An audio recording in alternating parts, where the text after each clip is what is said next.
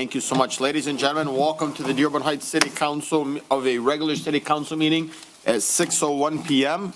Hope you all had an amazing New Year. Madam Clerk, can you please take roll call? Absolutely. Hassan Ahmad, Present. Mo Beydoun, Here. Nancy Breyer, is absent. Robert Constant, Present. Denise Malinowski Maxwell is absent. Hassan Saab, Present. Tom Wenzel. Here.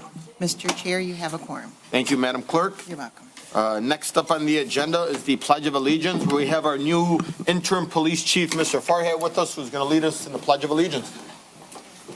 With allegiance to the flag of the United States of America and to the republic for which it stands, one nation, under God, indivisible, with liberty and justice for all. Thank you, guys. Be seated. Next up, we have the agenda approval. Council Chair. Councilman. No, you gotta go through agenda approval. It's okay. Let's do the agenda approval first. It's not on now. A recognition? No, it's not on here. Council Chair. It's here. After the pledge. Okay, then we're gonna hold off on the, Councilman, we're gonna hold off on the agenda approval. Next up, we have a recognition for from an honorable council member to an amazing resident in our city. Councilman Ahmad is gonna lead the way here for us. A Thank you, spectacular Council person. Chair. Good evening, everyone. It is my honor to start the new year by recognizing a truly remarkable individual who has made a profound impact on our community and beyond. It is with great pride that we celebrate the services and achievements of Siham Awada Jaffa, a dedicated and tireless advocate for diversity, inclusion, and community service. Siham's commitment to improving the lives of those around her is truly inspiring. Her work has touched countless individuals, organizations, and communities, and we are fortunate to call her one of our own here in Dearborn Heights. Amen. Siham has made significant contribution to the state of Michigan, serving with distinction on the Judicial 10-year Commission and the DEI Commission appointed by the Michigan Supreme Court, as she an advocate for diversity and inclusion across all sectors. As president and CEO of 3D Consulting and Communications, Siham has led numerous initiatives providing cultural and diversity training to various organizations, including law enforcement, healthcare, and educational institutions. She is the founder and producer of the nationally acclaimed Images and Perceptions Diversity Conference, which has celebrated over 2 decades of promoting understanding and communication across racial, ethnic, and gender lines. Through her leadership, she has created platforms for important dialogues on diversity, leadership, and community engagement. Beyond her professional success, Siham has been a passionate mentor, working with underserved communities to provide opportunities for education, growth, and empowerment. Her scholarship initiatives, particularly with Lawrence Tech University and Crestwood School District, have helped many students achieve their academic dreams. Siham's contributions are not just limited to her professional work. She has volunteered her time and expertise on various boards, including the Wayne County Dispute Resolution Center, where she served as president, and the National Association of Women Business Owners, where she was the public policy chairwoman. She has been a strong advocate for women in leadership, serving as the chairwoman for Access Coalition Against Domestic Violence and the Greater Detroit Jewish Muslim Council. Throughout her career, Siham has been recognized for her exceptional work.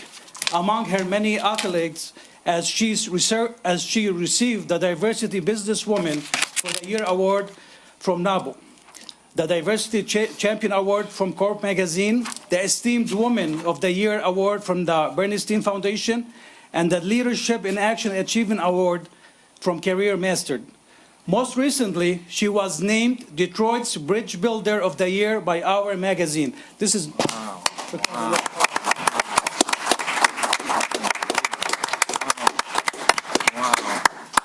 Siham's contributions have not only been recognized locally but nationally. with honors including the National Rose Nader Award presented by Ralph Nader in Washington, D.C.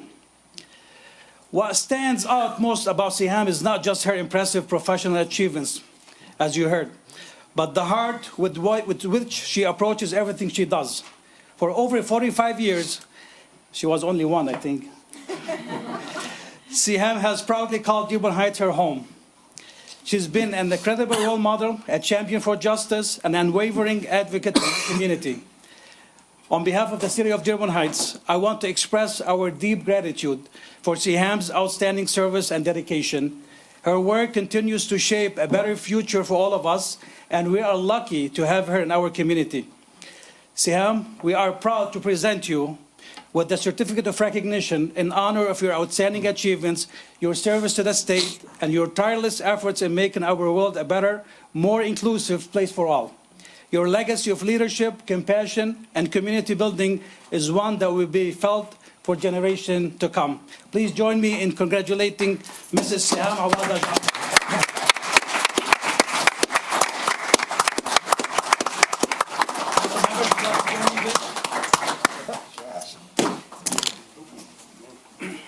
Council Chair. Great job. Congratulations. We're all so proud of you. Gina, get up and take a break. Close up on that, so I got this down.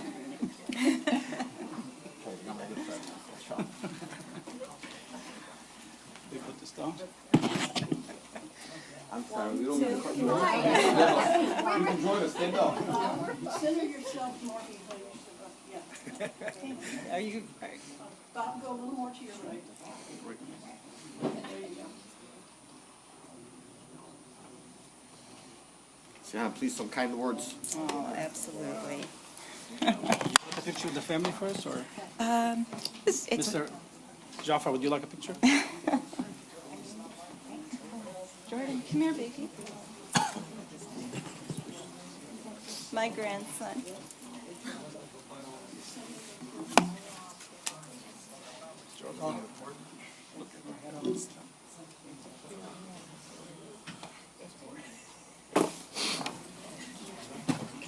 Wow.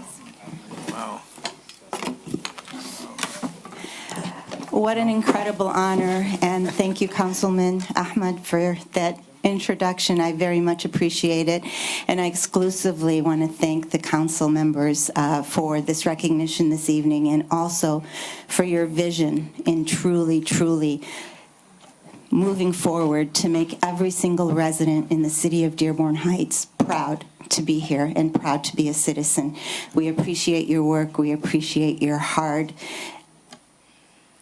work to make us a viable, proud, cohesive, and proudly diverse city through your work and through your commitment.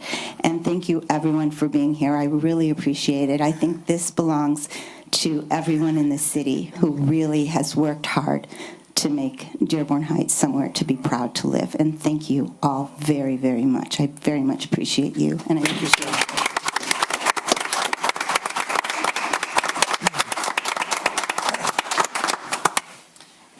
Council Chair, just got Council Chair? a quick word. Yeah, you guys can go ahead. Go ahead, Councilman Saab. I have to agree with Siham on everything, because if I don't, I would have to deal with Gina and my wife after. So congratulations. Councilman? Thank you. Siham, I thought I knew you, but I guess I didn't. My gosh, your accomplishments are remarkable. I'm overwhelmed. Keep in mind, Councilman, I had to summarize that bio. Yeah, I mean, it's like, It's incredible. I just knew her as a co-member of the Planning Commission for years and a good friend, and I hope we can stay that way. And maybe she should be one of these elected offices up here or somewhere in this building. I agree. Siham, thank you for everything you've done, and I know this is just the beginning. You're a great person, and God bless you and your family. Thank you. Council Chair. Yep, Councilman And Constant. especially thank you for all the work you've done on alternative dispute resolution at the Wayne County Mediation Center, and bringing some diversity and help for those residents, our Arab American residents who go to the Wayne Mediation Center to help get disputes solved. Thank you. Thank you. Next up, we have agenda approval. Well, before we move forward, and I guess since everybody here spoke, Siham, all the way there in the back behind Tufet Beydoun, really thank you for what you do for this community. Thank you what you do for the entire state of Michigan. Your work doesn't go unnoticed, and really your footprints here in Dearborn Heights, we're blessed to have you, and we're blessed, and thank you so much. God bless you. One more round of applause for Siham. Next up, we have the agenda approval. Council Chair, Councilman Ahmad. I move that the Dearborn Heights City Council approve the agenda for the regular meeting of January 14, 2025 as submitted. Second. Support. Motion made by Councilman Ahmad, seconded by Councilman Constant. Any discussion on this? Hearing none. All in favor, please state aye. Aye. Aye. Those opposed? The ayes have it, motion carries. I ask that everybody just engage since there's only 5 of us. And I know that we all have 5 masculine voices in here, so let's hear it. Not Rogers, but everybody else's. Thank you. Next up, we have approval of the minutes. Council Chair, Councilman Saab. I move that the Dearborn Heights City Council approve the minutes from the regular meeting of December 10th, 2024 as submitted. second. Second. Motion made by Councilman Saab, seconded by Councilman Ahmad. Any discussion? Hearing none. All in favor, please state aye. Aye. Aye. Those opposed? The ayes have it, motion carries. Soft today, soft, very soft.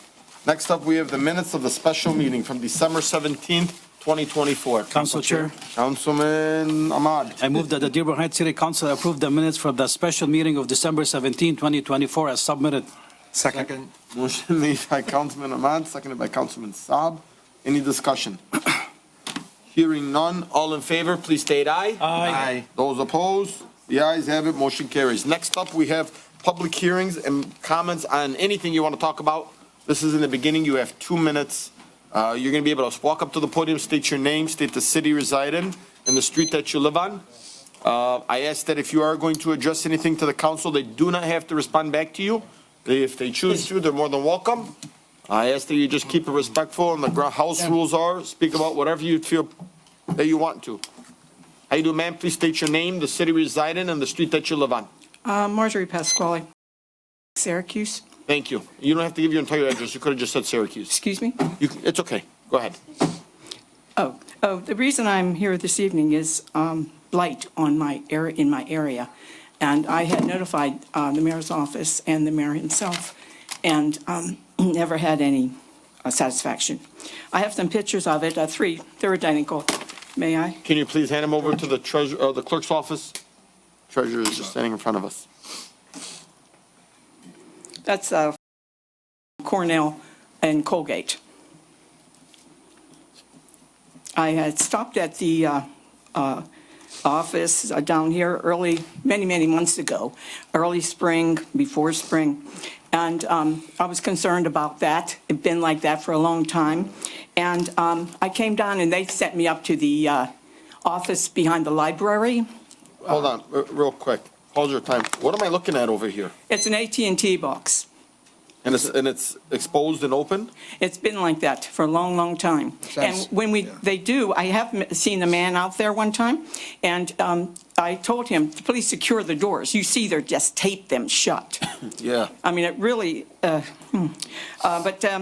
I'm very upset that, I feel that, that something should have been done, disrespected as a citizen. Because I've been down here at the mayor's office at least 3 times, talked to the secretary, talked to the mayor twice and showed him the pictures, and nothing done. And I think it should be a habit to get back to people and at least let them know what has been done, if anything's been done. And that's my main problem. And I'm surprised that the police, I had been standing there and the police car just goes past. I mean, what happened to if you see something, say something? I don't know, but that's my problem. Can you do me a quick favor? Can you fill that form out? Put your email address on there. George will put us on here. The good news is it's a new year, new people. Bill Dushram is here, who's from our ordinance department. So, he's hearing it here live right now. He'll look at the pictures, and hopefully we can get somebody out there by tomorrow, Mr. Dushram or something, if that's all right. We also have on our website a place where they can log. She went to the mayor's office, Roger. You don't even have to go on the website. Go to the mayor's office. Yep. Yeah, that's more than enough. Log. How you doing, ma'am? I'm good. Please state your name, the city you reside in. Michelle Greenan. and the I've been a street that you live. resident for 33 years, and I'm concerned about the smart water meters and how they have detrimental health effects to everyone living in their home and how it, Real quick, I'm so sorry. oh, okay. You're doing a great job at public speaking, by the way. Thank you. But I need you to just state your address. And I don't want the whole address, just the street that you live on. Oh, okay. Just your street. Michelle Greenan. Oh, Okay, just the street. oh, whatever. Okay, Cronin. Cronin, thank you. Dearborn Heights. Okay, what else?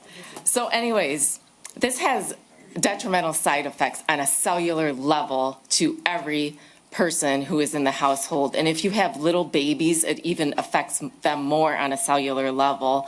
And the smart meters can catch fire at any time, and it goes through the water system and the electrical system.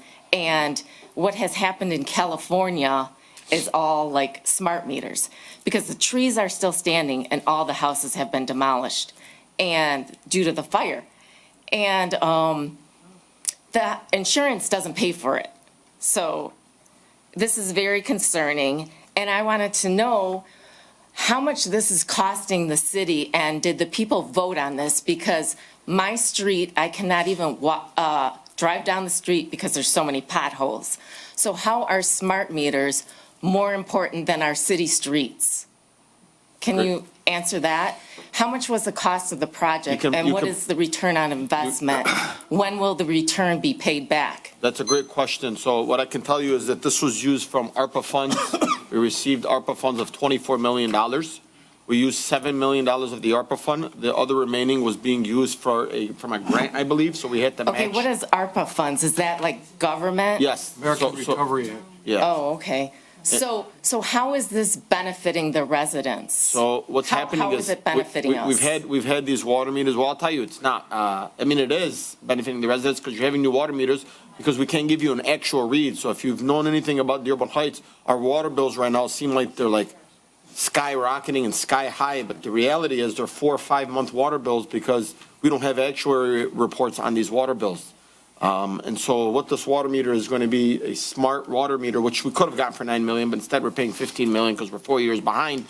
So we're overpaying. But the reality is, these water meters here are to replace the old water meters that we can't get parts for no more, that are basically wear and tear over the last 20 years. But there's nothing wrong with my water meter, and this transmits data every 14 seconds through RF waves that affect you on a cellular level, and this is very detrimental for everyone.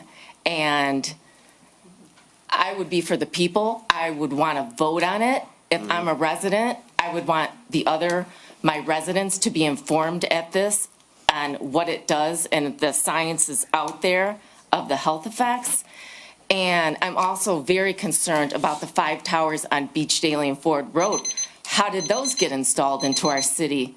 And those are affecting people at a cellular level too. And all of the students are being affected. Thank you, ma'am. I'm so sorry. Your time is up. If you want, you can fill out a board with George. Okay, definitely, You can send us an email and We we can- have to worry about our residents' Yes. health, because our health is the most important thing We that definitely agree, ma'am. is We about agree. us. Thank you. You want to go ahead and give your Oh, Council fill out the Chair? information? Council Chair? Yeah. I think, I'm sorry, what was your name again? Michelle, Michelle, did you post something on Facebook about this? I did. Yeah, and Yes. she had a concern about the FCC looked into it.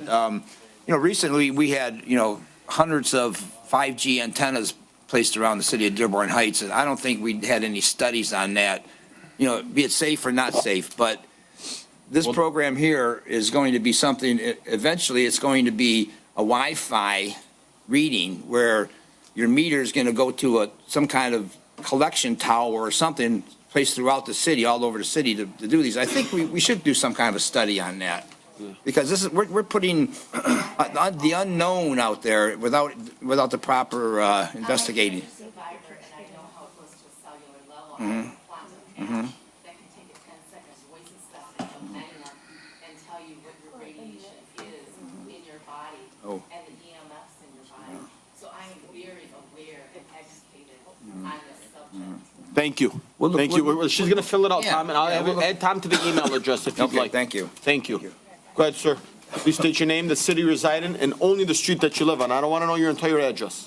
Well, City Council, councilmen, and hopefully our absentee councilwomen may be on virtually. My name is Chris Pence.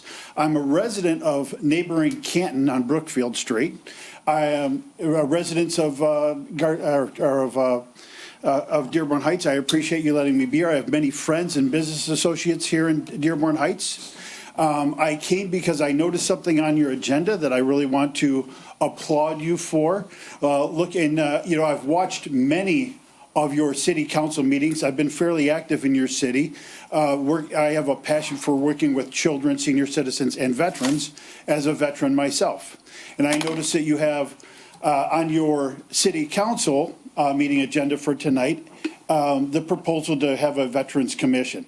I've attended multiple veteran events here in the city already, and whether it be or not be, I was under the understanding that Miss Nadine Jones, who runs a veterans nonprofit and who is a dear friend for the past decade, running Love of Michigan Vet Project, was part of your commission, and I hope that evolves to stay that way. She is a phenomenal resident, a phenomenal veterans advocate, and a phenomenal human being. With that said, I have watched countless hours of your city council meetings. There are some dedicated human beings in this room, many that are not in this room. Your ability to serve a community, I applaud you for. What dismays me is a lack of unified presence between your council and the administration. Council Chair, you said it best. It's a new year. As a neighbor, as a concerned citizen, as somebody that would do anything for anybody in this room, okay? Take the opportunity to form this Veterans Commission and unite rather than divide. Make this one of the causes that you can unify on and get agreement on and work together with the administration. And I will stand with you, for you, and I will help bring every veteran organization that I belong to, which is every major VSO there is, to the table to help you out. Thank you so much. I just want you to know something. Thank you so much. You deserve a round of applause. Councilman Wenzel is the one that actually brought this commission forward. This is something he's actually talked to me about in the last 6 months. I can tell you truly, honestly, I had no idea that, Mrs. Jones was even working on this, and I'm sure she's an amazing person. I did email her back letting her know we knew she was working on a commission. Good news is Councilman Wenzel's open to anybody joining the commission. He just wants to make sure that we can get the wheels moving. And so what we could tell you is this. Mrs. Jones wants to be a part of this commission, and she's a Dearborn Heights resident. And if the mayor wants to join this commission, he's more than welcome. We just want him to come to the meeting. It's all that I ask is that for veterans, for senior citizens, for kids, find a way to unite as administration and as a city council. I will stand behind you. I will help where I can. I happen to be dear friends with your mayor. Whether he's here or not, okay, I will tell you he's a good man. You guys know he's a good man. Somehow there's been some division, politically or whatever. If I can be your bridge, I'll be your bridge. I don't even live here. You're a good man. I'm happy to. You're a good man. Thank you all. Round of applause. Council Chair, just before the next person gets up. Councilman, we have a long agenda here, Councilman. If we're going to talk about after every Okay. please, Councilman. We'll talk about it when we do. Yeah, we can talk about it when the commission comes up.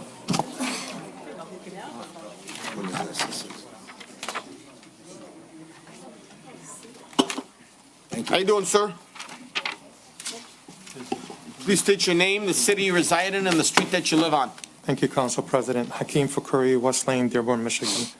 Council, I know I have 3 minutes, so I'm just going to state the facts that I have. What you guys do with it, obviously, is up to you. This is an issue that I brought before the City Council several times, and of course, emailed the City Council members on concerns and facts that I uncover. This is on the Warren and Telegraph development, and I just want to go through the list of facts that I've compiled. I have the exhibits with me. I didn't attach them to your memo, but if somebody wants the exhibits, I'll be more than happy to email them to you. So Warren and Telegraph property was sold to IZ Properties LLC on 1/26/21. The members of the LLC was Ahmad Busi and Zaina Nasser. Those properties for that property was 24045 Warren in Dearborn Heights and 7018 Mayburn in Dearborn Heights. According to the city records, a permit was issued for a building of a gas station on 8/31/21, and that a permit was issued and expired 6 months later. Recently, through a FOIA, a request for the issuance of that permit uncovered that a recent permit was reissued December 20th, 2024 by your director to 71045 North Telegraph, 7105 North Telegraph, to IZ Properties LLC, which was the purchaser back in 2021. The issue is the parcel ID for 7105 North Telegraph is different than the parcel IDs in the closing in 2021. The parcel ID is connected to, which is connected to the 7105 North Telegraph, lists BPH LLC as the owner of the property. Yet the permit was issued to IZ Properties. BPH LLC, if you do a search with Wayne County, is owned by, if you do a search of the parcel ID, it shows BPH is the owner of that piece or that address. If you do a search on Lara, Ali Bazzi of Bosco Oil is the owner of BPH LLC. 25 seconds, sir. Okay. The question is, did a permit or could a permit be reissued 3 or 4 years later after the issuance of the permit in 2021? In 2021, the permit states that activity has to proceed within 6 months of the issuance of the permit for it to stay valid or it expires.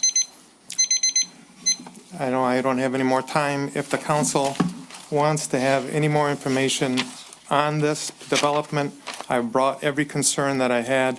All I'm asking is for transparency. Nobody's calling me back.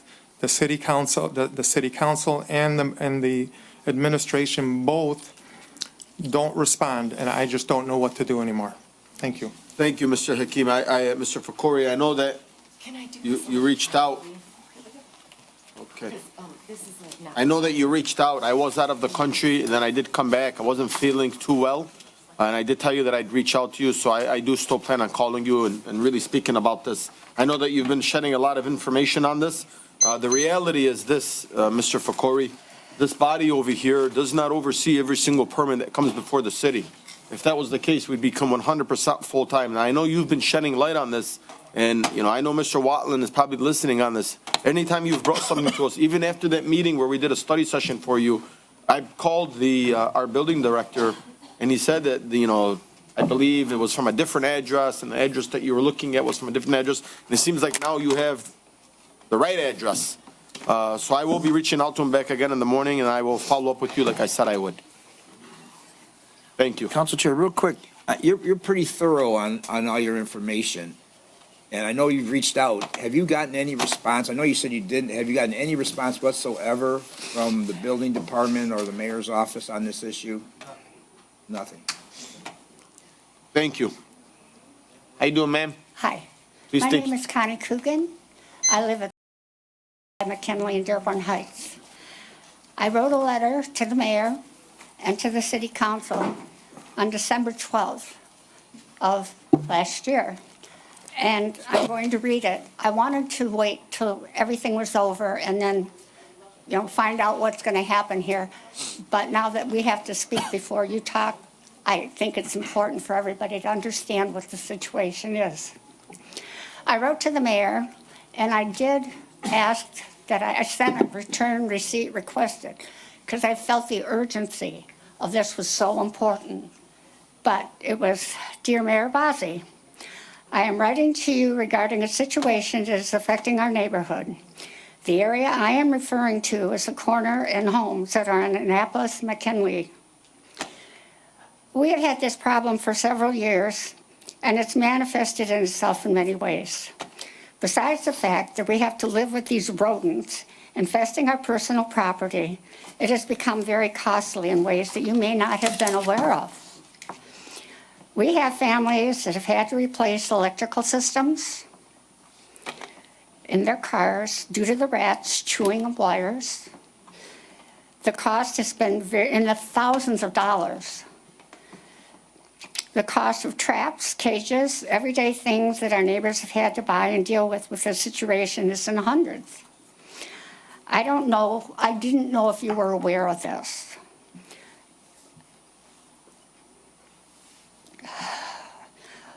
What I doubt that you were aware of until I sent this letter is we had an 85-year-old lady in our neighborhood who lives alone, who had been living with the rats in her house for 3 weeks. 3 weeks. And I talked to her extensively on that day. She had had this problem for the last 3 weeks. Neighbors have tried to help her, and she has hired pest control companies to help her also. The rats eat her food, and at night she can hear them in her house when she's in bed. I won't tell you how you should feel about this, but I'm going to tell you how I felt about it. I thought it was awful, unbelievable, totally unacceptable. And the thought of this happening in our neighborhood was just unthinkable. Before I wrote this letter, I looked up on our city computer, thank you, hon, and there was a letter welcoming from our mayor to everybody in our city. And he wrote that in his goals, he wanted everyone to know that he was going to enhance our lives, all who had lived and worked here. This letter, I truly hope that you see are in a position to help. I can't read it all, I can hardly see. Okay. I ask you to please treat this situation with the urgency that I felt that it needed to be done. And we're not going to go any further than that. But the ladies here tonight, our neighbors are here tonight, the ones that have had to invest thousands in electrical systems because the rats are so bad in our neighborhood. I don't want to be a pain. That's not what I'm here for. I don't want to be aggravating. But the only person out of city council that responded at all to this letter was Tom Wenzel. And I know you're going to talk about the rat problem tonight, but I think that before everybody starts getting up and telling you about what their single situation is for them, you had to know what the whole summary of what's going on in our city is for us. And I don't think it's just in our neighborhood. I thank you. Thank you so much, ma'am. We're really sorry that is happening. I can tell you, I know that I applaud Councilman Wenzel for responding to this. I'm sorry, I can hardly hear you. I said, I can applaud Councilman Wenzel for responding to this. I don't think I even saw this letter, though, to respond. Me either. So, I have copies of it. yeah, but I mean, we never received it if you sent it to the mayor. Yeah. Ma'am, how did you send the letter? I'm not very mobile. But Tom, would you please show him the pictures that we gave you today? I did. The rat, she found one rat that she was able to get. This was in our mailbox. You have to understand that the picture of this rat was taken on a 12 by 12 ceramic tile. The rat's body alone is over 12 of inches. how large this rat was. And nobody from the city responded. I mean, I just don't understand. I don't understand, but now I know that you're aware. I can't say that you were aware before. Yeah, now we're aware. Now you're aware, Yeah. and I'm asking you. The clerk's going to email all of us, and is her email address on there? Council Chair, just for the record, this was put in our mailboxes. This was not emailed. So I got, yeah, I know, but they put it in our mailbox and I just got to my mailbox today. So Tom might have come in before I and got the letter, so we didn't see it. Okay, well, I hope the mayor did. And I would love to have asked him, but it appears he's not here. And I did ask some council people before, and they mentioned to me that he doesn't come to many meetings, which makes me want to ask you one more question. How does he know what's going on in our city? Does it? If he doesn't attend the city council meetings, I don't know. is there a way? I mean, please help me Ma'am, I understand am so this. sorry, but your time is up. I am so Pardon? sorry. I said your time is up. Thank you. Forgive me.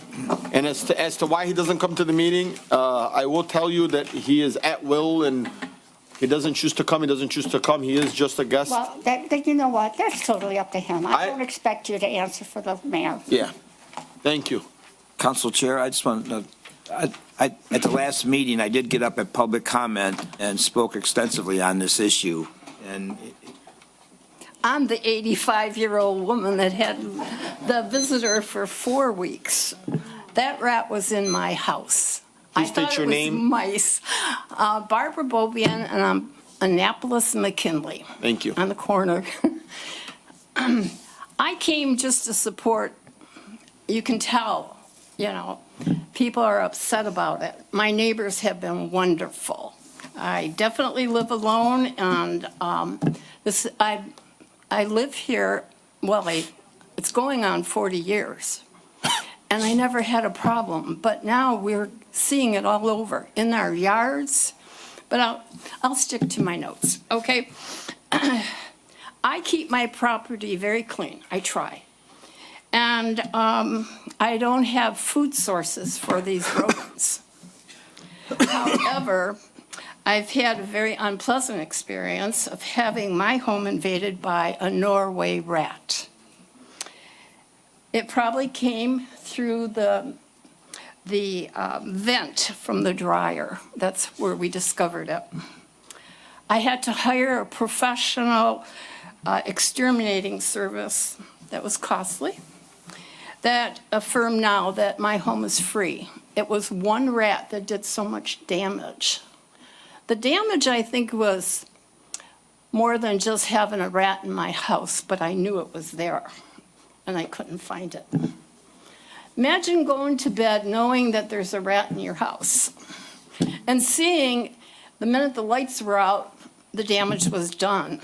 And I had pictures galore, but I sent only one, the culprit, and I believe you have it. So, I passed it out to everybody. He was not tiny. However, when I came to the council to be asking you to be aware of the situation that we have, and hopefully that something could be done to reduce this Give her an extra as a 30 problem in our neighborhood. My time's up? I'm going to give you 30 more seconds. I'm Okay, sorry. thank you. What I would suggest, just because I experienced it, if we could get a committee of some kind to let people know that they have responsibility with their own neighborhoods and their yards. Rats need food. If you're going to supply, garbage and all over the place, they're going to be there. You can't keep them out. And so making aware of the problem that we have. Our property value is going to go down. Nobody's going to want to come and move into a rat-infested community. And as homeowners, I think we have that right to come to you and say, help us, because I don't know what to do anymore. I got rid of mine. I wouldn't want anyone else to experience what I did. It was very, very, very difficult. I'm extremely sorry that you've I am experienced too. that, and really, that is a really, really large rat there, and I'm so sorry that happened. I praise God that rat was not pregnant, Yeah, because that rat's really big. yeah, And scary I would looking. put a sale sign on my front lawn, free, come. Well, we have one thing from a councilman. Is Go ahead. that house that was vacant, is it still vacant? Is it still, The house across the street is vacant. It's directly across the street from me. Yeah, it's And all been the- vacant for over a couple all the months food's been already. taken out of there? I really don't know where people throw things out the window and the door and everything else for birds and squirrels, and they come and visit us. Is it a city-owned property? the backyards are full of junk. And that's where they're coming, you know. They will come where they have food. And unfortunately, it was in my kitchen. Thank you, I appreciate that. Council Chair, real quick, I spoke with the ordinance officer this morning, and he would like you to leave your contact information, and they'll get a hold of you, and so you can give them permission to come onto your property and check out your situation there. Would you be willing to do that? I paid for that already. No, this is for the city, the city Oh, of Dearborn okay, Heights to come in. 'cause, Or maybe they should go check out the vacant home across the street and see Well, what's really going on. like I said in my talk I did a couple of weeks ago, there was a garage that was torn down, that took years to get it torn down by the city. And all the debris, most of the debris was left in the I backyard. know exactly what you're talking Yeah, about. and so this whole area is a problem. Yeah, it is a problem. It's only a few blocks away from me. So let's get this thing fixed now. I'm coming to my neighbors, you know. Thank you. Thank you. And that rat was in her house. That wasn't out in the garage or driveway. Not Thank in you. my yard or anywhere else, but in my house. I wouldn't wish that on. Treasurer, you asked for an additional 2 minutes. I did, yes. Good evening, Honorable Chair, council members, Madam Clerk, residents, family, and friends. I'm addressing 3 items this evening. The first one is item 9A, Councilwoman Malinowski Maxwell, Southeast Michigan Council of Governments SIMCOG appointment. I first of all want to say thank you to the City Council, to our residents. I've been involved with SIMCOG since 2011, which is about 13 years, according to my math. And I really appreciate the opportunity to represent the city as a delegate, to serve on several task force. But at this time, based as treasurer and the needs of my office, I would like to ask you not to nominate me or support me for delegate. I want to focus on treasury. But I would like to ask you to consider nominating and supporting Councilman Hassan Saab, as he is an engineer, for the delegate position to represent the city of Dearborn Heights, and Robert Constant for alternate for SIMCOG. Again, this is a city council appointment, so that is up for you, this honorable body. The second thing I'd like to address is the current claims. This would be the Plant Moran items. I've given you all information on this. These items, there is a breakout. This is relatively new. When I talked to to Plant Moran, they said they were tracking for analytical perspectives. However, when you look at the invoices, it has a breakout of treasury hours. Granted, this is not money coming from the treasury budget. It's appropriated for time, which is obviously costing the city money, approximately $200 an hour. My question and my concern is, they have on, when you look at the back of the invoices, there's a breakdown. Everything with an X by it is for treasury work. However, I'm sorry, everything with what? with an X by it.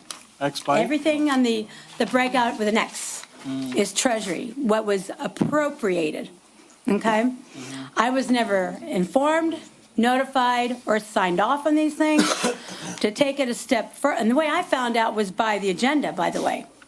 To take it a step further, I went through and I highlighted all these things, and some of these things, there's one item that is truly the treasurer's office, for 4 hours, but my timing of it was about 2 hours, what I recorded. But most of these are bank reconciliations. And I've given you the letter from Plant Moran, Brian Camilleri, and this is dated October 26th of 2022, that clearly states that it is the comptroller, it says, let me find the right place that I want to be. I should highlight, the treasurer does not do the bank reconciliations. They should not be doing the bank reconciliations because the conflict, because we do all the work, right? It should be the comptroller's office. Yet the treasurer's office took a brunt of these hours for bank reconciliations. In addition, travel is on here that the treasurer's office, again, not taking money out of our budget, but allocations of time, which equals money because it's coming, the city's paying these invoices. Travel did what? Work at our office for us to To help us with what? Now, I agree with the improving the processes to streamline and be more efficient. I'm all for that. I just am not comfortable with these invoices. They did not come before me. It was not signed off or reviewed. I was not presented a log of the work done and when by who. Usually that's presented to who you're doing the work for, and that didn't happen. So I'm asking you to consider removing them. Do I have one more minute? I'm sorry. You don't, you just took 4 minutes, Madam Clerk Treasurer, and I'm so Well, then sorry. I ask for your support of the item on the agenda regarding bank Thank you recs. so much. You can and speak on backup. it when it's, You can speak, yeah. when it's, I'm sorry? you can speak on it when it comes up. Oh, okay. Thank you. Thank you. How you doing, ma'am? Please state your name, the city you reside in, and only the street that you live on. Good afternoon. My name is Nadine Jones, and I live on Andover in Dearborn Heights. I'm the founder of the Michigan Vet Project. We established in 2015. I've been a resident of Dearborn Heights for 14 years, and I work with veterans in our community and beyond. Today, I want to share my work as a veterans advocate, the progress of the already started proposed Veterans Commission, and my request for the council to consider the best interests of our veterans before adopting any resolutions prematurely. I dedicated myself to serving veterans in Dearborn Heights and beyond. Through my organizations, we've conducted numerous initiatives to support veterans, including hosting approximately 6 forums and resource events in Dearborn Heights this year alone. And I only saw the mayor and one council person come to my events. Today, I am just concerned because there's a word of a start of a new Veterans Commission. I actually came to the mayor of April of last year. I reached out to him. He's a 21-year Marine. I expressed my interest in creating and heading the Dearborn Heights Veterans Commission. I was the one who originally proposed the idea of creating this commission, inspired by successful veteran commissions in other cities, because I wanted to better serve the veterans in our community. Unfortunately, there's others that are now attempting to claim this idea as their own. Since then, I've worked with the key stakeholders, including the mayor and the city attorney, to develop this initiative. We've identified the potential commissioners and created and supporting documents, which are currently being finalized. My goal is to ensure this commission is thoughtfully and effectively structured to serve our veterans. The proposed Veterans Commission will act as a centralized hub for veterans resources initiatives in Dearborn Heights. It will also provide opportunities for more veterans to engage as active members. While we have been working diligently behind the scenes, I prioritize proper planning over rushing for recognition. The initiatives supporting veterans are ongoing, regardless of formal titles or for credit. I respectfully request the council refrain from adopting a resolution submitted by Councilman Wenzel. Instead, I propose the council work collaboratively with my already established Veterans Commission. The commission has been developed through dedicated collaboration and community involvement over the past year to ensure effectively meets the needs of our veterans. Basically, I'm just committed to serving the veterans, and I hope that you all join forces with me with the established Veterans Commission, with our ongoing initiatives, and work with us to build upon the foundation we have laid to serve the veterans officially in our city. Thank you, Mrs. Jones. It's actually a pleasure to finally meet you. I can tell you, I know you mentioned that you informed the mayor, and he told them in last April. Clearly, you can see there's a lack of communication here, because one, I've never knew there was even an event here for veteran that you hosted. I wish you would have reached out to the separate entity of the city council. And number two, as a councilman, if somebody puts forward a resolution, you know, I'm not a dictator to say as the council chair, no, you're not allowed to do it. And really, I had no idea until after the resolution was put forward that, hey, somebody had another resolution going forward. So I hope you can see the communication I see that there's a didn't come from the council. But even though there's disconnect and y'all didn't communicate together, me as a citizen, whatever you guys have going on with the mayor, with the council. We don't have nothing. Now it's been brought to Yeah, we everybody's don't have attention. nothing. Like, okay, we have a citizen that has 11 years working with veterans that already started in April. So I really feel that you should drop what you're trying to do this evening and say, okay, that started, let's meet with Nadine and let's all work together. So it's not something, and plus also Veterans Affairs, that's a whole new thing. You're going to confuse veterans. Thank So just you. let me do my thing, guys, okay? Thank you so much. Thank you. How you doing, sir? Council Chair, Hey, I'm gonna let the residents continue. How you doing, sir? Please state your name, the city you reside in, the street that you live on. Good evening, Council Chair. I am actually not a Dearborn Heights resident. My name is Clarence Black. I am a resident of Berkeley, Michigan. And respect to this honorable body, I'm also a Berkeley City Council member. Awesome. So I am very honored to be here tonight. You're probably like, this is chaotic, huh? No judgment. No judgment. Locally elected officials, it's difficult doing what we do. So I am not here in that capacity tonight, obviously. I am here, though, as a 14-year veteran of the United States Army. The last 3 years have been on active duty since my Thank you for your last deployment. services. Thank for you, real. sir. Round of applause for that. I am am here tonight in support of Nadine Jones and what she's trying to do. I am not here to speak about your politics, your resolution, what's on your agenda. I can only vouch for Ms. Jones and tell you that in the 14 years that I have been blessed to serve this nation, I will tell you that when the men and women come home, if we get to come home, when we are damaged and broken and hurt, it is our veterans organizations that we lean on, along with our families if we're blessed to have them. So I tell you, you cannot get it wrong. Ms. Jones has passion, commitment, fight, and discipline, and those are the four things that it takes to service veterans. I don't know what the issue is. I'm only telling you that if you are blessed to have this woman as a part of whatever you're doing for veterans, then you have an outstanding opportunity to serve the men and women of Dearborn Heights who are going to continue to serve this country, past, present, and future, but they need an organization that is going to get it right. Trust me when I tell you, as a veteran, that people get it wrong, and you cannot get it wrong for veterans. People mean well. Some people don't mean well. But when you get it wrong, you're getting it wrong for real people, I being one of them. Some point down the line in the near future, 6 months, year, I'm going to get on a plane and go serve this country. When I come back, I need to know, just like your men and women here in Dearborn Heights, that you all are getting it right. Thank you. Thank you, sir. Thank you so much. Another round of applause. Council Chair, I just want to add one thing to follow up with that. Roger, let's finish up No, this on here. it's relating to this, Council Chair. I know, but there's an agenda item on that. You could speak on that when it comes up as the Corporation Council. Oh, I just wanted to let him know, Ms. Jones, that we do have, we did do a seminar last May for Veterans Court with Dearborn and Redford. Thank you. Thank you so much. Thank you guys for your service again, Mr. Black. Thank you. Good evening. Good evening. Gentlemen, ladies. My name's Dick Fetzer. I live at McKinley on the corner of Annapolis and McKinley. I've been there for 23 years. I'm also a retired businessman from Dearborn Heights since 1987. Now, the problem is the rats that I'm going to talk about, these two ladies. I'm neighbors of them.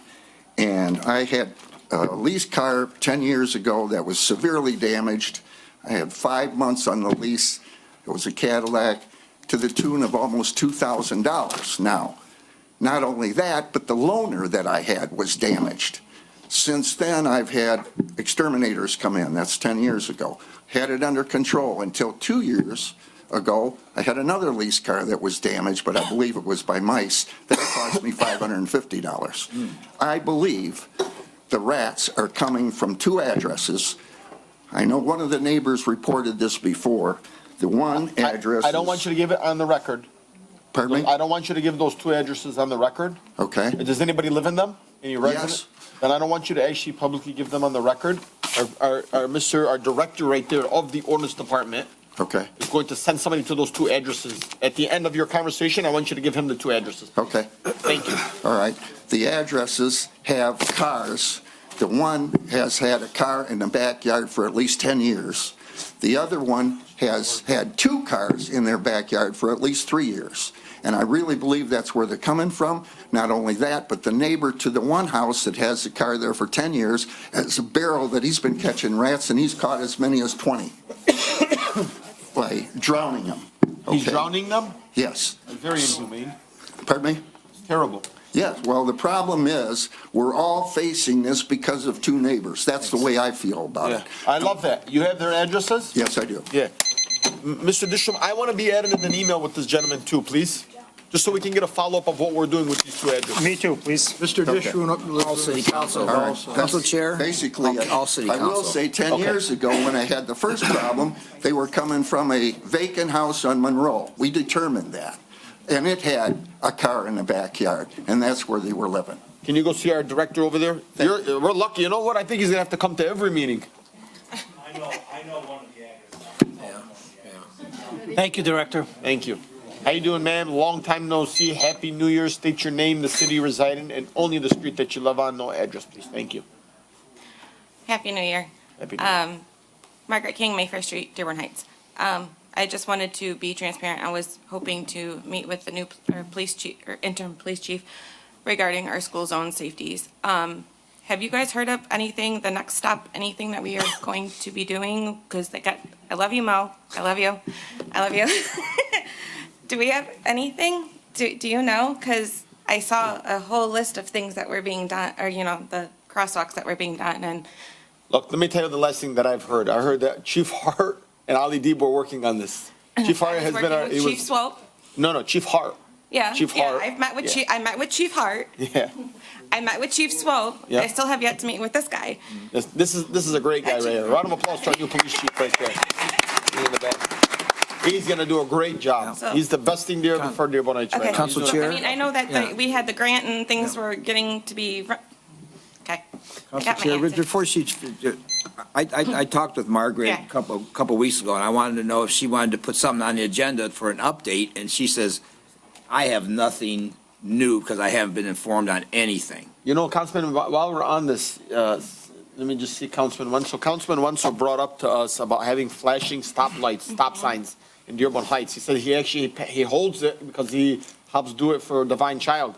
In the city, I think, or even our city engineer said, no, you can't do it, it's obstruction of vision. Hold on, just Dearborn the other day, our neighboring city. all just- over the place. Just announced it, and they launched it across the entire city. From a mile away, I can see a flashing stop sign light. And Taylor has them too, We had because them. I did the work. Yeah. Me and Tom called Taylor. I called Taylor when Taylor has them. I'm like, $350,000. "Hey, where did you guys go? I brought all that to you.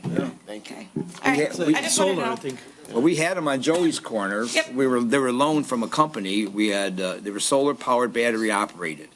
So, and they were very, very effective. And I Thank was you. told by one. It's just the reflective tapes that Jamie's 5 kids did. You can see that. Don't say Jamie's 5 kids did that because technically we were I'm threatened. sorry, but it's just. Thank you. Thank you. Yeah. Thank you, Mrs. Thank King. you. How you doing, ma'am? Everybody's favorite, Rachel Lapointe. Please state your name, the city you reside in, and the street that you live on. You got 2 minutes. Do I have to say my name? You already said it. Go ahead. Rachel White, Merrick Street, Dearborn Heights. I have a few things. First, an announcement. One part of the announcement is pending a later agenda item. So Thrive by Any Means Necessary, or TMN, is proud to announce that we will be hosting the Martin Luther King Jr. Day event on Monday, January 20th at 10:30 a.m. at Annapolis High School. There's going to be lots of different activities, speeches, a craft project. There's this really cool dream thing that we're going to be doing. And we are inviting teens to audition if they have any performances of speeches, songs, poems, that sort of thing. If they would like to perform something at the event, they can get the contact information on Facebook. Or ask somebody that would know that if they're not on Facebook. I just want to share real quick for us a quote to keep this in mind, Martin Luther King. I believe that unarmed truth and unconditional love will have the final word in reality. This is why right, temporarily defeated, is stronger than evil triumphant. Moving on to the things that are on the agenda item that I just wanted to comment on real quick, in regards to 11C, as with any payments that are owed to employees, we owe them what we owe them, and that should be easy enough to figure out, and there should be no reason to withhold somebody's pay that they deserve. So that seems pretty simple to me. 11B with the treasurer's request, that also is kind of an obvious, backup is supposed to be provided so that our taxpayer dollars that we're entrusting you guys with, that we know you're spending it correctly. We, the residents, should all be able to look that up. And then just real quick, the Disability Commission, thank you for putting my name as a recommendation to the mayor for appointment. However, I will say that my only request is that it needs a lot more diversity on that committee, and make sure that we have a very diverse representation of all the different groups in our city on that commission. And that's all. Thank you. Thank you, Rachel. Thanks, Rachel. Thank you so much for all that you do, always going above and beyond. How you doing, sir? Great hat. Oh, I'm sorry, 10:30 a.m. Thank you. On the 20th. Hey, how you doing? How you doing? So I'm the rat guy in the neighborhood. Please state your name, the I'm city. sorry. My name's Jeff Angelick. I live off Annapolis and McKinley. Nice. I moved into the neighborhood about 2.5 years ago. I take care of my father because he had a stroke, so that's why I moved back to the neighborhood. I grew up here, by the way. Okay, so I grew up in Dearborn Heights. It's been my home, okay? But the community, since I moved in, has such a problem with it. It's affected, their homes, their lives, and how they function. And it's not just a small thing, it's a big thing. And when I came into my block, and I'm just renting a house because I gotta be close to my paw. So I'm just renting, but they made me a community. That whole block took me in. I take care of them, we take care of each other, that whole block. I want to move next to you guys. You know what I'm saying? Like, we look out for each other. If you need something, you can come to me. If I need something, I can go to them. But this issue with the blight, with the vehicles, and the things that the rats need to actually live, that's the problem, okay? Because if you don't have food or a place to stay, you're never going to be there. That's just life. Absolutely. So I'm with this community over here of people that I trust, and the resolve's not getting there. So I don't know where to go from here, but we're going to have to figure it out. And I'm not going to stop to not figure it out for these people. Thank you. You know what I'm saying? So if we don't get some sort of resolve, I'm going to go further to figure it out for these wonderful people. So, and I'm only here just to take care of my paw, but maybe I'll stay. We wish that you stay here, and I mean, the first step is, plan is with our ordinance director. He knows me well. I've been down the road with him. Okay, So- well, this is the first we're hearing of this. I want you to know that. So Okay. like, on the street, and I want you to know, us on council on the specific street, this is the first we actually heard of this, this issue. And- I'm gonna tell you. And that's fine. Yep, and we're gonna help fight it with you. Okay, We're gonna so figure it out as a if we team. can fix it, because that's what we want to do, because we want to keep the community strong. Yeah. And want people to come back and live there and know that there's a strong community. And if we don't get that because of issues, then you don't get the kids coming back, you don't get the community coming back, you don't get the distance. And we want that. So. Thank you, sir. Thank you very much. God bless you. Appreciate the time. How you doing? Hi, I'm Renee. I live on Annapolis in Dearborn Heights. And great meeting. I'm glad to see that I almost didn't get a seat here today because people are now showing up. Means my prayers are working. I told you guys that I was praying for you and praying for the city. Let me tell you, today I already got a whole book filled just from writing the notes of everything I had to pray about here. But a couple things I want to say is, I was getting kind of down. There was a lot of stuff down, but my saying that I made up myself was, everyone wants the room clean, but they blame the broom for the dust. I'm the broom. I've been praying for you guys to come out of the woodwork, come out of the holes, come out of wherever you are have been hiding, and make your voice known and make your presence known in the city so that we can start unifying and work together. So I apologize to you guys that you have all these complaints today, but this is just the broom bringing the stuff out that's been there. And it's going to be on TV or on YouTube or on wherever it's going to be. And it needs to be there so that they can see that the people are concerned and that people do take care of each other. Anyway, and the other thing I noticed too is that everything they brought up seems to hit a black hole. When they submit it to the city, it goes nowhere. Now, Mo, you told me to submit my questions quite a few weeks ago, and I did. But I did not get any response, and I'm going to have to start looking at you through the side eye. Not yet. I'm going to be side eyeing you because I'm like, do I believe what he's saying? Do I not believe? Even if we have to appoint someone who's volunteer that will follow up on any emails and make sure that it goes to whatever departments that they have to go to see if they followed up, somebody to follow up on the follow-ups. I would be glad to even do that. So, if that's what has to happen, just to call and say, hey, these emails, what happened to them? Did they go into the black hole where they addressed? The other thing is, city, take care of each other first too. If you see there's rats or something that they need, get over there and do it. Thank you. That's it. Thanks, Renee. God bless you. Okay. Appreciate your prayers. Anyone else in the audience? How are you? Good evening and welcome back, Mo. It was a beautiful trip. Thank you. I wish every one of us make that trip. Several issues I'm going Please to state talk your about. name, the city My you name is reside in. Zuhair Abdelhak, and you know my address. Rosemary Street. For several things I want to talk about. First, treasurer. I think she should have access to the payroll. When I was appointed to treasurer, I was going to stop transferring the money and stop all the payroll in the city because I didn't have any access, but at the advice of some good people, they said you will hurt some employees with their payments and mortgages, so I let it go. But I think you should support her. She should know every penny where it is going. Especially we have some incidents where money was paid without your knowledge and they went above your back, behind your backs, and paid it by dividing it into portions less than $1,500 as required by the charter. Second thing, for the Veterans Commission, I think if we are sincere and we love our veterans, we should all work together. We should sit all together and come to a solution where we can benefit those veterans. And I know, Tom, you have asked for several homes to be given from the properties owned by the city, 5 homes to be fixed and given to disabled veterans. I need the public to know that Tom Winsel did ask for that, and I supported him. And I hope that the administration will do that, at least to show appreciation to our veterans.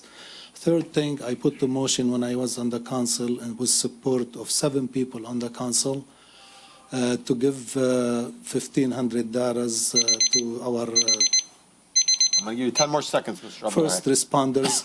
What I want to do is to ask you, please pay those people who were on the payroll during that time until We did. Some back pay had to be paid. We don't need lawsuits. Please take care of that and have the administration pay it, because this is the easiest thing. Then we go through courts. Thank you. Thank you. Anyone else in the audience? Seems like it's a New Year resolution today, huh?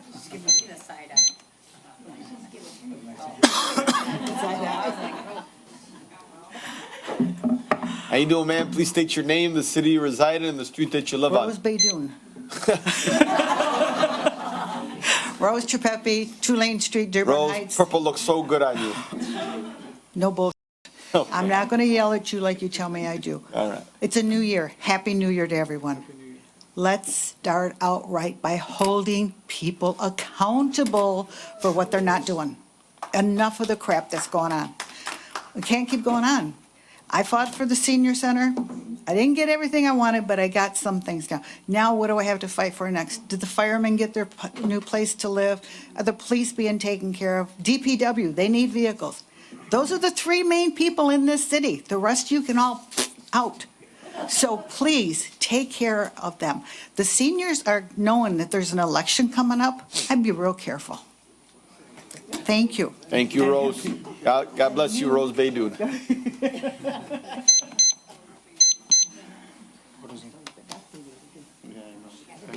How you doing, sir? You have 2 minutes. Please state your name, the city you reside in, and the street that you live on. Hassan Jamal, State of Michigan. Thank you. USA. Thank you. Oh, I need the microphone. I am compelled today to come to first thank the Honorable Tom Winsel for putting a resolution to enforce your resolutions, which was passed 7-0. For 6 months,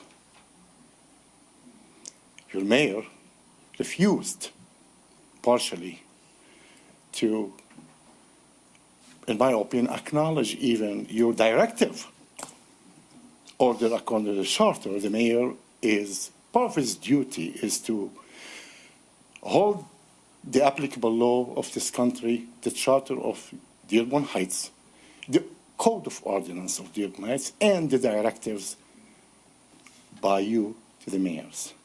When they don't do that, the council have a duty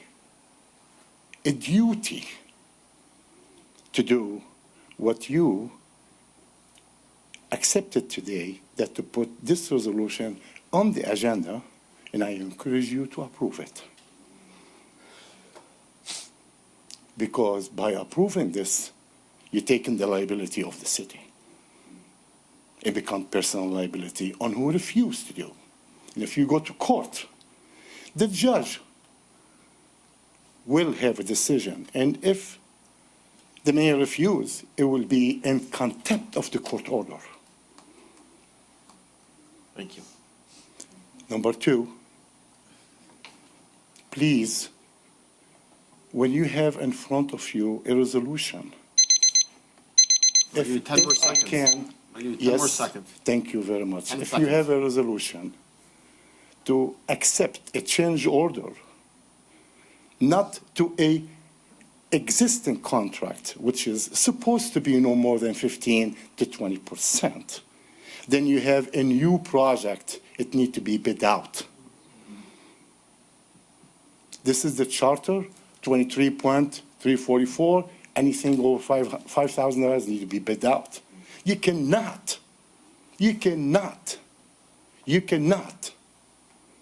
do what's being done by approving a change order more than a contract itself. Thank you. Your 10 seconds. You have a good day. Thank you. Thank you, Mr. Jamal, and for everything that you do for the city of Dearborn Heights. Anyone else in the audience? Okay.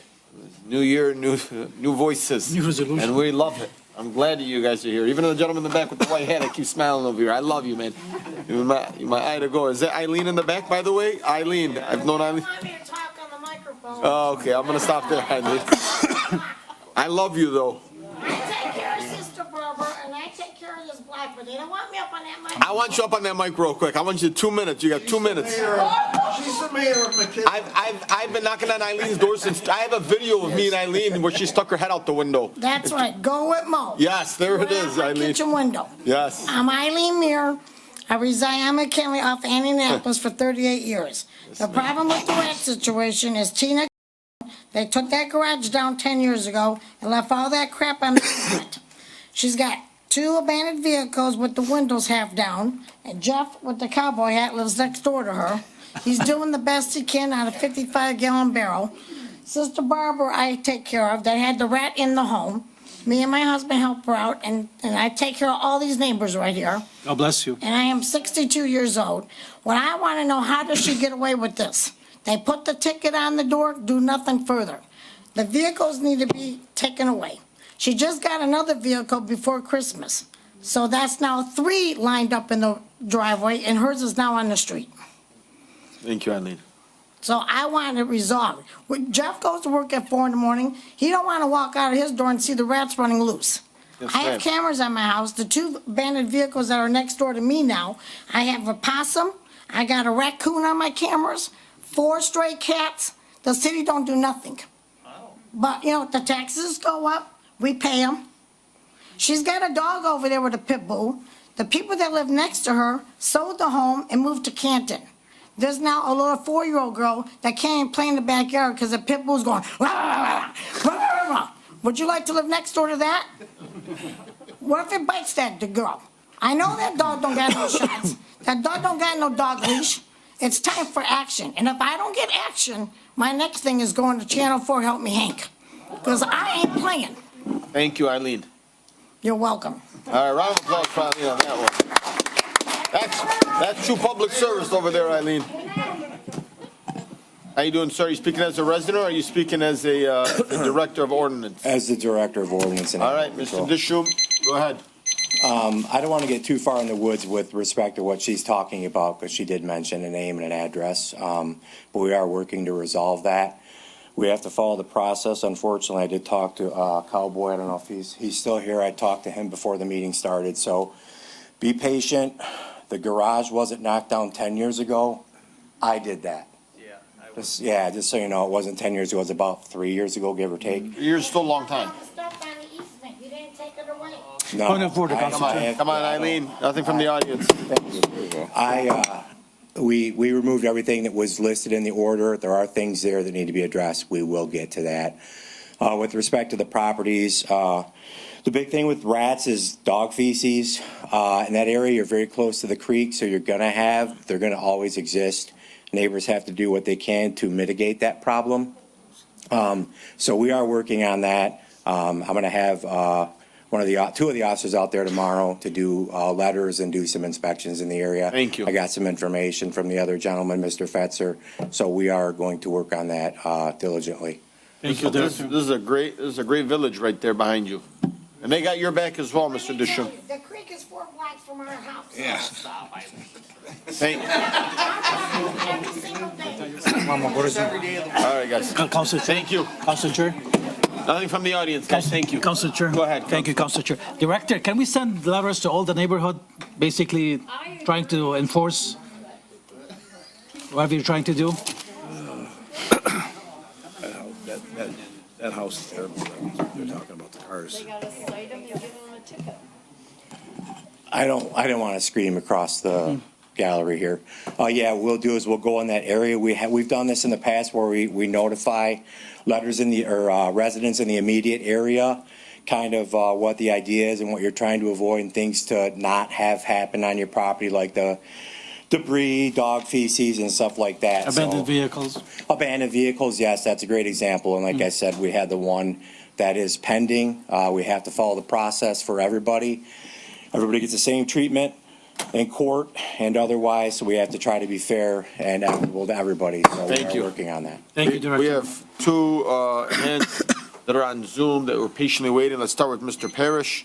Or we can go with Barb because ladies first always. And then we'll go with Mr. Parrish. I'm sure he'll be all right with that. You have 2 minutes. Hi, can you hear me? Yes. Hi, Barbara Rennie, Detroit Street. I came to this body first, May 14th of last year. It's now been 8 months. I will ask the same dumbass question every time. What is the status of the Airbnbs? Have the letters gone out that they are in violation? I am tired of having new neighbors every 3 days. This is bringing many rats to my house, so I feel your pain with everybody at McKinley and Annapolis.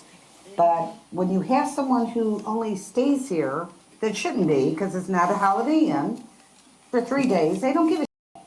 Then I got podunk hillbillies 2 doors down, but they don't care, because they rent. I have nothing against renters, but things need to be followed up on. I did have Mr. Abbott out here yesterday. He was very kind, but his hands are tied.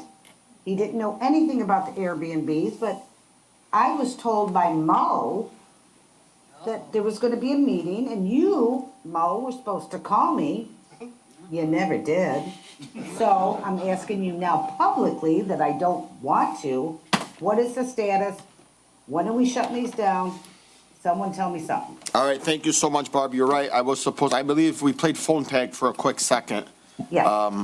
So I did return your call, but then the holidays came around and I did take a spontaneous trip out of the country. So please, the last 15 days I have been out of the completely out of the country and no communication with my phone.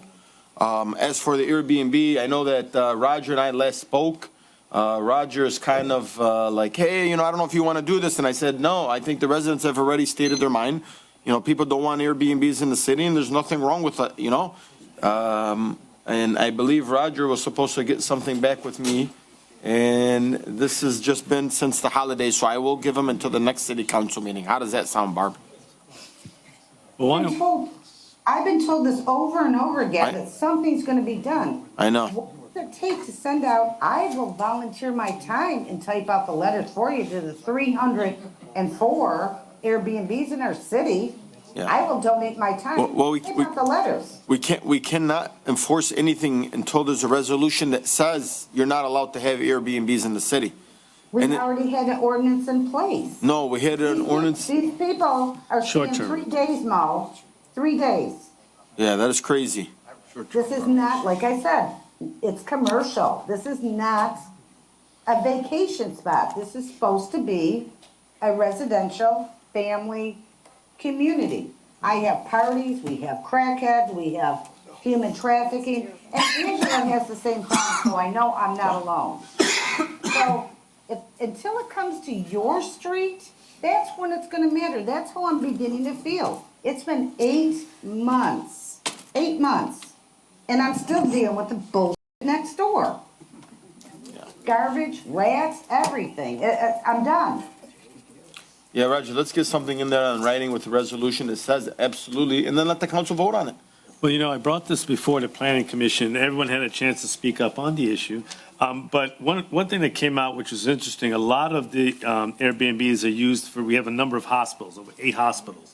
And people come in and stay at these Airbnbs. We have 8 hospitals in Dearborn Heights? And around the areas, surrounding areas. We have an airport, we have other places. People come in and stay while they go to Children's Hospital and other ones. And that's what came out of the meeting that it's used for. So I think a study would probably be a good way, and to contact Airbnb and make sure our ordinance is short-term rental, but we can look in more specifically with your direction, Council Chair. I will follow up and get you an answer. Roger, real quick, Barb, real quick. With my direction, this came before the council, it was voted down. The council, I believe, asked specifically, put a resolution, no Airbnbs in Dearborn Heights. No, it was, I'm sorry. If you can show me where resolution, you came and voted on a resolution, no Airbnbs in Dearborn Heights. We want one, we're asking you, Okay, all right. So you're asking me to look at doing a resolution today? Yes, sir. Thank you so much. Thank you, Can we sir. have one before the next meeting, so Barbara? Sure. Really, I mean, this is something that we spoke about right before the start of the new year. Speaking about it, Council Chair, and giving direction is something we work together. Okay. And I will follow up with it, but don't put the onus on me to put something that hasn't been clearly. No, let him, because, there has to Thank be, you, make sir. sure certain statutes in the state and stuff. Yeah, So please just have it. that's my concern. Yes. Yeah, make sure it won't get overturned. Okay, let me just tell you something. There may be Oakwood Hospital nearby, Garden City Hospital. I can assure you, these people, everybody that we get, they are not working. They're partying all night. Yeah. So don't give me this crap that they came here to work. They came here because they can sell their drugs here because their houses won't be seized. Thank you. It's a smart idea by drug dealers, and that's what we have. Thank you, Barb. Roger. Thank you, Barb. Thank you. God bless you. All right. Next up, we have Mr. Parrish. Please, well, Dana says, but I know him as Mr. Parrish. Please state your name, the city you reside in, and the street that you live on. Well, you already said my name, but Dana Parrish, Grinley Park in Dearborn Heights. I apologize for my voice. I'm not feeling very well. Speaking, this is on the Veterans Commission. Speaking for myself as a veteran, I know Nadine and support her very much. I spoke to Councilman Wenzel this. I love you. Good job. Good job, Barb. I spoke to Councilman Wenzel this week also. I just wanted to address a few things. This commission should be around several things that are important to veterans. One is access to benefits, housing and transportation, finding jobs. The other things that were mentioned in the resolution, the special privileges, veterans really aren't that concerned about those kinds of things. They're nice to have, but veterans, speaking for myself, really aren't looking for special privileges. I know myself, a couple of years ago during COVID, I did some things because the council moved from in-person meetings went from Zoom meetings to in-person meetings, and I had a problem with that. And as a result, I went to the Civil Rights Commission on the council, and Mr. Miyake is the person who represented the council at that time. And I see he's going to be the one that's going to be writing this ordinance tentatively. And I have a problem with that because he wanted me to tell what my disability was. I'll tell the council, I'll tell everybody now, my disability was and is asthma, chronic bronchitis, and reactive airway disease. I received 80% VA disability. Did I have to tell you that? No, I'm telling you that. I didn't want to take disability through VA. I thought of it as charity at the time. I'm going to give you 10 more seconds, Mr. That's Parrish. a lot of veterans think of VA. And it's a stigma. It's a big stigma. But we volunteered. Veterans need help. And it's not about getting a parking space. No disrespect to councilmen. It's about having resources, knowing where to go or where to turn when you need help. Thank you very much. I appreciate the help of Councilman Wenzel, like I said, but Nadine has got a lot of resources that I think veterans in our community are gonna need. So I wish we could get some cooperation here and have this Thank thing you. worked Thank you out. so much, Thank you. Mr. Parrish. All right, next up, we have Mr. Blake Perry. If you want to unmute him, you have 2 minutes. Please state your name, the city you reside in, and the street that you live on. Okay, I live on 15th Street.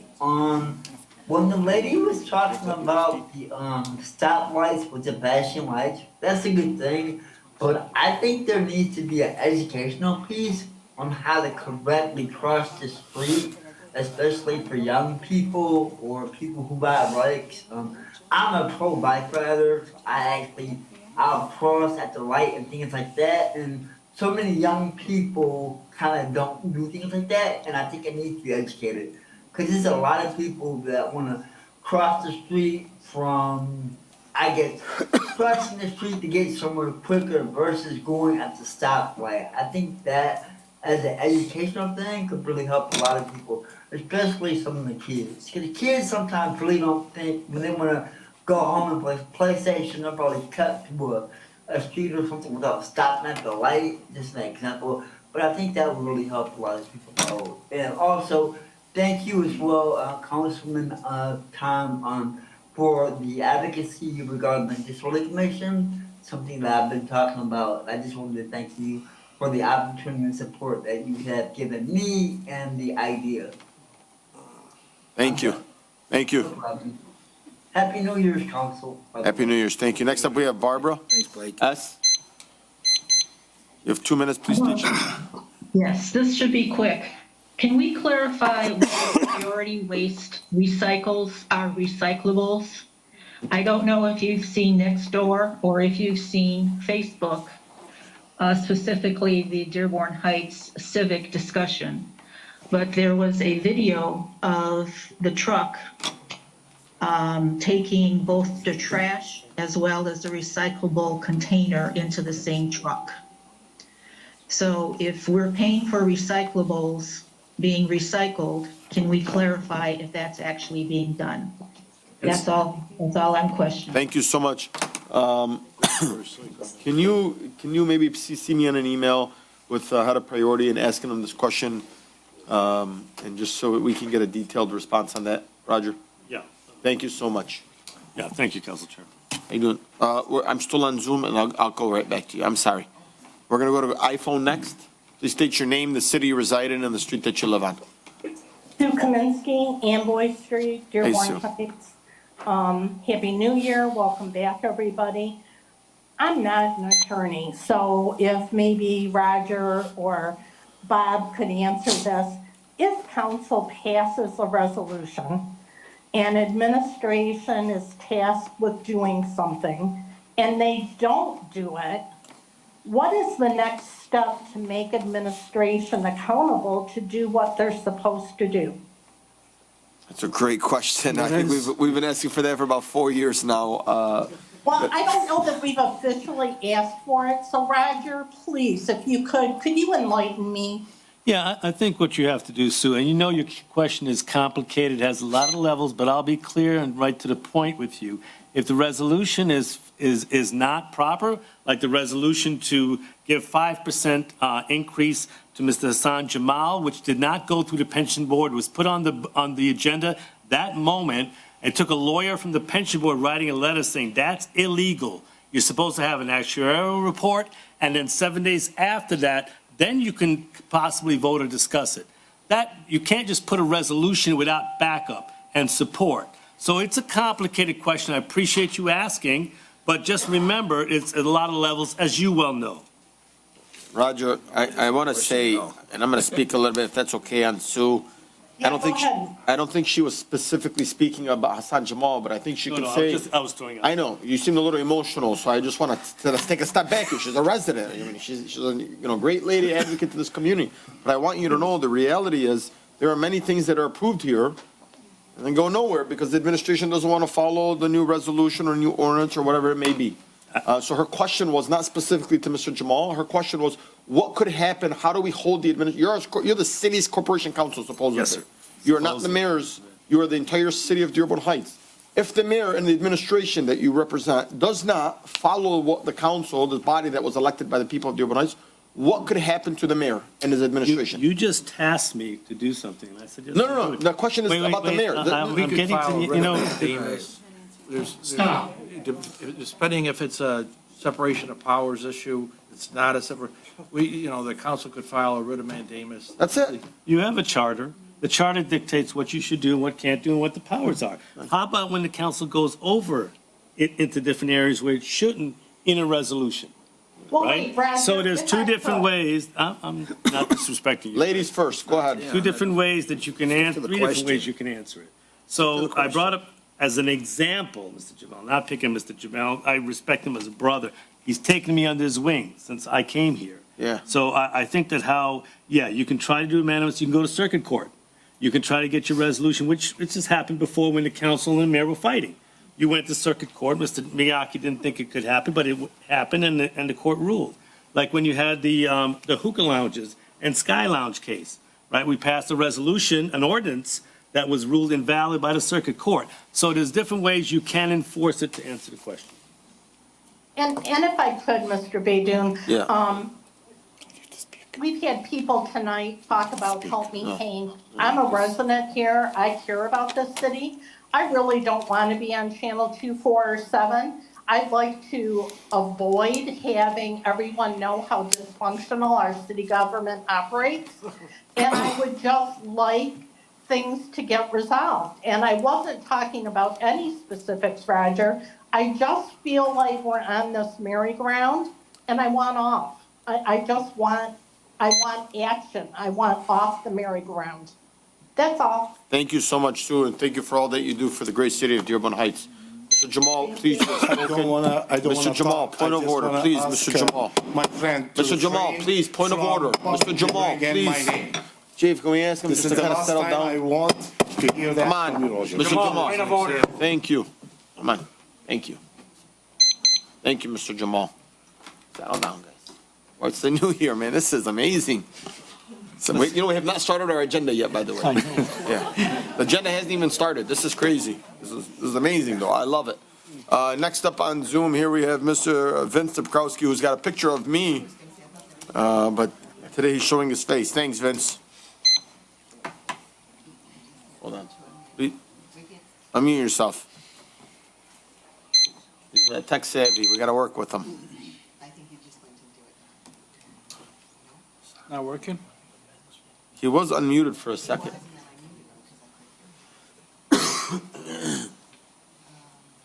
Why don't we come back to him?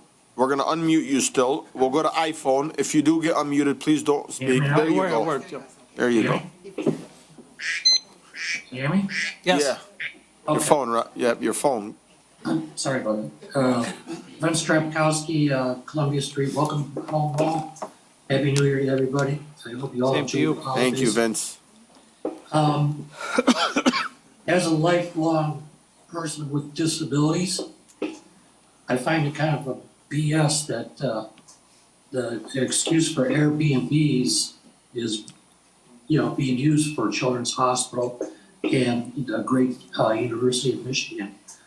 For years, I've gone to both of those hospitals, and you cannot tell me if they have a patient coming in from out of state or needs housing, it's available on the spot, locally, in their hotels that they both have. So your Airbnb excuse for the hospitals around here is about that much worth of crap. All right, so do your job, and the same thing with the ordinance department. Get off your and do your damn jobs. Quit beating around the bush. Thank you. Thank you, One Vince. other thing, Mr. Moon. I have a question regarding item 9L from our chief of police. I don't quite understand what that is, sir. Could you please give us an explanation? Well, when it gets up there, I'll have him speak up on it on their Vince. Okay, thank you very much. You're very welcome. And sorry for my, Your emotions? It's all right, it's a new year. thanks. You're welcome. Well, let it slide. You got 4 more for the rest of the year. Okay. Thank you. Love you, Mom. Love you too, buddy. Thank you. Next up, we have iPhone 4.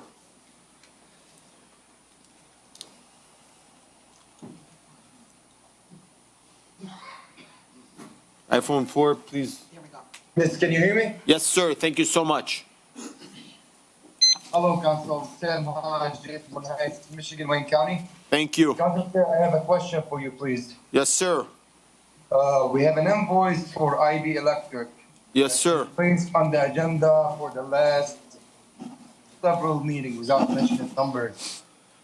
And keep on getting removed. As a matter of fact, it was placed for tonight's meeting and it was removed as well.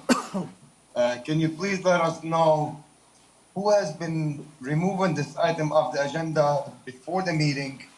And is there any specific reason this item keeps getting removed off the agenda? Thank you, Mr. Hajj. I have been the one removing it because as I am the council chair, I will tell you what can come on and off on the agenda. This item was voted on previously twice, actually 3 times. It was voted on and denied. It was added onto the agenda. The council member removed it. It was added on the agenda. The council members removed it. It was voted unanimously, and it's becoming a topic of discussion every single time it's on the agenda. They asked for it to be investigated as to who authorized the $7,000. The mayor said he was going to give that in writing, and until he gives it in writing, the council refuses to add it. Even if I add it back on the agenda, the council's still going to remove it. All the mayor has to do is say, hey, so-and-so authorized this money, and the council will give them their money. I mean, look, the work was done regardless. The administration just needs to tell us why it was authorized without the approval of this legislative body. So my understanding from you is this item keeps getting removed off the agenda due to the investigation has not been shared with the council? Due to what? I'm sorry. Due to the investigation of these orders have not been shared with the council? Yes. Yes, sir. Okay, well, I don't want to discuss stuff publicly. I more than likely I might give you a call tomorrow because I was being told differently, honestly, Mo. Okay, yeah, call me. And I even spoke with Mr. Boosie and I explained this to him just 2 days ago. So you can also give him a call. I'm aware of it, and that's why I'm telling you. I don't want to discuss it publicly. I'd rather give you a call tomorrow, and hopefully we can have a better discussion, a better understanding on that item. Because honestly, the guy did the city a huge favor, and he deserved to get his money paid. Thank you. Dragging for a minute. I look forward to your phone call. Thanks. Anyone else?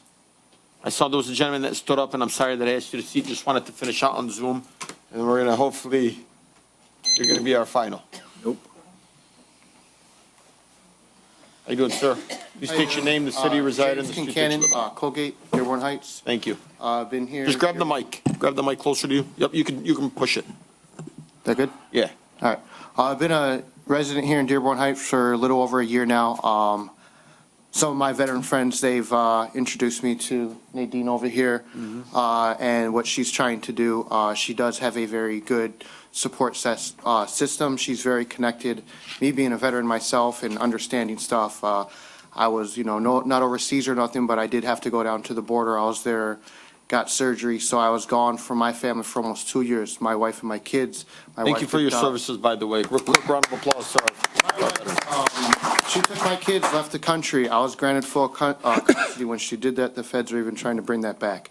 Mentally, to deal with that, that's a hard thing to put on. And, to keep going, but when you have people here who are trying to reach out for us for certain stuff, it's not just about, veterans trying to get freebies or nothing. You have people who care and they reach out and keep you going to stay in the fight. I do a lot with boxing. I have my own security company to help out with veterans as well and provide security for you guys with people who have that experience and training to do better for the community. And I understand as well as any other veterans will go out, even if they're not still on the surface and something were to happen, veterans will stand up and do what's right.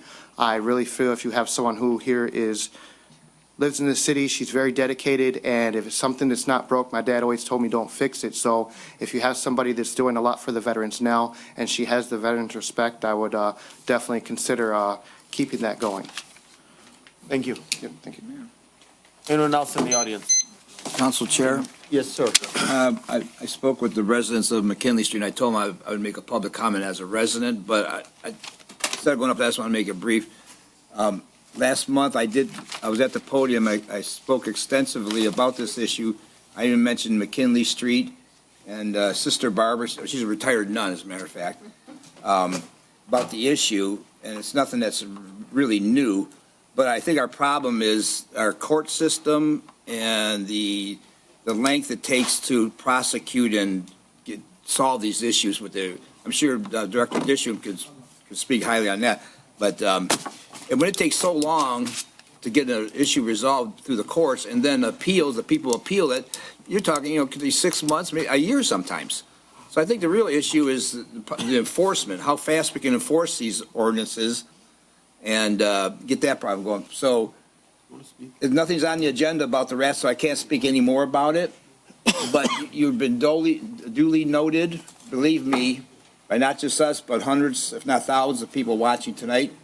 And I think we should have some kind of a study session on this because I spoke with Director Dishum. I said it at the meeting last month. Dearborn has a very extensive rat control. We're getting rid. We have ordinances to get rid of our feral cats. Dearborn's asking for feral cats. Please give us your feral cats because they control the rats. They make them not able to have kittens, and they set them out in the public. And we're getting rid of our feral cats. So they're doing a good program. I think we should have a study session on this because I don't think there's anyone in this room that lives in Dearborn Heights that hasn't had a rat issue in their neighborhood. That's a great question. Why don't you go ahead, George? We'll schedule a study session and hopefully we can have everybody from McKinley Street and we'll go from there. Thank you. Thank you, Councilman Wanson. Thank you for everybody for showing up. How you doing, sir? Please state your name, the city you reside in, the street that you live on. You have 2 minutes. Sam Fadlala, Dock Stater, Dearborn Heights. Here just speaking on behalf of the Planning Commission as the chairman of the Planning Commission on a couple of items that are coming up. The first one is the Planning Commission appointment and reappointment by the mayor. That's coming in front of you in a little bit. Just a couple of things about those 2 individuals that, it's too loud. Okay, all right, continue. Yeah, I just want to thank these 2 people for coming forward, putting their name to serve the public, and it's a great position that we desperately need these 2 specific people that I've come to know for over 25 years. Mr. Fadi Alkawi, the owner of Dynamic Cleaner on Ford Road, and he's also an architect by trade, by the way. Also, Johnny Widnowski. How you doing, Johnny? He's coming over from the Zoning Board of Appeals to the Planning Commission. And if you don't know these 2 individuals, then you're not from Dearborn Heights. So thank you. Yeah. So I just want to say that. The other 2 items, I'll speak on them when they come up. Sure. Fair? Thank you. I thought you were going to talk about the rat problem, Mr. Fadlala. You have one too? On Dock Stater? Sorry, we have one more on Zoom. There's an additional minute here. One more on Zoom. We have Ash Hoffman. I'm sorry.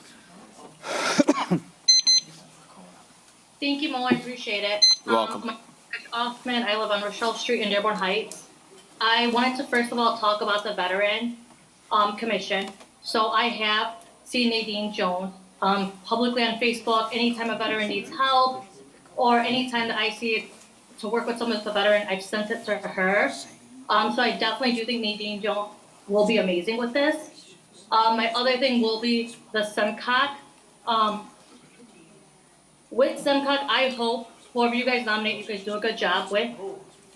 Because right now, I do know administration did get grants for Beach Daily Crossing for $116,000 and $624,000.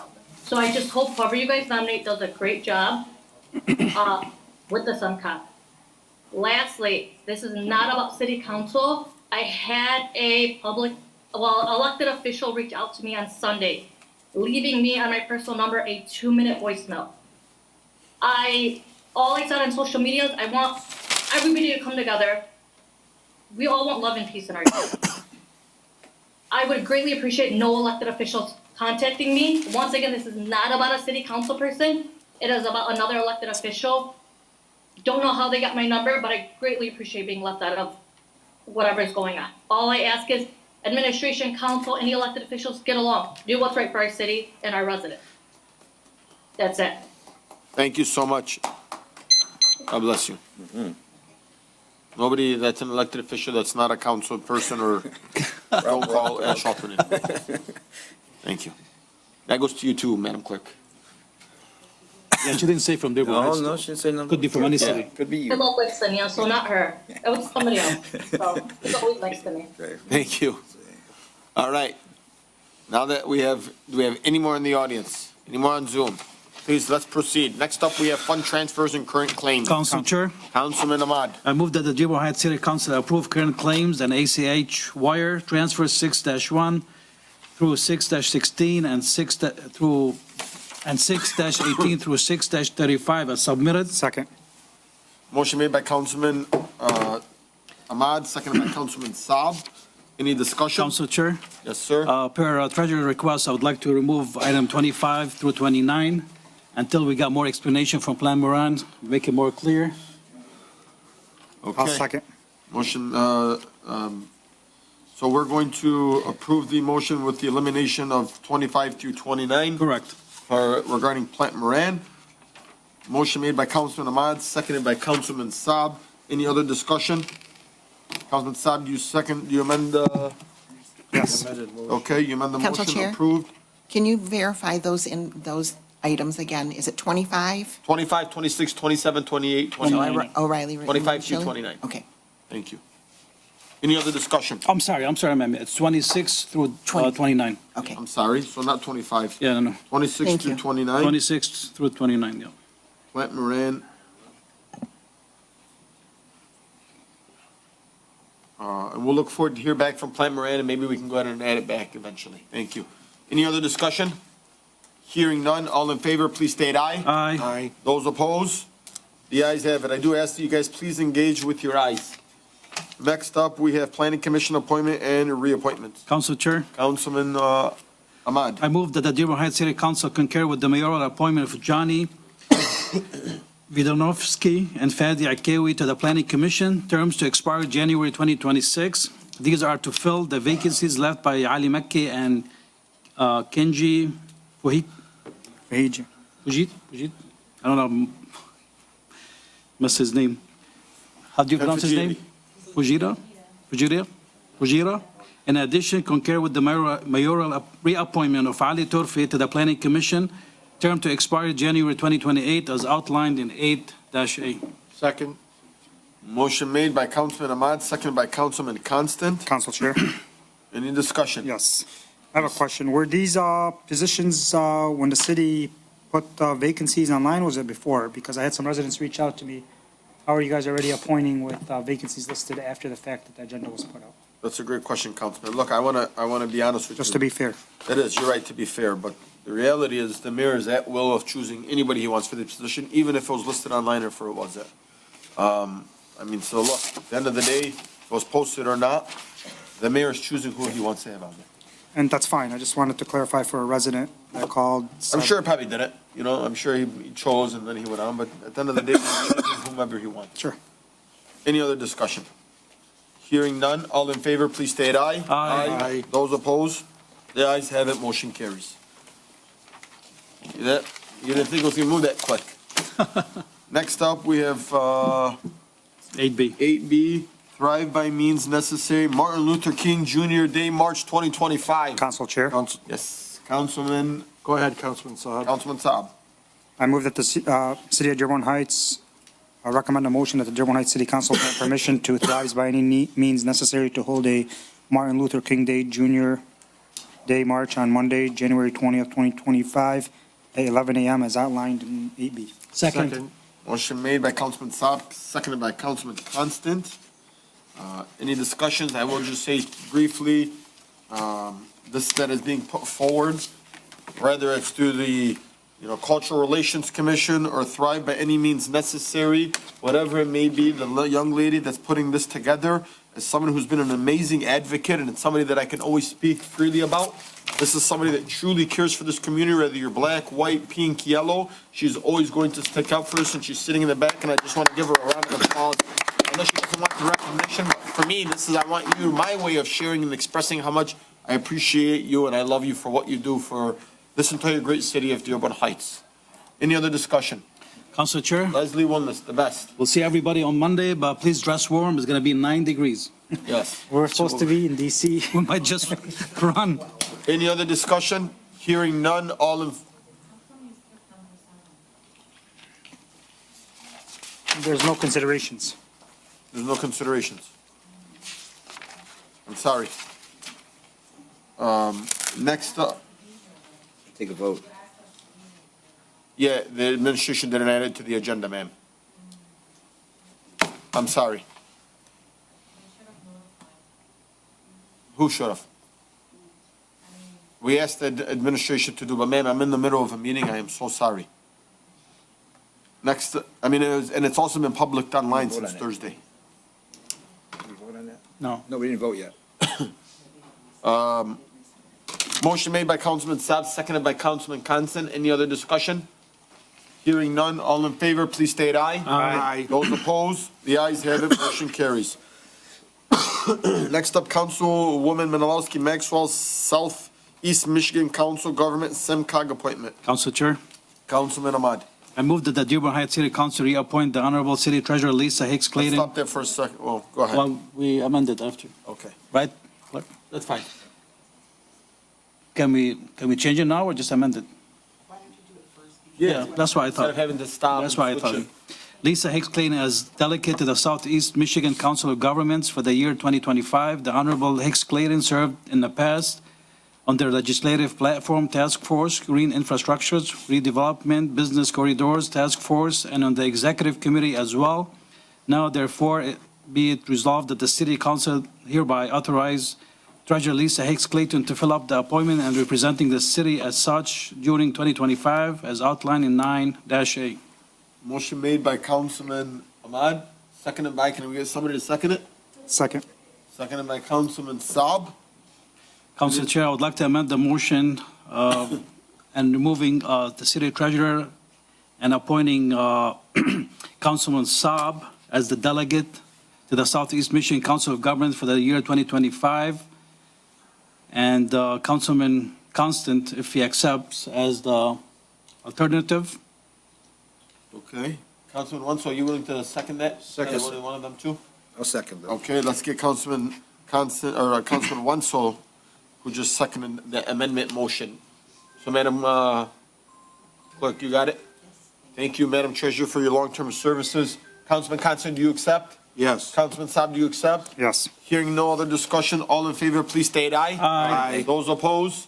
The ayes have it, motion carries. Next up, we have the Assessor Comer 2025 Poverty Exemption Application. Council Chair, Councilman Saab. I move that the Dearborn Heights City Council approve, I move that the Dearborn Heights City Council approve the 2025 poverty exempt policy and guidelines highlighting 9B. Support. All right, motion made by Councilman Saab, seconded by Councilman Ahmad. Councilman Ahmad, why don't you give a quick breakdown of what this is so that residents, I know you served on the commission before. Well, basically, we have two meetings with the assessors a year. One happens in March and one happens in December. There's standard guidelines for the people who lives in the city, like standard income. For people who's going through hardship or going through poverty, they can apply, submit an application to the assessor's office. They're going to request some documentation. They'll go through them. And if it's accepted, they might waive your taxes or part of your tax bill. I'm pretty sure they probably going to send those assessments by the end of this month, early February, but the application has to be submitted. They'll have the dates, but should be submitted by the first or second week in March. Thank you. Thank you. Any other discussion? Motion made by Councilman Saab, seconded by Councilman Ahmad. Any other discussion? Hearing none, all in favor, please state aye. Aye. Those opposed? The ayes have it, motion carries. Next up, we have City Engineer Deep Asphalt Street Repair Program, Contract change order number 1. Council Chair, Councilman Constant. I move that the Dearborn Heights City Council approve change order number 1 for the asphalt pavement street repair program contract between the city and True North Asphalt for a total of $185,700 and authorize the mayor and clerk to sign the change order on behalf of the city. In addition, authorize the mayor and comptroller or clerk to sign the necessary warrants and the treasurer to issue payment from local streets as outlined in 9C. Thank you so much. Motion made by Councilman Constant, seconded by Support for discussion? Councilman Ahmad. Any discussion? Council Chair. Councilman? Discussion. Do I get to do discussion? No, I'm sorry you don't. You could have did that during your first 2 minutes. You can do it at the end. So this change order of almost $200,000, which contract is this coming out of, since it's not on here? I'm not understanding your question. Who are you referring your question to? To Mr. Deeb. Mr. Deeb on here? Yes. You unmute him?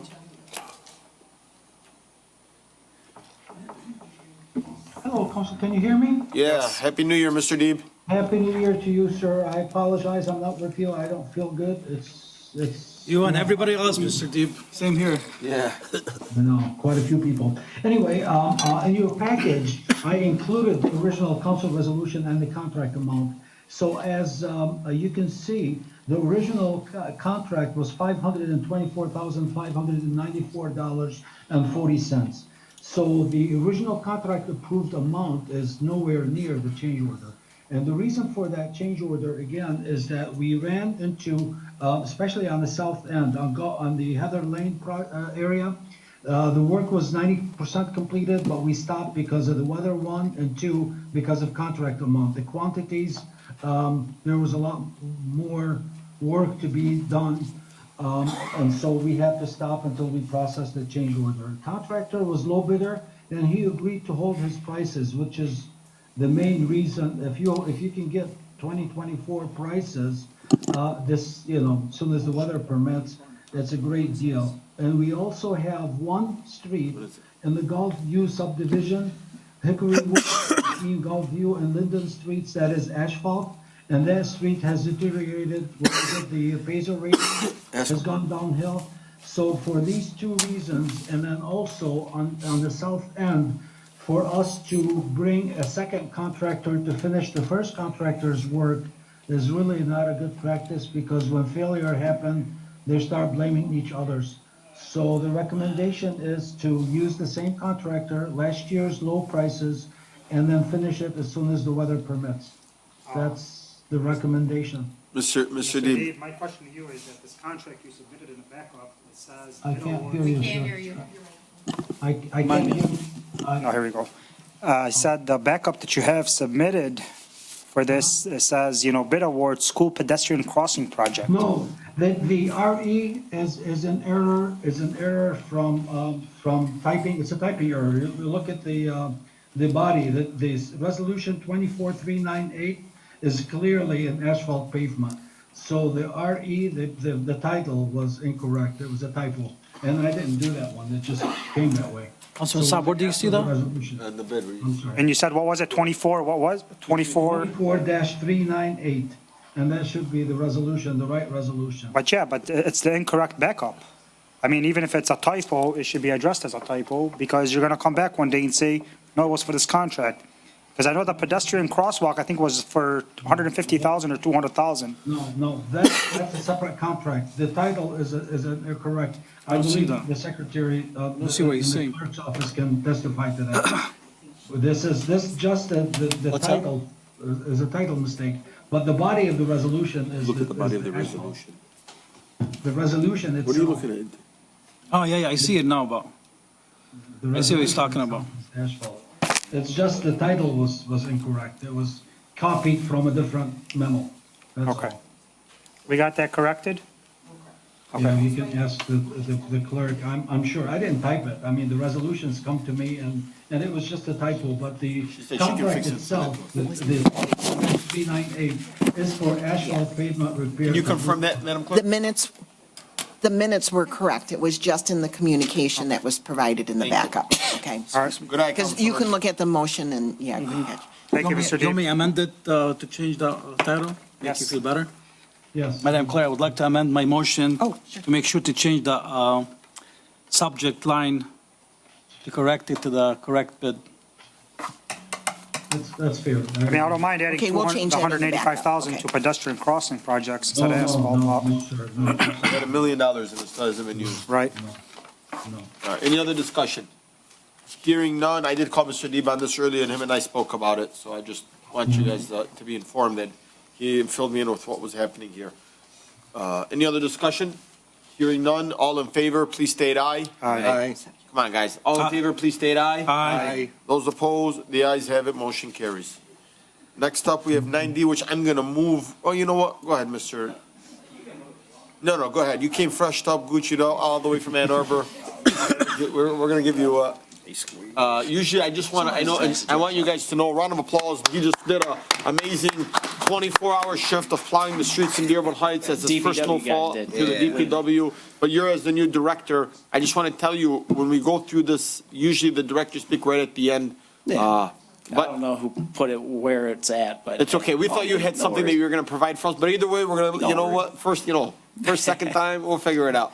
No worries. All right, so I just wanted to give through just a quick December 2024 data, go through our 4 main departments in DPW. Our water and sewer crew is about 5 to 7 employees, excavated and repaired 14 main breaks, 5 service leaks, 1 hydrant, and they responded to 5 sewer cleaning emergencies.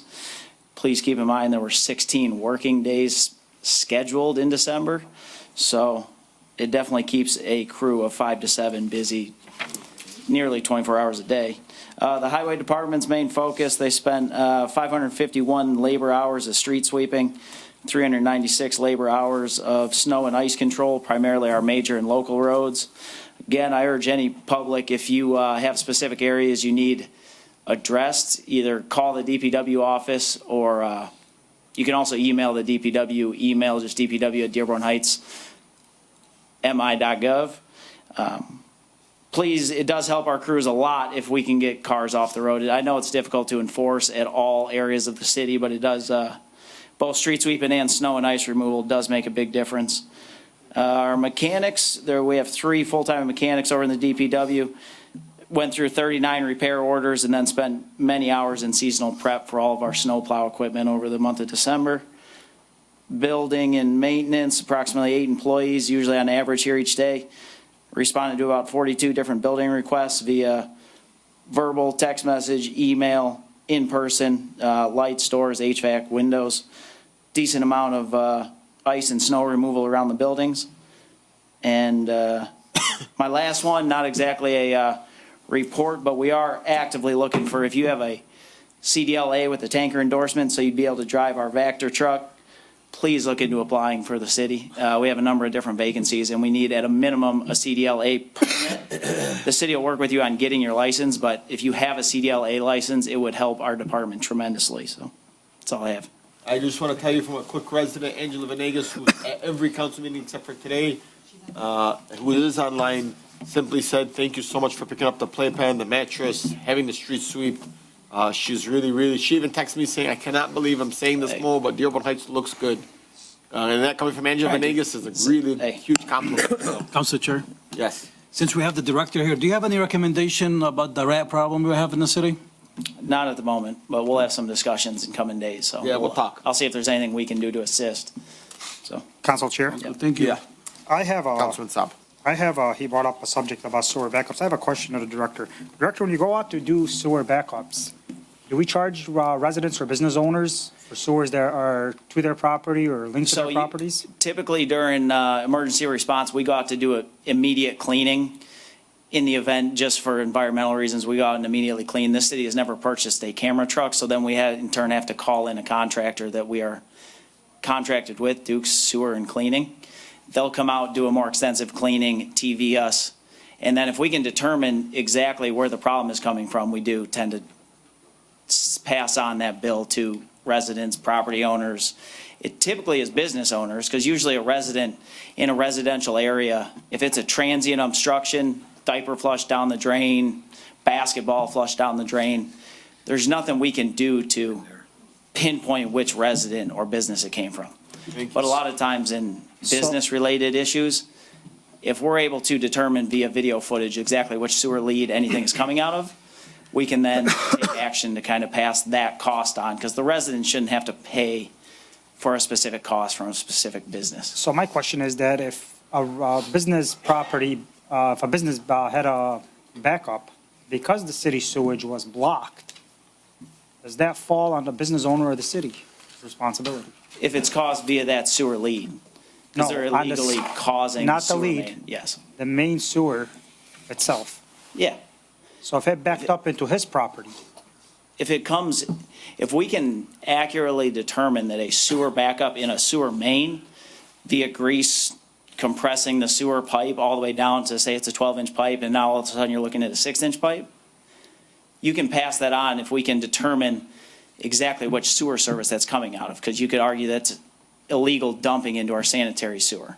even if they have grease traps that they submit to city with every 2 months, that it's been cleared Correct. out? If we're able to determine that it's still coming into the sewer, it's not on the resident should not have to pay for any business that illegally dumps sewer or grease into the sewer.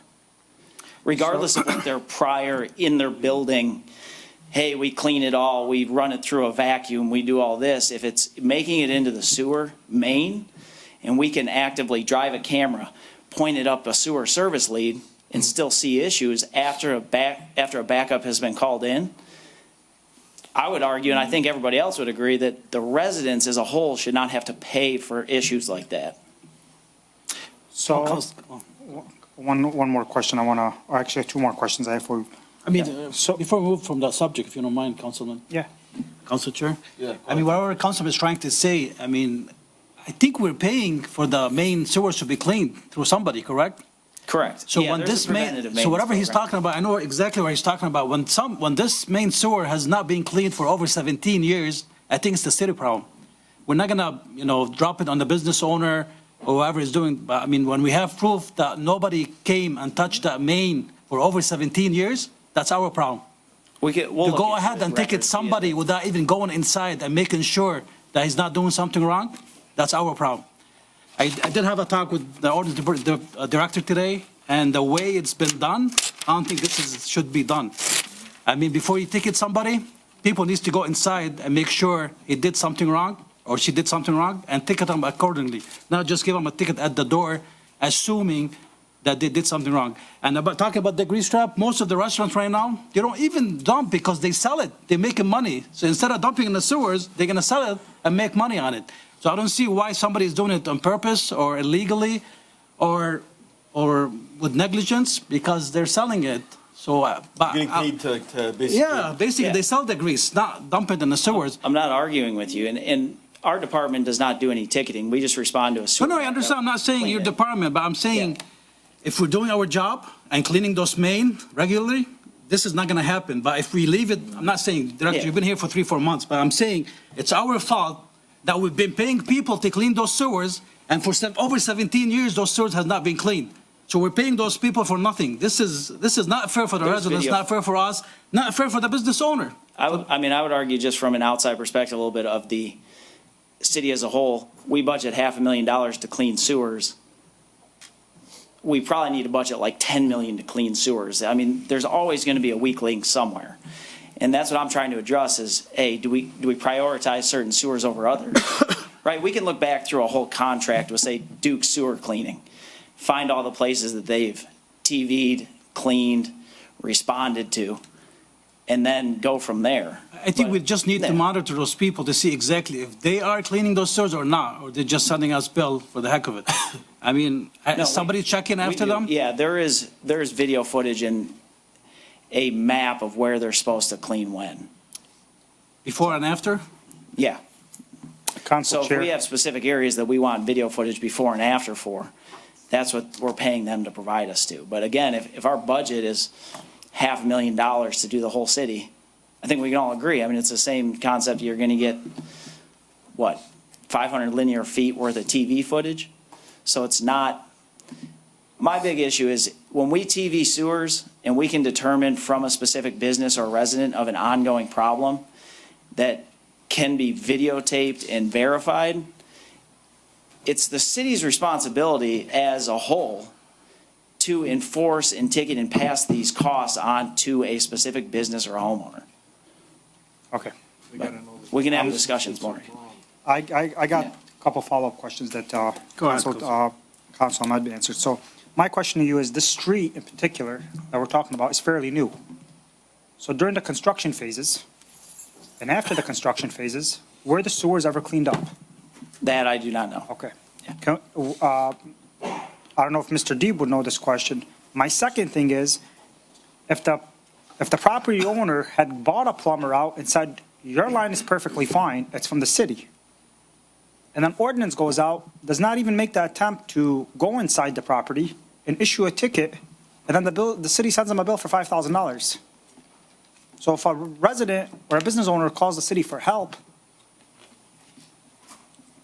I'm just kind of confused about the process where we're just ticketing people without having no factual information why we're issuing the ticket. I want to just say something real quick, guys.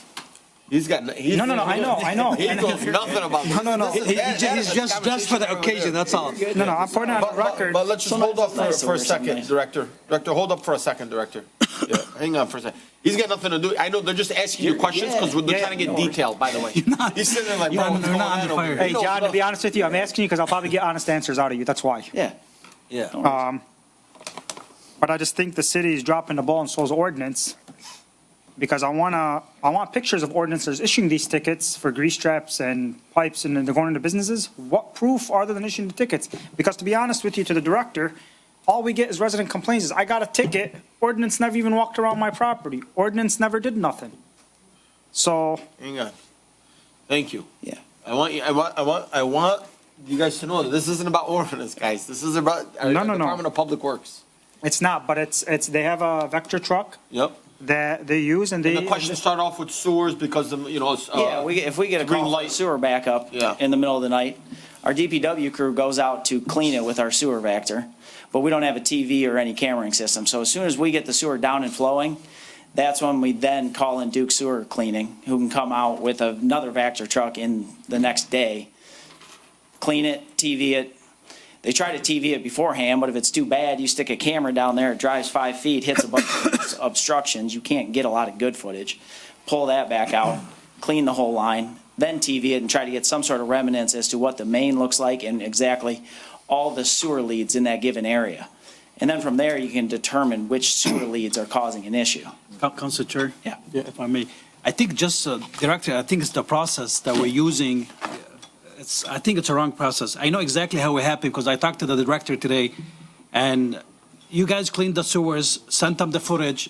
They sent an inspector and just put a ticket at the door without inspection.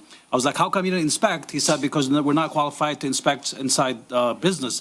Only DPW guys can go ahead and inspect. So I think we need to come up with a policy or procedure where you guys go inspect, and if you see something wrong, then you can send it to the ordinance to go ahead and ticket the business or the owner or whatever it is. But just to send the footage and for them to go ticket without even checking the site, I don't think this is fair. It's not. It should be I'm somehow. not disagreeing with you. Yeah, I mean, Like so I said, he's telling me they're the expert. They sent us something. We went ahead and ticketed the business without even inspecting the property. I mean, now the business owner is in court and he's got 2 different attorneys. He's been through court 2 different times. I think in the past, what has happened with this city is the water and sewer department, DPW department, has just continually eaten these costs. That it's not.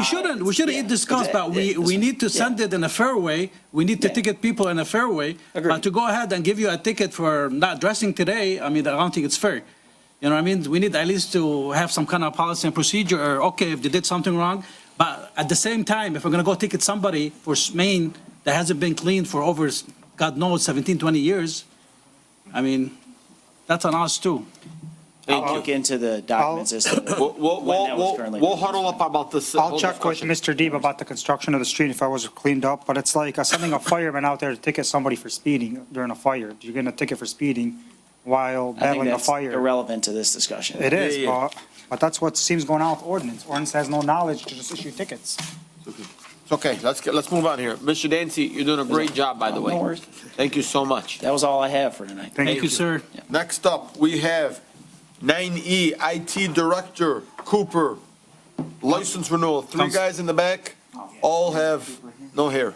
Council Chair. I'm gonna let you speak. I have hair. So one of the guys there, they all look alike. I'll take one of them. It can even be that, it can be one of you guys, but I want to speak with the IT Director Cooper. Council Chair. Go ahead. I move that the Dearborn Heights City Council authorize the continuation of the software agreement between the city and SHI to provide the 36 Adobe Acrobat Pro licenses and 4 Adobe Creative Cloud licenses for government at the cost of not to exceed $7,620.12. In addition, authorize the mayor and comptroller or clerk to sign the necessary documents and the treasurer to issue payment from account 101-258-728 for $3,814.92 and account 101-809-981-001 for $3,805.20 as outlined in 9-E. Second. Motion made by Councilman Ahmad, seconded by Councilman Constant. Any discussion on this? This is just a simple update and renewal of licenses, guys. It's not that serious. All in favor? Council Chair. Yeah. Director, doesn't say for how long. Is it 1 year or? It says 30, yeah, it does. Right, for 36, no, I'm sorry, it does No. not. I think it's just an annual. Annual? Do we need to add, Madam Clerk, to say annual? Please have it state annual. Councilman Ahmad, would you amend your motion to let it state annual? Yes, please. Councilman Constant, are you okay with supporting Yes. that? Yes. Director, are you okay? All in favor, please state aye. Aye. Those opposed? The ayes have it, motion carries. Please engage in your ayes. Thank you. Next up, we have 9F IT Director, Microsoft M365 renewal. Council Chair. Please make sure you see annual on there too. Councilman Constant. I move that the Dearborn Heights City Council approve the agreement between the city and SHI to continue to provide 3 years of guaranteed pricing to license various additions and products of Microsoft 360 M365 at a yearly cost of $72,534.20. In addition, authorize the mayor and comptroller or clerk to sign the necessary documents and the treasurer to issue payment from account 101-258-728 for $67,137.38, account number 130-960-918-024 for $1,581.48, account number 592-536-728 for $2,204.23, and account 101-809-981-001 for $16,1111 as outlined in 9F. Man, get a cup of water after that one. Motion made by Councilman Constant, Second. seconded by Councilman Ahmad. Seems like we're moving a lot of money around here to get this right. A little 1,000 from here, 16 from here, 5 from here. Nice, thank you for doing that. Council Chair. And this says for 3 years. Any discussion? Council Chair. Councilman Wenzel.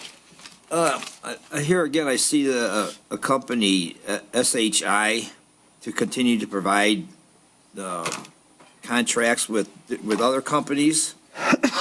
This is a lot of money here. This is well over $100,000, right? 150, 200,000. I don't know.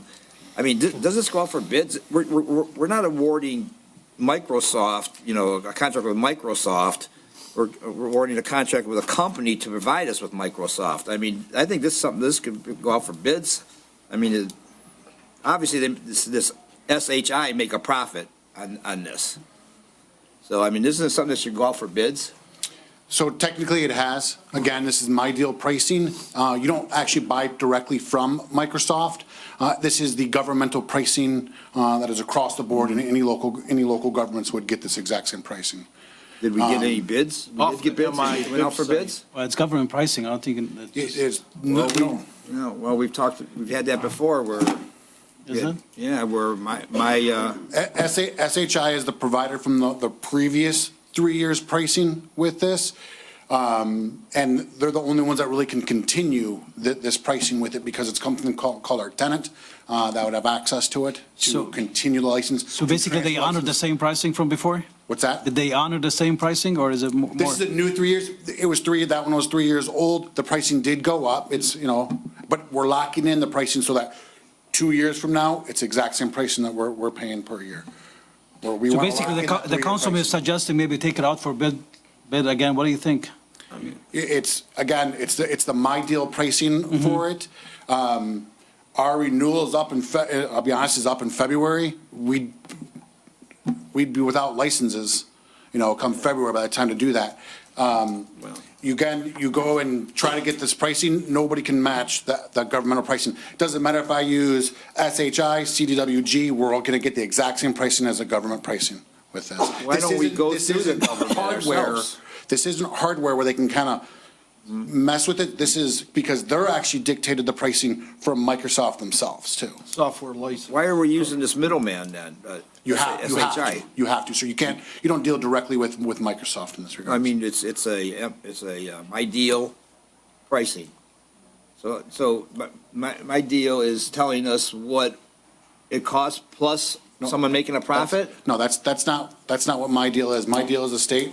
Basically, they went out and bid. They said, hey, all these companies, we want to be able to offer the pricing for this. Give us your quotes on it. So there's kind of like a SHI won the software license for the state of Michigan in the My Deal. Before I actually joined the city, we are already in contract with SHI prior.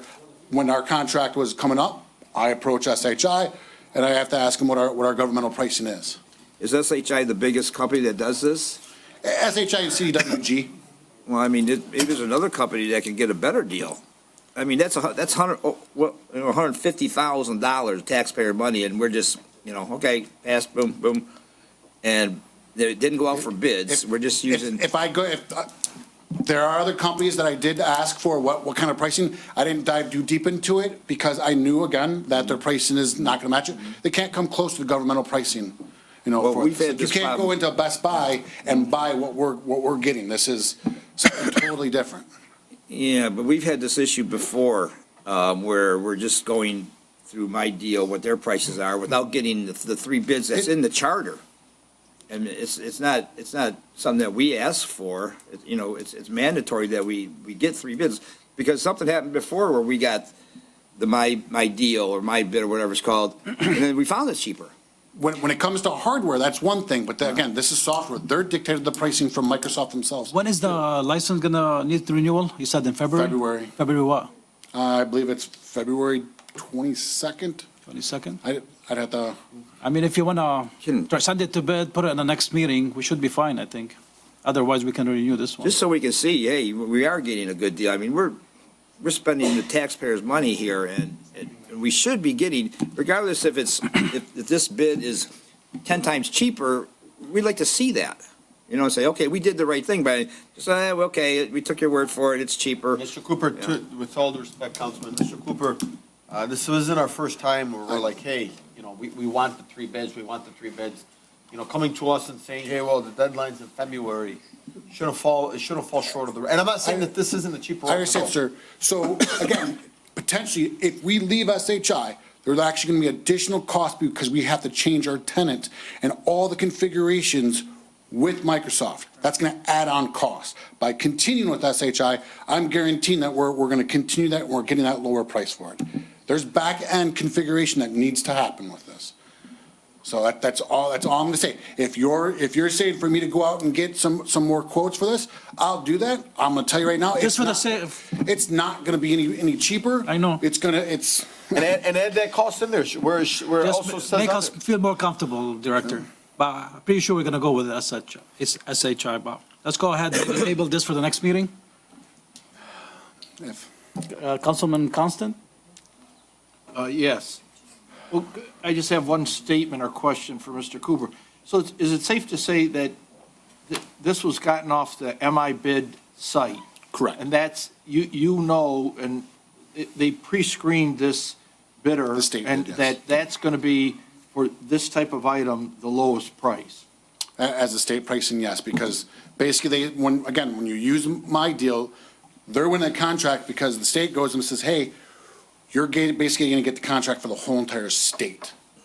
So multiple companies tried to win this, before.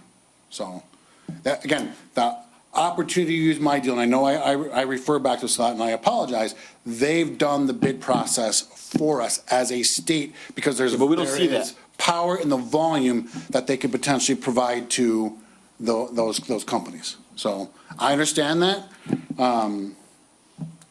If this is your request to go out to do it, I'll do it. It's going to cut this extremely short. I'm going to ask one thing. You're saying to send it out for bid. Technically, this is software. It's not something you would bid for this. If I reach out to the other companies and get the quotes, would that meet your requirements to get those quotes for them? Not every company can even do this with the Microsoft tenant. Council Chair? Well, whatever you can by next meeting, just get some quotes, put it back in the next meeting. Yeah, It'll be because fine. you're not gonna be able to put out a bid like City of Dearborn Heights, request for proposal, Microsoft, it's not gonna happen. It just, Only so many, there's only so many companies that actually can even do government licenses. I'd be more comfortable knowing that this company is offering us half of what someone else would charge, or, or something like that, just, instead of just taking it for. Typically, government license is usually about 10% lower than what, like, say, a company that has regular Microsoft 365. But Thank you, Director. Yep. A motion to amend by Councilman Constant, seconded. Do you amend your motion to table this for the Yes. next meeting? I second. Councilman Ahmad? Just to get some quotes and then to quickly approve it. Yeah, we can add it to the, what, is it the 28th? 28th. Yep. All right. Any other discussion? Seeing none, all in favor, please state aye. Aye. Those opposed?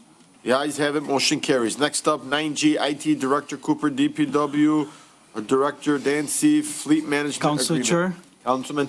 I move that the Dearborn Heights City Council approve the purchase and payment of AT&T Fleet Management for Government Pro Service from AT&T FirstNet for a cost of $19.25 plus tax and fees per vehicle per month, $6.50 plus tax and fees per trailer per month, and one-time cost of $130 for DPW-specific vehicle equipment, with a total budgetary yearly estimate for the fleet of vehicles being $18,830.50. In addition, authorize the mayor and comptroller or clerk to sign the necessary documents and the treasurer to issue payment from the accounts 101-440-818-000, 592-536-818-000, and 101-265-818-000 as outlined in 9-G. Second. Motion made by Councilman Ahmad, seconded by Councilman Constant. Any discussion on this? Council Chair. Councilman? So Director, tell me more. Are these the trackers for the vehicles, basically, or? This is the fleet management for the DPW. So how does it work now? Like, how do you manage them? Is it a tracker to see exactly where the vehicle is? So or? there is a piece of hardware that you install onto the vehicle that then, obviously does its tracking. We are utilizing and chose the Pro package with that, where it's not necessarily 100% live tracking into it. If Director Dancy is going to go to it, I believe it's like every couple minutes it updates the location of it. But it allows us to, and what really intrigued Director Dancy is potentially in the future, we could use it with some of our salt trucks and our plow trucks and everything with it, so to help him utilize the best routes available for the DPW fleet. And it shows you, you can get reports, all right, this truck was on these 20 streets. Yeah.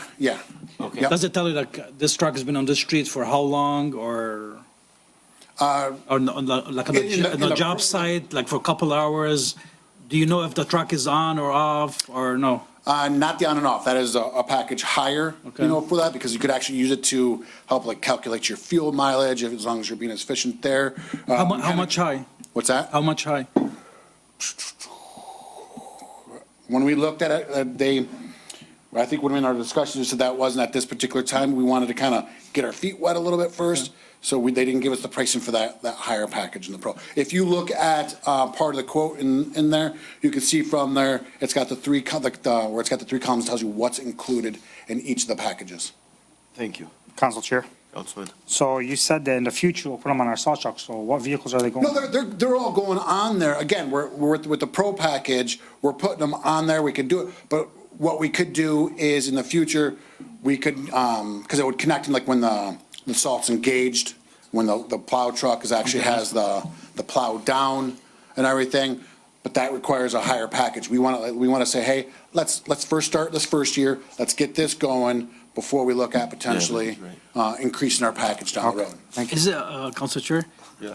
Is there more bids or this is just AT&T? There's AT&T and Verizon in that one. Nobody again, else? In the government realm, there's not too many people that can guarantee our data to be secure with it. AT&T was the lower pricing for it, and technically with our mobile devices, we already utilize AT&T FirstNet. Are those the only two that bid it on it? What's that? Are those the only two that bid it on it? They're the only ones that with the government that can do the government security of our data. Any other discussion? Thank you. Hearing none, all in favor, please state aye. Aye. Those opposed? Yep. The ayes have it, motion carries. Very excited about Thank this you. one. Thank you. Good luck, Director Dance. All the vehicles. Yeah. 9H, ordinance enforcement, man, I still feel bad for Mr. Dance, he's like sitting up here. Council Next Chair. up- Council Chair, I'm sorry, before we move on, how come with just the DPW vehicles? What about the other vehicles? Did we ask for all city vehicles? Yes. I gave the pricing, the resolution. Yeah, please. Because I just remembered, I mean, when we did the motion, I thought we asked for all city vehicles. You'd ask for the pricing of it. This was something that was done after budget cycle. When John Dancy came and joined us, he was very intrigued by this. We've got the pricing. If we want to put it on other vehicles now, we got the pricing. Well, we got the resolution stated, we want them on all vehicles. All vehicles. Okay, vehicles that go home besides police and Everybody. fire. Besides police on fire, I Okay. think. Yeah, I have except for to, I have to secure that, like, my budget, as you can tell, I've come up a lot in the past couple months. It is 100% tapped. We have to find the money for it. At least we got the pricing for it, but now we gotta find the budget. Mr. Dancy had, basically, those two account numbers with the highway and water, that has more flexibility than some of our other budgets at the current time. Okay, so the budget season is coming up, so let's Yes. Yep, definitely include them for the exactly. next. That will all be planned into it when we come into it. But Now Director- at least we know what the pricing is going to be. Director, you had stated to me one day that they were going to come in here, do a demo, and you were going to call us and show us this demo. Whatever happened to that demo? I said that they're gonna do a Yes. demo. They did a demo with me and Mr. Dancy. I apologize. I don't, so, AT&T and Verizon did the demo with me and Mr. Dancy. Yeah, I'd like to honestly see this implemented in all city vehicles, other than the police, because we already have GPSs on them and fire. I'd like to see it across the board. Okay, The budget will I've come- got how many vehicles it's gonna be. But this is not coming out of your budget. This is coming out of DPW, and I'm pretty sure with the, This one is, yes, this one is. and I'm pretty sure the cars that are in the police department that go home, or in any other, at the city hall that go home, or any other department, I'm pretty sure we can work with their budgets to put these on. So, again, when I talk That's to what the directors, resolution everyone was. is spread pretty thin. As we know, the budget cycle is pretty tight. I wanted to be able to present the pricing, so as we now are entering our budget season, as always referred to, as we know what it's gonna cost and we can properly budget for it. But this was a resolution approved by council, not directors. I understand, sir, but it was after our budget. We're just trying to find the money to be able to do it. I got the pricing for it. We chose the model we I want to think go. it's a good start. It's a good start. You know, trust me, sir, it's not meant to be any, I want to say, not disrespect or anything. We're trying to take this in the steps to get it all implemented. Thank you, Director. Council Chair, one quick, there's only two companies that provide the security level that Xfinity doesn't? For government There's only two protection of data companies? that can guarantee it, AT&T and Verizon are the ones, yes. The only ones? Yep. Great, thank you. This isn't something you're going to go to Best Buy to protect our data. Thank you. Next up, we have 9H, ordinance enforcement, animal control, Director Ditchum, animal sheltering agreement extension for the Michigan Humane Society. Council Chair. Councilman Constant. I move that the Dearborn Heights City Council approve the First Amendment to the Animal Sheltering Agreement between the city and the Michigan Humane Society. In addition, authorize the mayor and clerk to sign the attached documents on behalf of the city, which will expire on March 31st, 2025, as outlined in 9H. Second. Motion made by Councilman Constant, second by Councilman Saab. Any discussion? It's a good thing here. Seeing none, all in favor, please state aye. Aye. Those opposed, the ayes have it, motion carries. Next up, we have ordinance enforcement and animal control director issue on the animal sheltering agreement proposal. Council Chair. Councilman Saab. I move that the Dearborn Heights City Council approve the animal sheltering agreement between the city and as outlined in 9A. Hold on. Second. Or 9I. Hold on. We have the agreement? Oh, yeah. Okay. You're right. Yeah. You're correct. There was two that was presented.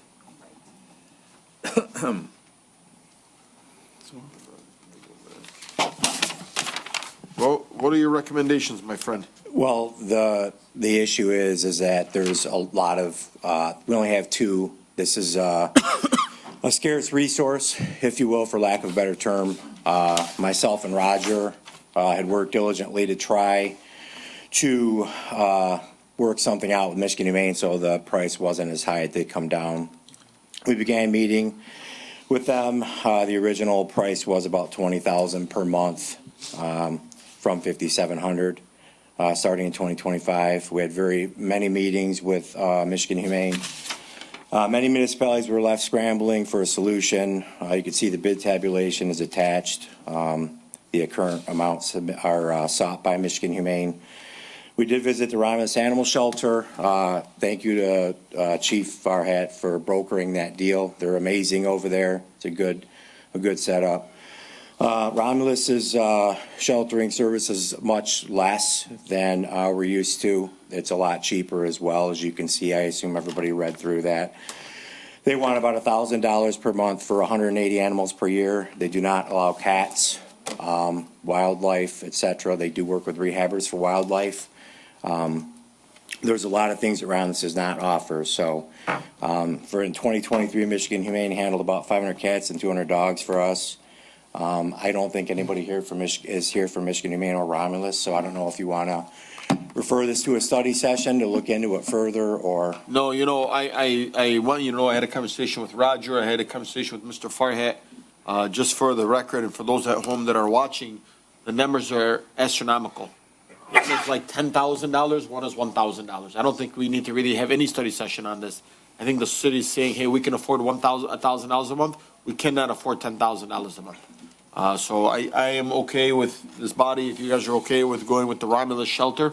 And if you would like to amend your motion to, state Romulus shelter, I'd like us to move. I got a question. So you're saying the Romulus shelter doesn't accept cats? We don't want to give up our cats anyway. We need them. Councilman. No, so I'm saying if you find a lost cat, they won't accept it? So what are we going to do with them? They take strictly dogs only. They work with rehabbers, with wildlife. That's the luxury we've had with Michigan Humane. They'll take pretty much anything from us as part of the monthly agreement. Clearly, there's a vast difference between the two, and that's why I was curious, as if you wanted to move it to a study session. Yeah. Maybe have representatives from both of those entities present to ask questions. Are you gonna bring them both? Humane. Yeah, we can get them here. If that's what you want to do, it's your discretion. That's why I gave it to you as an honorable council body to decide. Hang on one second. I'm going to go to Roger because I know he asked, then Councilman Constant, then Councilman Wenzel. Go ahead, Roger. Council Chair, we did actually participate in an RFP that went around October with about 5 other surrounding cities. Most of them do not take cats, and they just work with the dogs. We may want to consider other veterinary doctors or hospitals that we can do a contract with, since we're saving from $1,000 to $5,700, and use that for private shelters to step in as a possibility to take the cats. We are sensitive, and we want to make sure that we are protecting the cats, and we do. Our Humane Society does an excellent job. They do a lot of catch and release that Dearborn is doing now. We've been doing it before Dearborn started. However, I think, like you said, we're going from $5,700 a month, or $50,000 roughly a year, to about $400,000 a year. If we go ahead with that $25,000 actually a month, and they were willing to come down a little bit, but it's still significant. But my thing is that, not to say, rehabbers, if somebody's cat runs out, or any other animal really, and somebody calls the ordinance and picks it up, animal control, what are you supposed to do with it? Every time sorry, you can't pick up your cat. How often does that happen, though? That was going to be. How many cats do you pick up a month right now? So you usually get calls about dogs, correct? That is correct. That is correct. The Humane Society, the way it's set up now, They will accept animals from residents as well as from animal control officers. If you end up going with Romulus, you can't take cats there, obviously. We do the TNR program, as you're aware, that came up before. We had entities that were screaming that we weren't doing TNR in the city, and I provided the documents for Michigan Humane that we were in fact doing that because they have to document every single animal that they bring into their shelter and what the status is. So we showed that we were doing that with them. And they're very good about that. So there's groups out there, I think, that would probably be willing to step up and help. I assume Community Cats United, and I can't think of the other ones right now, but thank you. We have, there's other options for cats, but How often, though, do you get a call for pick up a stray cat? Is it like 1 out of 20 times? You get 20 dogs? It's rare, yeah. We're more likely to pick up a dog. People are more likely to call about a dog because cats are kind of the lost, forgotten souls, if you will, for lack of a better term. I hate to say that because I love cats personally. I love animals, but I love cats especially. People don't normally call on them because they can jump from yard to yard. A lot of times dogs will stay where they're at and you can get them contained and Councilman Wenzel was talking about earlier the program in Dearborn where they have the feral cats out and they to keep the rat problem down. So it might not be an issue. It might not be as big of an issue if Romulus doesn't take cats. I'm sorry, Councilman. In other words, it might not be as big of a problem. We've been doing TNR for years now with Michigan Humane. They've been very good about that. What they'll do is we have a stray cat, we'll take it in, they'll check it and see if it's eligible to come back into the community. If it is, they'll clip the ear, they'll spay or neuter the animal and bring it back within a block or two of where it was captured from. So they're not reinventing the wheel. We've been doing that for some time with Michigan Humane. Thank you. Honestly, I'd like a study session on this. Let me ask you a question, Mr. Dishum. What are your thoughts? Look, you're the director. What are your thoughts? I'm going to, listen, your honorable body has to. No, but as you are the director, the expert, you work with this every day. Right. What do you want? Not what Roger and Mr. Farhat want. What does the director want? My thing is that I think the residents of this community are used to a certain level of service with respect to this service. So I think changing that could be shocking. And, we talk about the community, the cats, getting cats back in the community and trying to help with the problems we have with the rat problem. It lends itself to that conversation. So we've had a good relationship with Michigan Humane, great relationship. We went to Romulus. They're very nice there. Clean facility, nice people. It's a tough decision. That's why I think it's best that you listen to your constituents. Okay, right? great. We'll do a study session on it. We'll table this. That's okay with some of the council members. And we'll have to hear. Who knows? Maybe Tom can start squeezing the Michigan Humane Society a little bit and tell them to give us a discount. Sure, Tom will just, we'll help them out. This council chair, just let me know when you want to do it. And I'll invite. I'll connect you and George tomorrow, and we'll figure out a day, maybe before the start of February, or we'll do it in February. We'll figure it out. Okay. Thank you. Thank you, sir. Thank you so much. Well, before we make that vote, can we table 9I? Would you amend your motion? I will table 9I. I don't know who seconded it. Second. Okay, motion by Councilman Saab to amend it, seconded by Councilman, refer to a study session. Seeing none, all in favor, please state aye. Aye. Those opposed? The ayes have it, motion carries. Next, 9J Planning Commission recommendation to rezone 6452 North Telegraph back parcel from C3 to RM. Council Chair. Councilman Saab. I move that the Dearborn Heights City Council approve the rezoning of 6452 North Telegraph back parcel from C3 to RM as outlined in 9J. Second. Motion made by Councilman Saab, seconded by Councilman Constant. Any discussion? Council Chair. Councilman? Councilman Saab, I don't know if you can help us with this. So RM zoning refers to residential development. So You're doing multifamily in there? Yeah, so this was a hotel, and it's being rezoned. Yeah, so this is the old Clock Motel Okay. on Waverly. What's coming in there? It's gonna be individual units, apartments. Apartments? Yeah. Thank you, Council Chair. Any other discussion? Council Chair, Councilman? is this going to be, do we have plans on that? Is it going to be one-story buildings, two-story buildings? same thing. It's the same building, it's just being Oh, they're just remodeling that? I've seen it all tore up. Yeah, and you know, I was actually at the planning commission meeting when this got brought up. The funny thing is, Dearborn Heights had three options. It'd be trailer homes, nothing against trailer homes, but you could have had trailer homes. You could have had this investor that was gonna come in and revamp them and make apartments with the plaza in front. Or you could build the Clock Motel. I can tell you guys, I own the Custer Co. right on Warren and Waverly. And I've had a 16-year-old Crestwood High School man who was chased down with a knife, and the guy ran back into the Clock Motel. I don't know what's going on in the Clock Motel, but I'm glad that the Clock Motel is no longer there and the owners no longer own it. And I'm glad that these new investors are investing in making their city look a lot better. And I can tell you, the residents that live on Waverly were so happy to see that this is no longer going to be a motel. Hopefully this passes today. Congratulations to the new investors and welcome to Dearborn Heights. Any other discussion? Hearing none, all in favor, please state aye. Aye. Those opposed, the ayes have it, motion carries. Next up, 9K Planning Commission recommendation to rezone 26550 Cherry Hill from R1 to RM. Council Chair. Councilman Saab. I move that the Dearborn Heights City Council approve the rezoning of 26550 Cherry Hill from R1 to RM as outlined in 9K. Motion made by Councilman Saab. Seconded by Councilman Constant. Any discussion on this? I will speak briefly here. The gentlemen are here. I was also at this planning commission meeting. I believe the architect is here as well. The good news is some residents voiced their concerns about the opening on John Daly.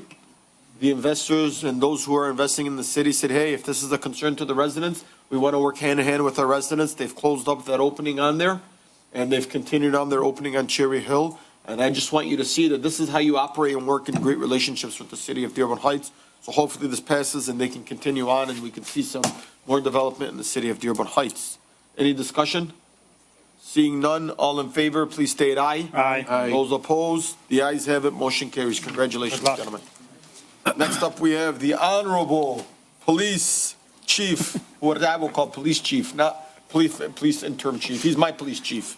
Police Chief for a memorandum for understanding between the city and the Arab Community Center for Economic and Social Services with Access, who's also here. Mona, if you want to stand up with them, you're more than welcome to. Council Chair. The gentleman who's. I was wondering, I'm looking at you where I've talked to her now. All over. Motion, Council Councilman. Chair, I move that the Dearborn Heights City Council motion to approve the memorandum of understanding between the city and the Arab Community Center for Economic and Social Services Access. This MOU outlines the task agreed upon the city and Access in regarding to identifying and providing services to individuals who have recently survived a non-fatal drug overdose and face a high risk of future mortality. There are no financial payments which will be made between the two parties. In addition, authorize the mayor and clerk to sign the MOU on behalf of the city, which will expire 24 months from the date that all parties sign the MOU as outlined in 9-L. Second. Motion made by Councilman Ahmad, seconded by Councilman Constant. Any discussion? I will say one just quick briefly here. MOU has already been with the city of Dearborn Heights. It was going back as far as almost Lee Gavin. I remember seeing Mona at one of my first city council meetings during COVID, who was also speaking with my former police chief, Mark Myers. And so here she is. She's been through chief after chief after chief. This chief we pray stays for a very long time and is our chief for forever, who is here now with us and who is also working with Access and MOU. And so this is nothing new to Dearborn Heights. Mona is a staple to our community who has brought this to us. And Mona, if you want to speak a little bit on it, it'd be great. Thank you. Well, thank you for having us. I'm Mona Hajezi. I'm the public health manager at Access, and I'm also a Dearborn Heights resident. Yep. Wilson. So I am happy to be here tonight to bring this back up. I do want to say thank you guys for supporting us in the past and to continue supporting us in the future. You have to understand this is something that's very near and dear to our hearts, and I have to have my team members stand next to me and really take over this because I wouldn't be able to do this work without the team members that I have that are leading this work, and Ahmed is the one that's leading this work. But I want you guys to understand the goal of this program is, one, we don't bring any financial burden to the city. What our goal is, and we spoke to the chief very closely about, is I hope he sticks around. I did say that to him. He is. Because no choice. stability is extremely important during these times. And mental health and substance use disorder is nothing that is something that we can all disagree on. It's something we can all agree on, that it's impacting every single one of our communities throughout this nation. And what's happening right now in this global climax is impacting our particular community very, very, very deeply. The truth is, the numbers speak. Dearborn Heights has a high overdose rate. We follow hotspots, we follow data, we follow what the police reports show us, but we also look into where are people overdosing, why are those things happening. Besides the home visits, we also provide Narcan and support our community with prevention efforts, outreach efforts. And I have to say this because as an Arab American, this is very important to me, but we translate all of our information because we make sure that our population that we are serving is receiving these resources in the language and that they speak and that they read. And that is very important because you can't just put out resources without making sure people understand them. And you can't just hand a card with a number on it and not give a warm hand. So this program started out in Dearborn. It was initiated by Chief Isa. I brought it to Dearborn Heights because I live here and I want to make sure that people who are suffering from substance use disorder no longer suffer. I am a family member who died from a fatal overdose. I'm a sister to a brother that I lost. So I understand this and I don't want to get emotional, but it's real. So I think people need to understand that I don't really care about who is standing at council or who is the chief or who is what's going on with whatever drama is happening. My goal is this program continues to work, and that's what I told Mo when I called him. I said, figure out whatever you guys are doing. It's not my problem. I am a parent in this community. I work very deeply in this community. I really don't do anything besides go to my work and then go to the school. So I'm either at Crestwood District or I'm at Access. But Or the gallery. or yes, supporting local. I'm a huge local supporter. But I do want you guys to understand that this gentleman standing next to me is my right hand. This is the guy leading these programs, and I want to give him a moment to make you guys understand what it feels like to be the people going into these homes and understanding what it looks like, and knowing that we have police officers that are here tonight, some of them that really have worked with us very deeply in this community. So thank you guys so much. But wow, it's almost 9 o'clock. And we're not even halfway through the agenda. I know. Good luck. I'm leaving. Ahmed, any wise words? Hello, my name is Ahmed Balut. I'm the program coordinator for the substance overdose prevention team, and we've been doing this since 2018. I'm a former resident of Dearborn Heights, and now I live in Allen Park. But we need you back. Oh, sorry. We need you back in Dearborn Heights. Yeah, definitely. So this is also my home, away from home. So we've been serving the community since 2018. The officers that are assigned to us are very passionate about the work we do. So we select them, they are hand-selected, they are trained, they provide culturally sensitive service to the individuals in the community. We're trying to bring them, the community, the officers involved, everybody, because it takes a village to support people that needs help, whether it's mental health or substance use. I do have some numbers that we assisted people in the community, about 104 home visits that went into treatment or kind of support with access or outside of access. Our main job is to link for services for these families and individuals at any level, whether it's substance use, finding a job, any kind of service to support them so they can lead a healthy lives. We do offer Narcan. I've provided Narcan for the staff here at Dearborn Heights. I'm very happy to say we do have some naloxone boxes we put in the community at JFK right in Dearborn Heights Library. That's the first one of its kind Thank you for your support in the community here. So there is Narcan accessible for all community members, even the officers, if you guys need it. There are in the libraries, because sometimes they do run out when there's so many overdoses happening. So we're strategically placing those Narcan boxes. If you have an input, you want to give us more ideas where we can place naloxone boxes, we have great partners that will provide those naloxone boxes in the community. Police station. Done. There you go.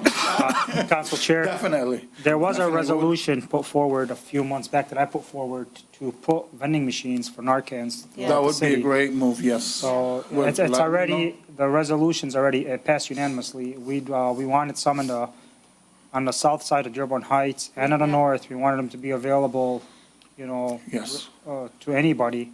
But yes, I did put that resolution forward. It did pass. So we should connect, and yes, we should. I Absolutely. believe our libraries, our recreation centers, Yeah, the JFK library already put one. our recreation center in the south end. Because you can, so we go, there's a live system that we go in from the state of Michigan.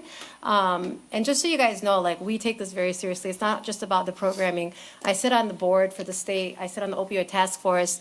I do my homework. So I don't bring in anything to the community that's going to hinder our community. That's not the Access mission or vision. We've been around for 52 years. Our reputation precedes us. We are in the midst of opening up a treatment facility in Dearborn that is going to be inpatient. The driven force behind that was we knew people that were from communities of color that were going into treatment facilities were not being treated fairly. And so we took it upon ourselves to make sure that we are making sure our clients and our community members are getting served the service that they deserve. Because you don't want to just tell someone, they go to the emergency room, within 24 hours, they're back out. Your body can only handle so much. Narcan can only do so much. It can only go so far. There's a lot of new trending drugs out there, and Narcan might not work on all of them. So we just have to be more comfortable having these conversations. But I also am not someone who will ever blame anyone. I never felt comfortable with the idea of someone saying, well, it's the police's fault, or it's this person's fault, or it's this person's fault. It's no one's fault. Substance use disorder is a disease. It is not a choice. It is something that people struggle with. I had a hard time when someone called people crackheads during this meeting. That is not conversations that we should be having and talking about each other. We just got to do a little bit better as humans, right? Like, we have to treat each other a little bit more better, because I can't ask any of you guys to raise your hands and tell me you don't know anyone or yourselves that's suffering from some type of mental health or substance use disorder. We all know someone. And the other component to this work is prevention, prevention, and that's why I work very closely to the schools. And he's not here, but I will forever thank Yusuf Masalam. Dr. Masalam has been instrumental in pushing this work into our schools. So I know we all see the hard part, and we see the kids that are struggling, right, or that are having hard time or problems. But I promise you guys that we have to come up with alternatives for our kids and make sure that they come in from a place where we teach them that you don't want them in front of the system. You don't want them in front of the courts. And our goal is to get them out of there. And I spoke to Rogers, and I sent you some information that he asked me about some work that I do in Dearborn as well for vaping censation, so alternatives to suspension, because I have a 15-year-old. He's exposed to a lot of things. I don't want him to be exposed to things without knowing the knowledge of the risks that can happen to him or to anyone in his community. So I don't want to see my neighborhood fall apart.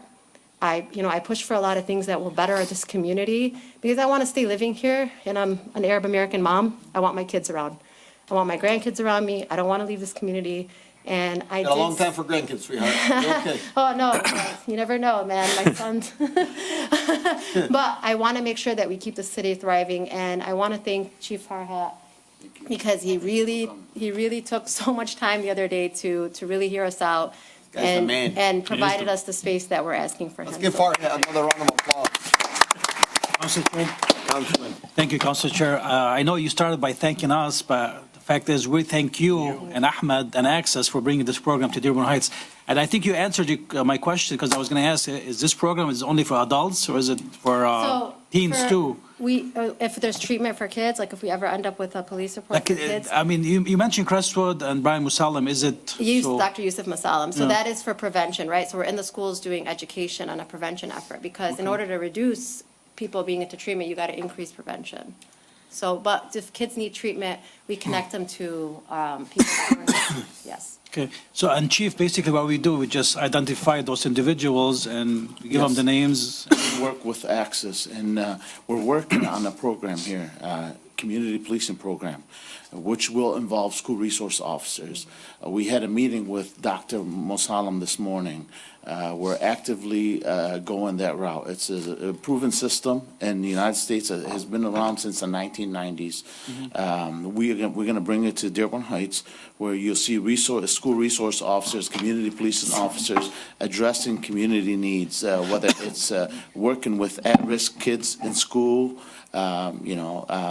We had it in the prior city where I worked, where where the officers were engaged in even taking these kids through partnership with the NFL down to the Ford Field. We worked extensively with the community, and this is something I'm very passionate about. Is the plan to have this program among all the school districts in Dearborn Heights, plus the charter schools? Because I know we have some private charter schools, so I hope we can see it among all the schools in Dearborn Heights. So with the community policing program, it will involve all the schools. We would have individual meetings with all the superintendents. We had one today with Mr. Mosalem, Dr. Mosalem, and as you all know, he's a terrific guy. And it was such a pleasure experience to meet with him and his team. He brought his whole team today, this morning. Yep. So I could tell you there's a lot of exciting things, and I'm going to ask a lot of the command officers to, and I think they're very excited. Everybody's excited, and I don't want to forget the officers who have been extremely helpful and friendly to me. So I appreciate all you guys. Thank you. Council Chair. And I want to also thank the body here. And everybody who supported me. So thank you for the citizens of Dearborn Heights. It's nice to be back home. I worked in law enforcement throughout the country with the feds, with the city of Romulus. So after 30 years, I'm back here. So thank you. Well, welcome back. Welcome back. Council Chair. Good to have you. Quick, briefly, we're going to let Roger go ahead. I would follow up with what our chief has just spoke about, because the meeting was with the team from Crestwood this morning, but we were looking at a restorative justice program for our courts. We're even including the hospitals to come in and do further training with the children, because we have 11-year-olds that are vaping with marijuana. The health issues are throughout the city. All the pilot schools, as well as the charter schools, as well as the public schools are having it. It's a very innovative program. We're bringing social workers in, as well, to do a whole family approach with the kids and the drug use in this situation. Yes, and to add to that, we're trying to work with the 20th District Court to start taking even prosecute juveniles in our court, but we first have to get approval from the Wayne County Prosecutor's Office. We've been hearing that, and I hope that does get passed. So that program, Councilman, it's been in, Romulus has been working on it, and it's been very successful for years. So it's not something new. I know other districts have it. It's not just 34th District Court. So, but we're working with partnership, trying to, I know Mr. Farina here, he's working on it as well. Hopefully. The Madam Clerk wants to say a few things. Council Chair, yes, I don't know if I shared this with you, but Ahmed from Access did come in and train us on the Narcan prior to the election. The whole clerk's office, the election crew, and those that handle the mail. And we all have the box in our desks, so we were prepared. Thank you. Thank you, guys. We do have a motion on the table. Council Chair? Yes. Thank you. I've had the pleasure to work with Access on a few of my events, and they've been really, really helpful in showing up and providing a good thing for them. Just to make it clear, you provide this program to all ethnic groups. Yeah, correct? of course. And, We speak over 90 languages at Access. Our doors are open to everyone. Yeah, okay, thank you. You're very welcome. Thank you. I do have to say, but we do make sure that we take it upon ourselves to create the resources in Arabic because no one else is doing it. So we have to do it. So we can tell our own stories about our communities. Thank you. Yeah, thank you. Thank you so much for everything you do. Thank you. Thank you so much. Any other discussion? A motion made by Councilman Ahmad, seconded by Councilman Constant. All in favor, please state aye. Aye. Those opposed, the ayes have it, motion carries. Next up, we have 11 ordinance and resolutions. Mayor Bazey. Hello, Mayor. Downriver Utility Wastewater Authority, DUA, amend article of incorporation resolution. I mean, Look, this is great. We got this resolution here, but where is the mayor for him to speak on this? Council Chair, Yeah. before we even put this on the agenda, what do we know, what are we looking at, what are we amending? I don't know. The mayor's not here to speak on it. It's changes to the Articles of Incorporation. So where are the articles? The Downriver Authority. I know, but Well, I need somebody to make a motion, or else it's dead on arrival. Is anybody make a motion here? because I don't know what we're approving. Anybody? Going once? Going twice? Going third? Lou? Nothing? The chief of staff is not here? All right, next up. Here we have, 11B. 11B, Treasurer Hicks Clayton resolution for supporting the requirement for the presentation of backups for payments of warrants. Council Chair. Councilman Saab. Sorry, Councilman. I move that the Dearborn Heights City Council approve the resolution supporting the requirement of the presentation and backup of payment of warrants, resolving that the city council affirm the authority of the city treasurer Lisa Hicks Clayton to demand from the city comptroller all payment requests, backups, and to be on file and subject to inspection by the city treasurer's office, staff accordingly, is outlined in 11B. Second. Motion made by Councilman Saab, seconded by Councilman Wenzel. Council Chair. Yep, any discussion on this? Council Chair. Yes, Councilman, I said continue. Yeah, in the past, I've contacted the treasurer's office, spoke to the Madam Treasurer, and I asked her for a breakdown of, the payroll and how it's divided and goes out, and she said, I don't get that.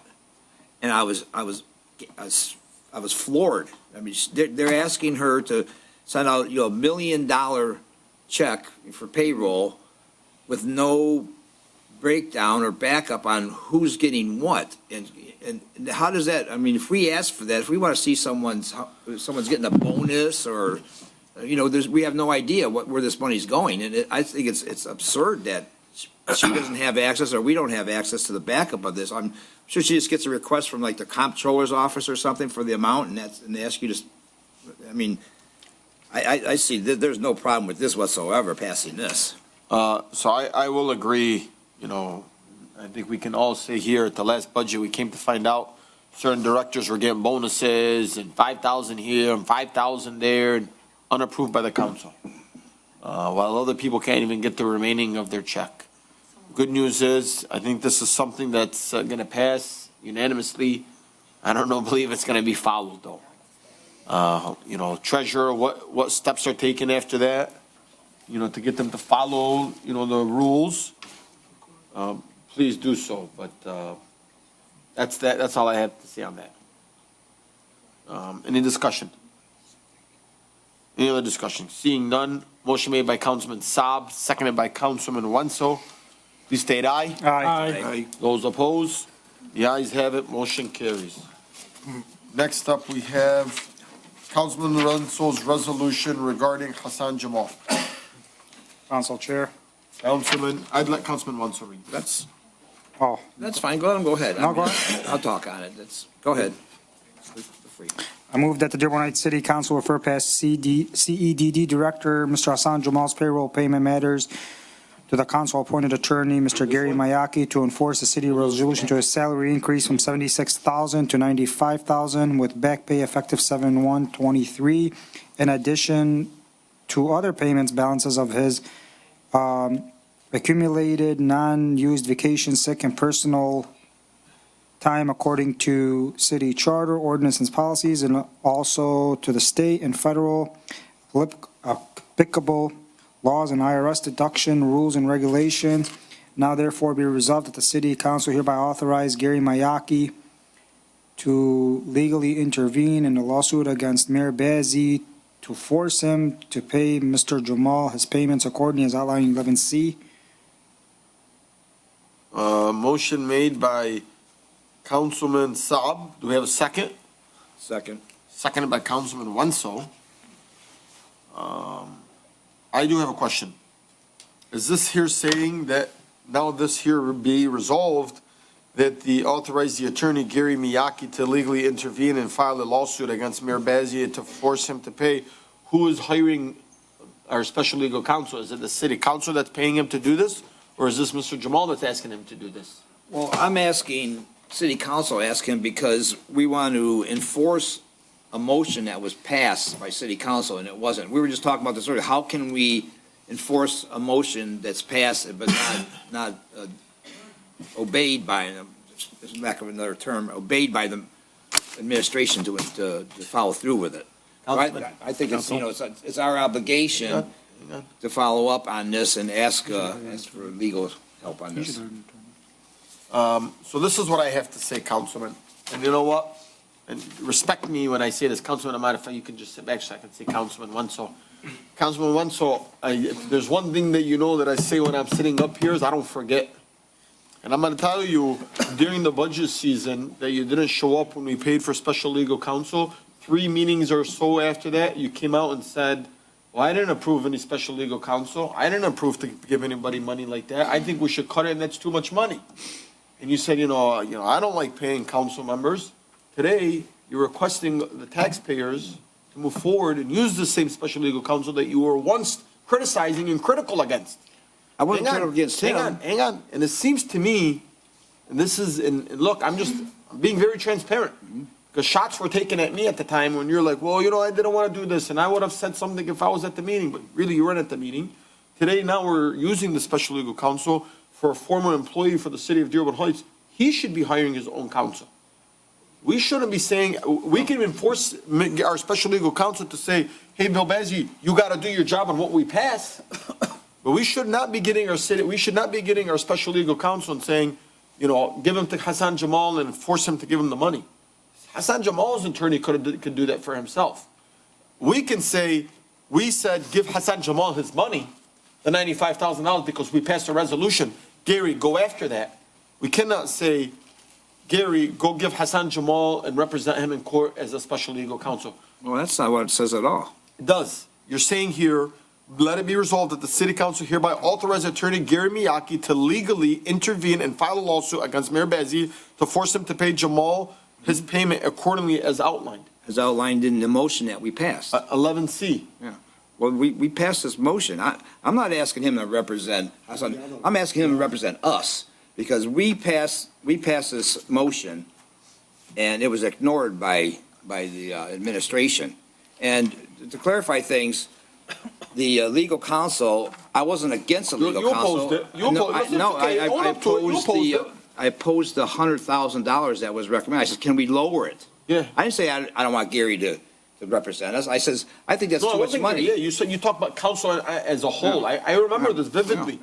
Yeah. And the reality is you also voted to have special legal counsel. And then you wanted it to lower it to $50,000, and it was $50,000. But you know what happens if we gave that $50,000 back? Because we never used it our first year. That other $50,000 would have went back to the general fund, and the general fund would have been spent by the administration again. So we took that $50,000 plus an additional $50,000. Thank you for letting me lower it, because it was $100,000. It would have been $100,000 gone back. Well, no. Yeah. Well, this next fiscal year, because we still have not paid them anything, they would, and I'm sure we're going to have to pay them, but they're going to want to take their cut on that. Well, Council Chair, let me just clear this out. I am not asking Gary Miyake, and it doesn't say anything here. I want Gary Miyake to represent Hassan Jamal. It's asking Gary Miyake to take legal action to enforce what the city council passed, period. And that's, there's not one thing in there that says, please represent Hassan Jamal. Yeah, but the motion affirmed to pay for 11C for $19,000. I think the mayor came back and said today like 14,865 or some number. Well, I passed out this amended motion here where because what we actually did too is we passed for the grant coordinator to go up to $38 an hour part-time. The project coordinator, $35 an hour. The project coordinator, $25 an hour part-time position, and these were never given. I mean, I'm all for it, by the way. I just want to give you a little bit of salt to. Well, I never disagreed with Gary because I like. It wasn't Gary. Yeah. You disagreed about having a special legal counsel. You and Ray Muscat was here. No. Yes. It was having all different council was coming in and bidding on it. And I said, exactly what I said. I remember clearly. I said, is this something that's going to be just a way for city council to sue somebody? That's exactly what I said. Yeah. No, it's special legal counsel because we feel we're being unrepresented. I voted on it. Yeah. I voted yes on it. I mean, I'm glad. I just wanted to, just bring, your feet close to the fire on this. Okay. And they're burning. Council They're hot. Council Chair. Thank you. Go ahead, Councilman. Thank you, Council Chair. We want to thank Councilman Windsor for bringing this motion forward. I totally support this motion by, having Mr. Jamal getting paid. I support the first half, but the second half of hiring somebody to go after the administration. If we're gonna hire somebody, we'll hire somebody to go after the administration for all the motions that we passed. Yeah. And it was not implemented. But to hire them for one situation, I'm totally against that. So I'm okay with supporting this for the first half. But if you want to bring another motion of hiring somebody, special legal counsel, to go after the administration for all the motion that we passed that was not implemented, probably. Let's talk about, the three ordinance officers. Exactly. I was Let's gonna talk about the mention that Joey earlier. Smith initiative for $1 million. Let's talk about, Councilman, this guy's got like 50 under his wing in the first year. Councilman Ahmad, myself, there are so many different resolutions that have not been really supported. We're talking about this rat situation or something. We approved 3 new ordinance officers over a year ago. Yeah. We got 1. Look, I can tell you right now, I can support both sections of this. I just want to kind of, adjust this on it. I really can. I think Councilman Ahmad, you should also consider this, because this is the first step, because this becomes precedent, in my opinion. Well, I'd like the amended version I just passed out, which gives a little bit more detail to be. And it's 24-330 motion of Councilman Wenzel, seconded by Councilman Ahmad, to approve the distributed raises that were voted on by several prior meetings to the CDBG for $38 an hour for part-time positions, project $35, and then a program coordinator for $25, and then $95,000 for the director. Yeah. So he's basically saying they should have received the retro pay as well. Council Chair. Go ahead, Roger. Thank you, sir. Before you go to the special counsel, it would be nice to come to the council first. I know you like, Tom, you said you like Gary, but, I do feel offended. But you should know, if you had asked me, I would explain to you that the July 15th, 24, your resolution 24-330, I get it. You say that you want to go back to July 1st of 2023. But the reality is we've never broken down those resolutions. Vacation, retirement, pension, personal time, retiree health benefits. None of that's been articulated for Mr. Jamal. However, the mayor has, and I just got the confirmation from Mariana, that it was referred to the CDBG attorneys to not only do that, to look at his pension, what's owed on his pension, as well as to do the calculations. We haven't gotten the report back yet. So we can know all the things I just mentioned. If you're doing a $95,000 pay raise, there are other considerations that have to be done. And we're not going to set up a system to violate our charter where we have a separate counsel for the separate lawyer for the city council versus a lawyer for the city. And we start dividing it and violating the charter, that's when a resolution fails, because it's not following the charter. Now, if you want to ask me, I'm telling you that it's being done and it's been worked on. And if you go back over all the resolutions, 2430 says approve and distribute raises. You mentioned the grant coordinators, you mentioned the project coordinators, you mentioned the program coordinators, all different pay salaries and hours. No one's calculated how it affects the whole budget and how it affects everything else that goes along with that calculating it. We've asked the lawyers for CDBG to do that for us. So when it comes to you to carry through or follow through with your resolution, it would be accurate and it won't be haphazard like when you put together the pension thing. That wasn't even researched, just put on the agenda. For the record, I just received the resolution about an hour ago from Mariana. I didn't get it earlier. I just got the note, Hassan Jamal. And that's fine. As I said, Mr. Hassan Jamal has been like an older brother to me. And I respect him tremendously. It has been ordered. It's being put together. Before you jump to litigation and suing the mayor, let the report come through. Let them put the numbers together and get you an accurate information so you can make a reasoned, non-egregious vote. Council Chair, Hang on one second, I'm going to go ahead and hear from Special. I just want to reply. Yes, I wasn't planning to come to speak about this matter, but just very quickly. I have concerns about this based on the idea of a potential conflict of interest, because I think Mr. Jamal, if he does have a claim, would be probably better served by having someone other than myself or other special legal counsel handle this, because we can only do so much. But this is something in terms of following the charter, following the direction that this body gives, that could be explored, and should be explored. We've had a comment made about following the charter. I believe that there was a vote on April the 23rd that has been ignored, a 5-2 vote, not approving a certain reappointment.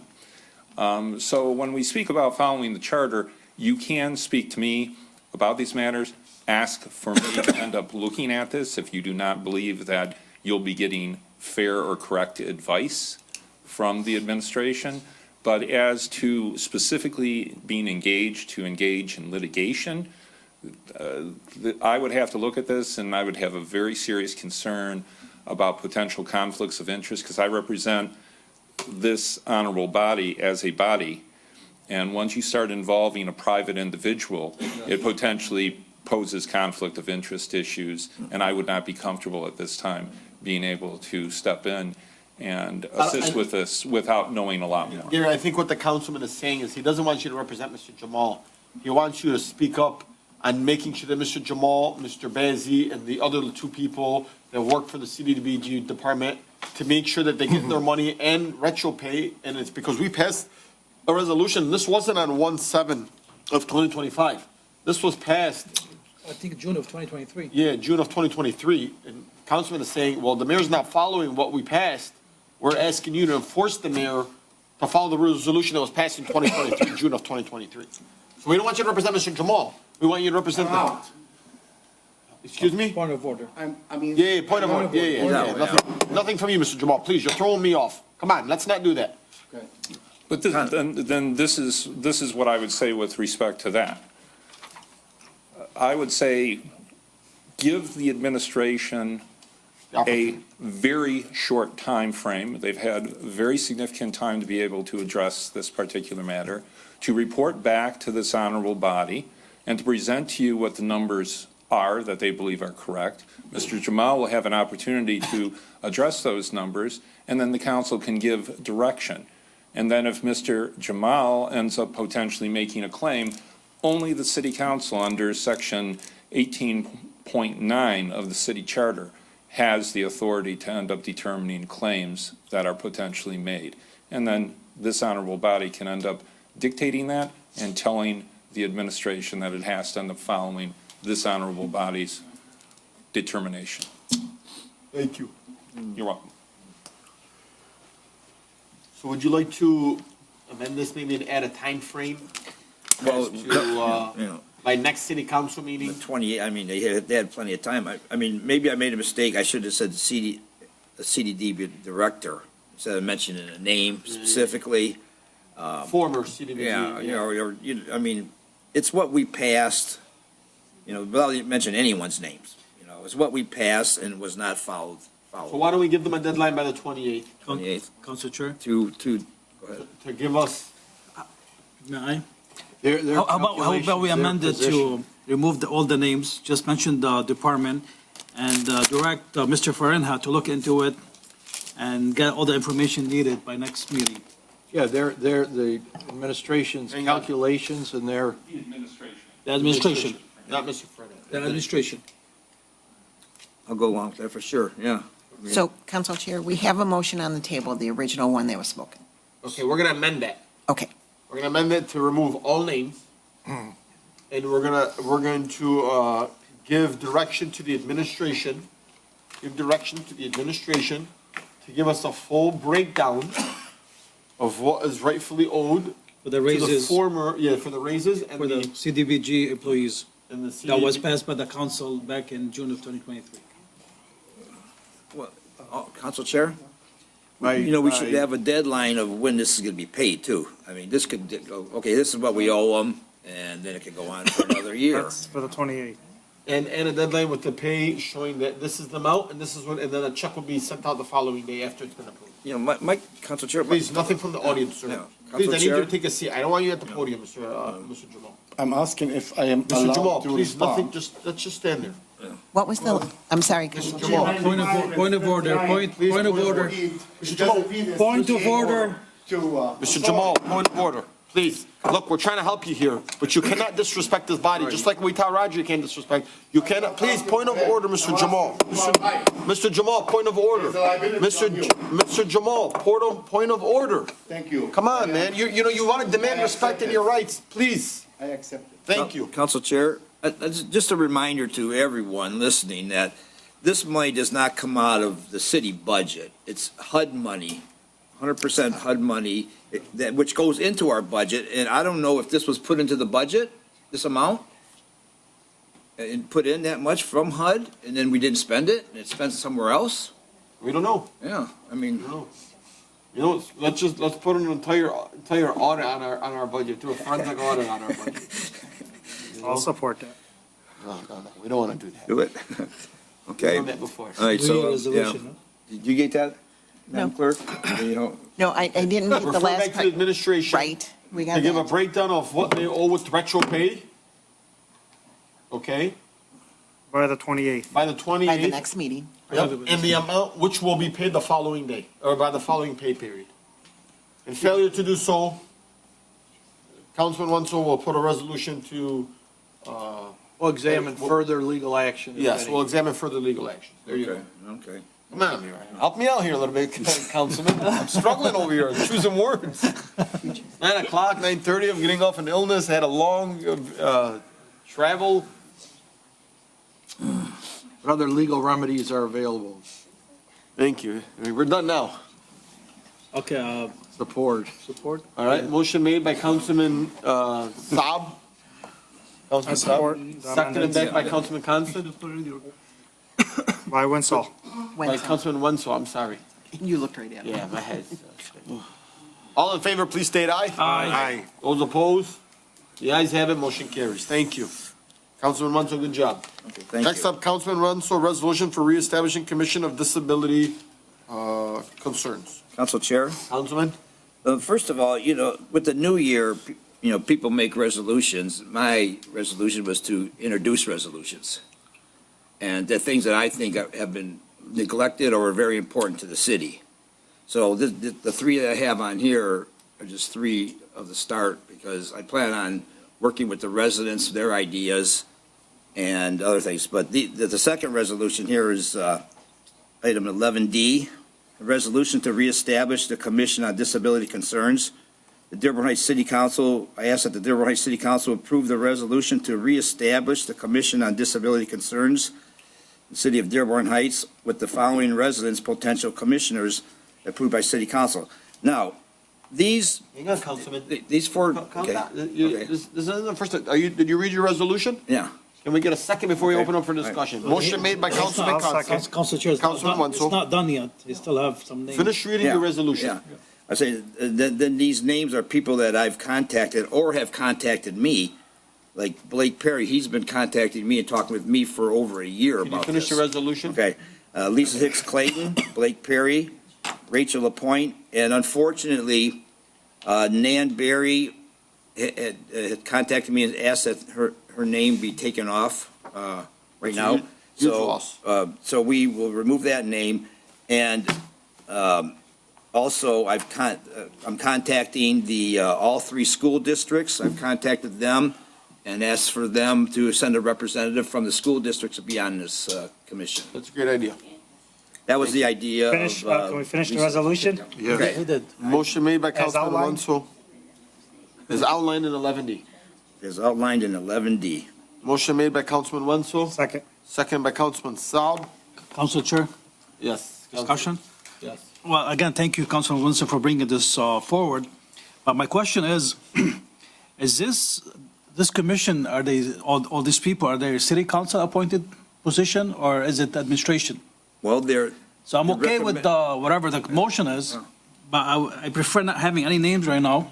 let's establish the commission, have them go through the steps, applying or whatever, and let's make sure, like if it's a council position, it's a mayor position, because they don't want to get.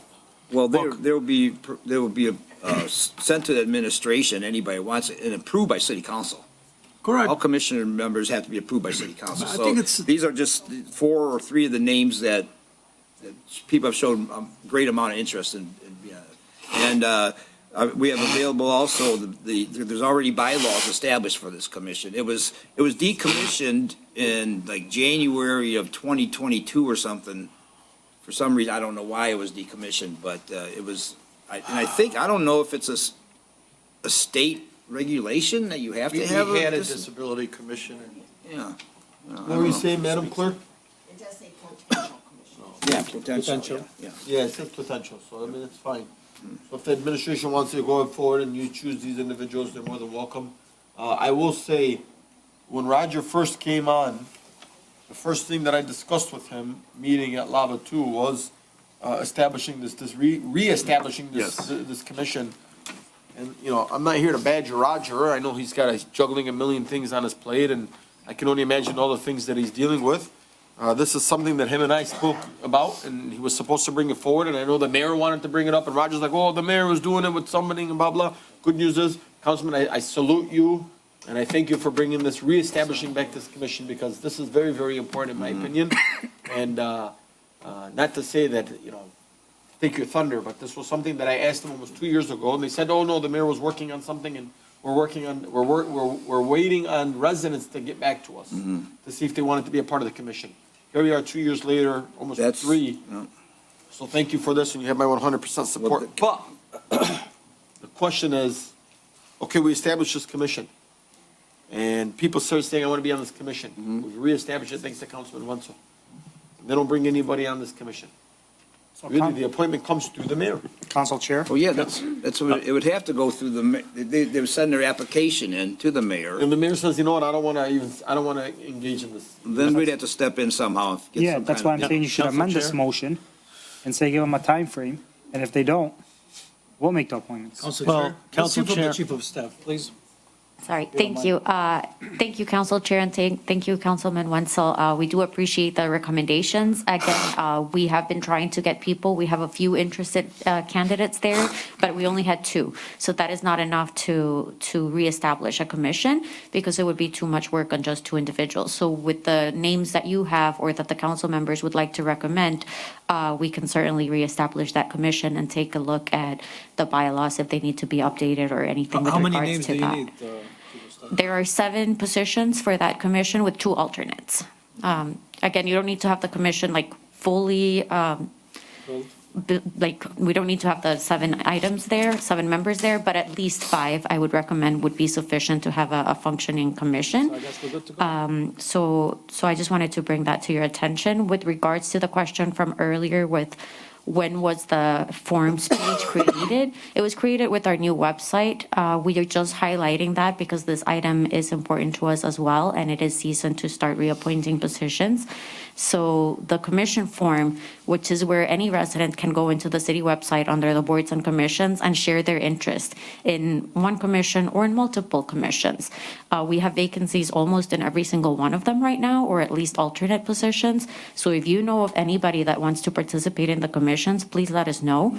And we'd be happy to address any other commissions that you're interested in. If you want to add new commissions in there, we can also say like to be established and see if there's interest in other commissions that you might be interested in, such as the veterans one, which was a little bit of a miscommunication between the council and the mayor's office, but it seems that we were both working towards the same goal. So again, just that resource is available for anybody. It's on the boards and commissions page. It's available for anybody. Once the mayoral appointments are completed, we will also share who the applicants are with the council members for your appointments as well. So just wanted to highlight that item. And if you ever want to take a look at who the candidates are, you can let me know and I can pull those names for you. Calm down. I know. Yeah. Before I forget, Councilman. Roger, hang on. Oh, sorry.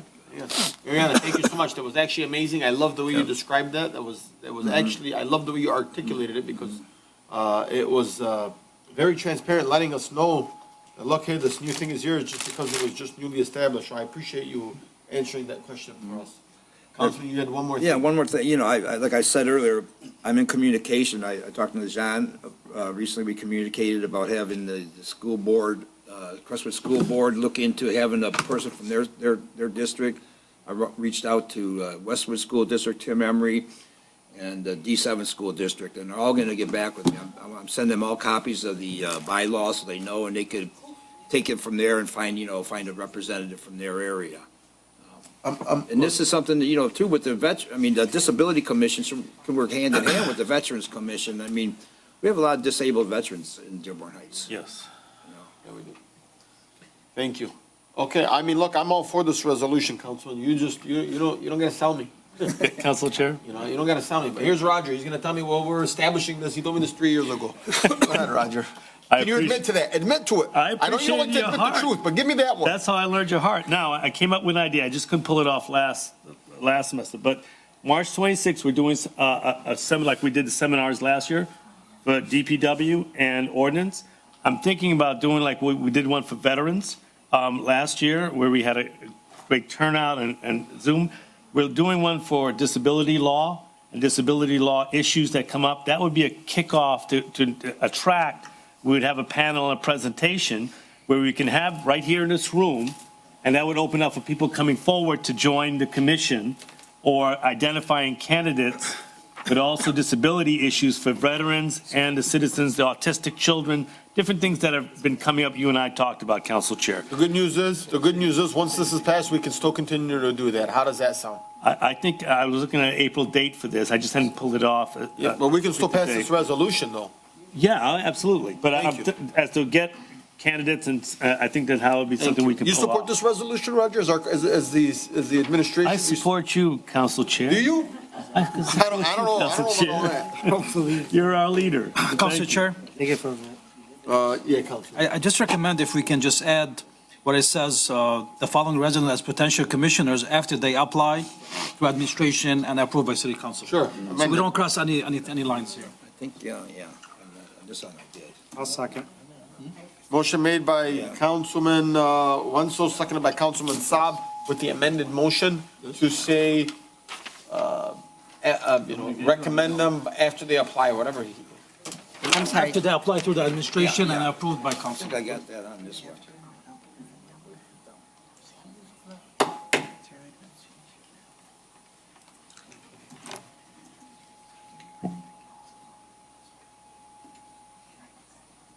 We'll talk in a second. So we're going to remove the last person's name as well, right?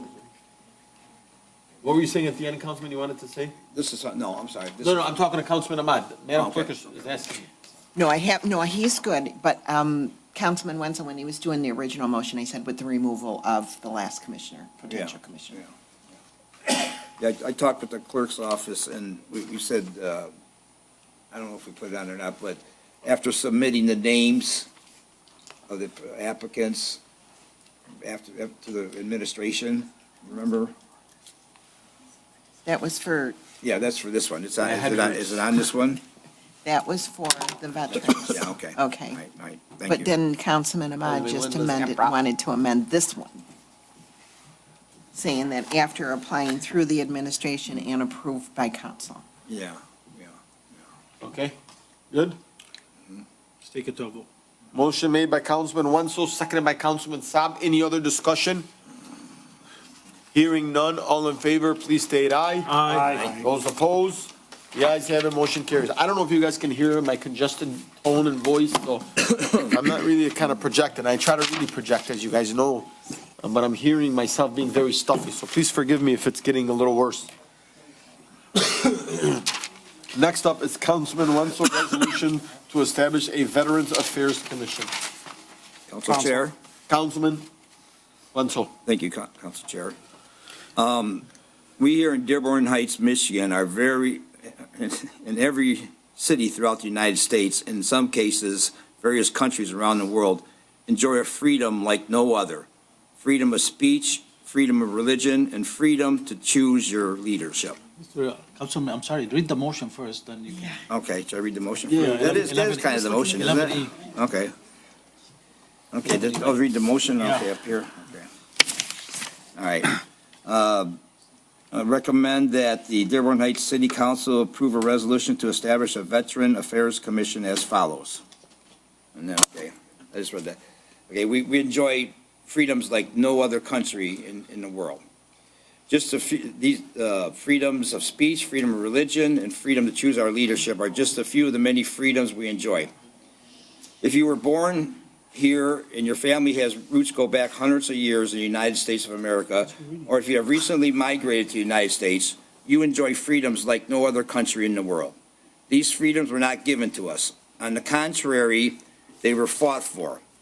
It took many battles to achieve and maintain these freedoms, battles fought for hundreds of years, home and abroad, sacrificing life and limb. These battles were fought by selfless, dedicated, special group of men and women, our United States military veterans. Thereas the city of Dearborn Heights owes every freedom we enjoy to our United States military veterans. Whereas the United States military veterans should be treated with the highest levels of respect and gratitude more than any other resident in our city.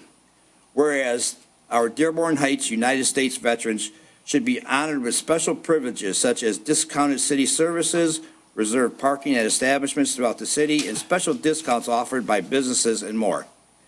Whereas the Dearborn Heights United States military veterans living and deceased should be honored with a deserving, respectful memorial park. Whereas there are many of our United States military veterans here in Dearborn Heights who suffer from financial, mental, disability, and homeless issues. Whereas there are just a few wonderful organizations to help our United States military veterans here in Dearborn Heights, such as Love an American Vet Project. They are very dedicated, these people are very dedicated and provide a useful and needed service for area veterans. Whereas, to my knowledge, there are no organizations that specialize and exclusively assist our United States military veterans living in the United States. Whereas our United States military veterans living in the United States who suffer from financial, mental, disability, and homeless issues and other issues, in most cases, must go outside our city for assistance. Whereas our United States military veterans have been overlooked long enough. Therefore, let it be resolved that the Dearborn Heights City Council approve this resolution to create a Dearborn Heights Veteran Affairs Commission. Let it be known that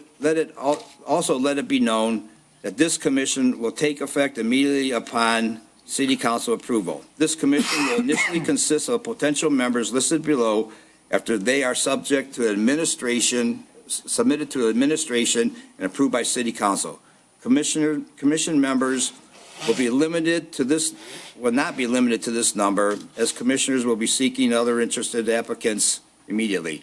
Therefore, the City Council requests this commission organize events hosted by the City of Dearborn Heights in honor of our Dearborn Heights United States military veterans.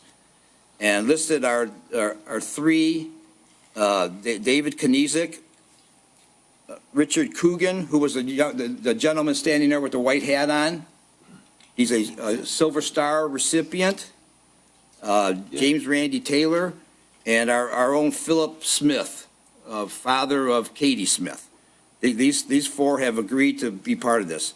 Be it resolved that the City Council authorize attorney to complete a draft establishing a Veterans Affairs Commission submitted to the City Council and form the resolution by Tuesday, January 21st, 2025, to include on this City Council agenda on January 28th, 2025 City Council meeting. And then there's Lynn, the clerk, sign it, and Is outlined in 11E. Yep, outlined in 11E. Can we also add another name to this? Yes. The young gal, Nadine Jones? Yeah, that's what okay, now, okay, that's it. Yeah, Can we get a second? We will, yeah. I'll second. Yeah. Motion made by Councilman Wenzel, seconded by Councilman Saab. Seconded by Councilman Saab. Okay. There was something missing from recommended motions. What was it? Gearing Jerry Mack. Yeah, that's what you're supposed to read Yeah. the motion, man. You're supposed to read the motion. Oh, Which yeah. you did not, that was not included. Okay, well, Read be it resolved. Be it resolved, right? well, yeah, it said, yeah,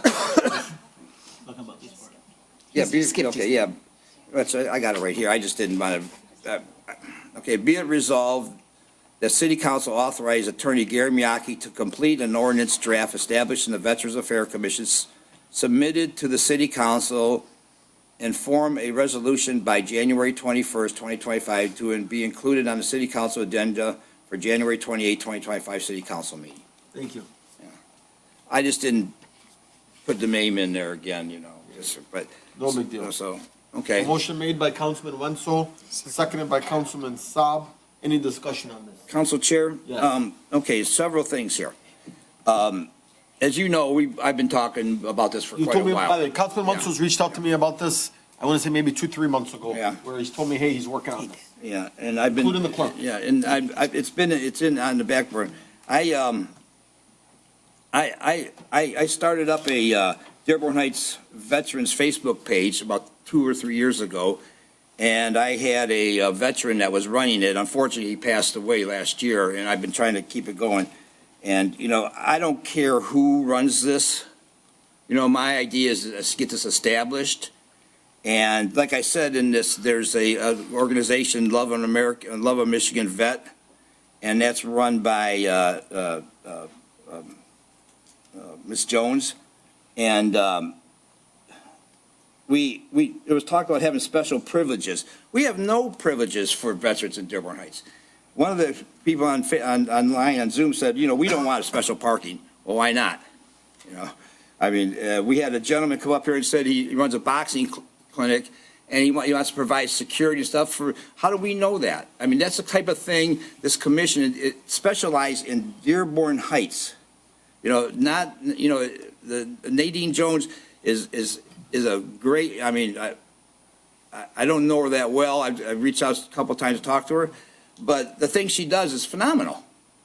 And to have her be part of this or head this would be an honor. And, but what we got to do is through this Facebook page, I've had people reach out to me. In 2025, we had 2 Vietnam vets commit suicide. And I spoke with one of the families extensively. It's because they didn't know where to go. They felt sorry for their son.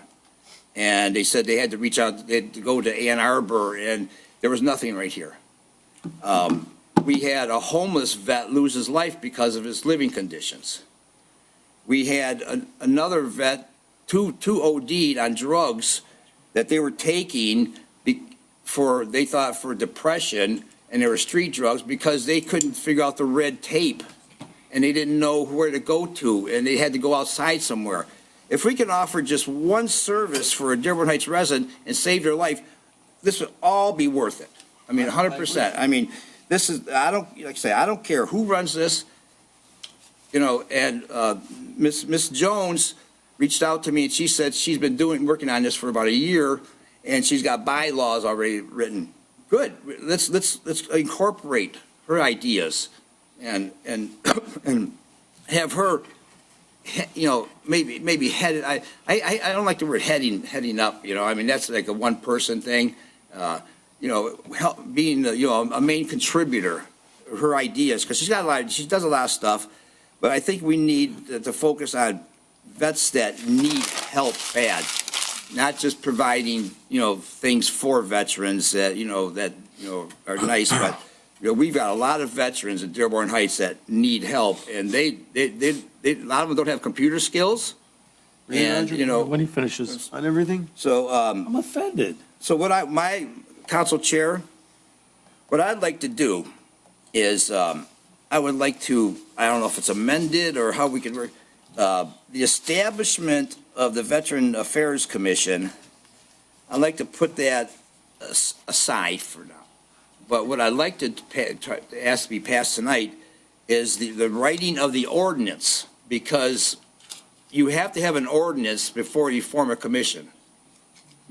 I've talked to several people, and I talked to the clerk's office. Well, why don't we hear from, Council Chair. Gary? And, well, yeah, plus any commissioners have to be approved by city council. After being given to the mayor, it has to come to city council for final. Council Chair, I'm just, I'm offended that he ignores me every time and ignores the charter, which says the corporation council is in charge of doing the ordinances. That's my job. Is it the color of my skin, Mr. Wenzel? Is there something that you find offensive about me? Roger. Because you ignore me Point of order, constantly, Roger, on that, man. Don't do that, I am Roger. offended, and I'm bringing it to the council's attention with due respect. I just want to know why he chooses to ignore me insult. and my position. That's such an insult. It is an insult to me, Come on, sir. come on, guys. Hey, point of order. We're starting off the new year with grace. I don't think Councilman Wenzel has any bone in him that Well, it doesn't come across this way that he constantly ignores me. Come on, Roger. That's not right. That's a low blow. It's the truth. It's a very low blow. To my knowledge, and correct me if I'm wrong, you're not corporation counsel. Oh, yeah, I'm Is he? sorry to tell you, I am. I don't know.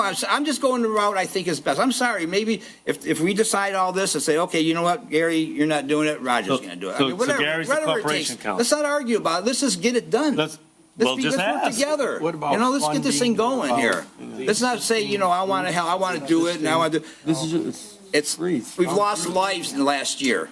Let's. man, I'm gonna have Gary, we're having nothing from the audience. I'm having special legal Okay, counsel. real quick though, Ma'am, two things I have to say. I know. Point of order. I will give. Listen, if there's Ma'am, veterans that need point of anything in order. the city, Ma'am, sign point listed of on the city order. website, okay? Point of So order. I have Ma'am, been- point of order. Point of order. And I Please sit had down. Point of a order. resource fair Ma'am, here point a of few order, weeks ago. please. I'm just saying, I Ma'am, don't think we're here telling please. untruths about veterans. Ma'am, please. So please don't have. I know, ma'am. Thank you. Guys, I don't understand where the disrespect is right here, where everybody just talks over the council. What's your story? This is very ugly and it should not be happening. Thank you. Go ahead, Make Gary. a suggestion. Okay, Councilman Wenzel is correct in terms of what he just said. However, what should be done, based on the scope of services that I have with you, and based on the nature of what I can do under the charter, is refer the matter over to the administration, give them until the same time frame that you ended up having.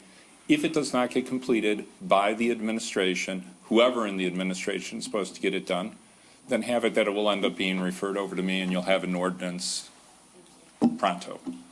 I'd rather not even go that route. I'd rather just give us the resolution, bro. You want me to, I can, if you do not have faith that it will end up being done. That's what it in is, your motion, really. that And you know you what, have no confidence that like it will end Councilman up Wenzel being here done. said, there's too much, there's just too many fallen veterans in our community. There's too much going on with our veterans. And let me tell you something. The administration got wind of this. I mean, the young gal here spoke and said she told the mayor about this last April. And we've still heard, former councilman would have heard about this. Okay. Then I stand corrected. I'm sorry, Council Chair. Then I'll do whatever it is that you direct me to do. Council Chair, I'm just going to put my objection for the record, please. Hang on, please, point of order. Respect the council chambers here, guys. All right, so I'm going to start asking everybody, including Corporation Council, can leave as well. Well, we can respect each other, Council. Let's stop. You can go through the council chair, and if you can't do it anymore, to start of 2025, ground rules are you can leave this council chambers. You can be just like the mayor and not have to come back. I'm sorry, the charter says I'm entitled to it, and Mayor, you wrote Mayor. Point of order. Yeah, the charter also says you represent the city of Dearborn Heights. That's what I'm trying to do. It doesn't seem that way. Yeah, well, you keep interrupting me, Council Chair. You're not supposed to speak without the council chair's approval. No, you can't. Point of order. No, you're not. Yeah, I can. Please, point of order. I'll give you a memo on it. Point of order. Give me a memo on that one as well. I will. You probably just let it go since he is not the corp counsel. Yeah, I am. And we have a legal opinion on it. Yeah, the legal opinion. Thank you, guys. Let's stick to the script here. Thank you. Thank you. Let's skip to the script. If you want me to respond to the legal opinion, I will clearly be able to do so.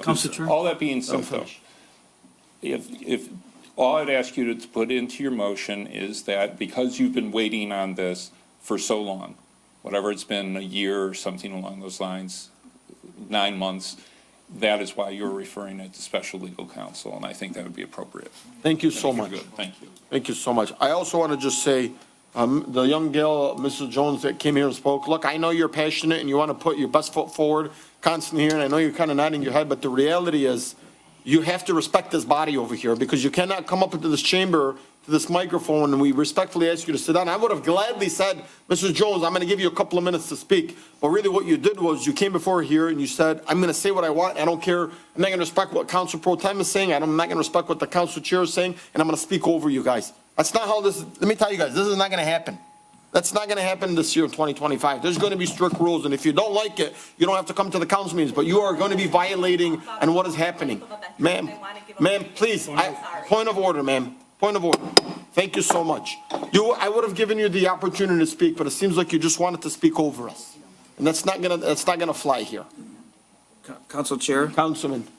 Like I said, I will respectfully remove the part of this motion that asks to establish, the Veterans Affairs Commission and go solely on the ordinance, because I don't know if Ms. Jones knew it or not, but you have to have an ordinance before you form a commission. And she stated she had a commission formed a couple times, and I just want to, I don't want to, say I'm correcting her, but I'm just telling her what it is.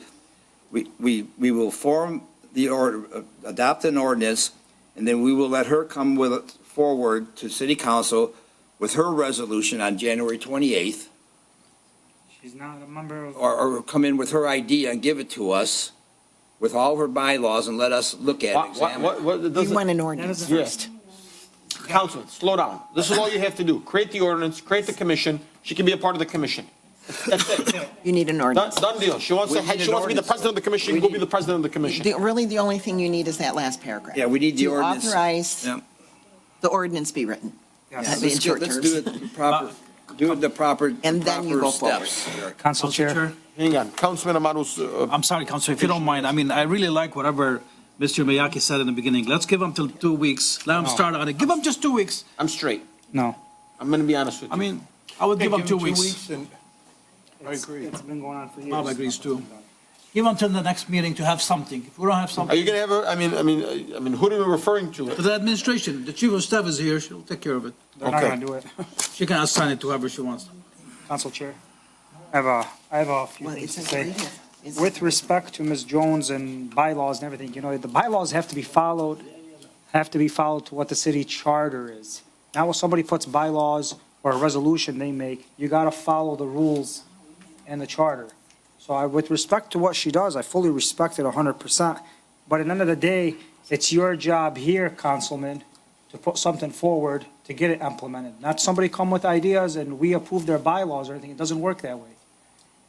Anybody can come and say, hey, I want my trash this or that, or change everything by their bylaws. It doesn't work that way. A homeowners association, everything has to be approved by the city, by the charter. It has to go to the charter and flow with the charter.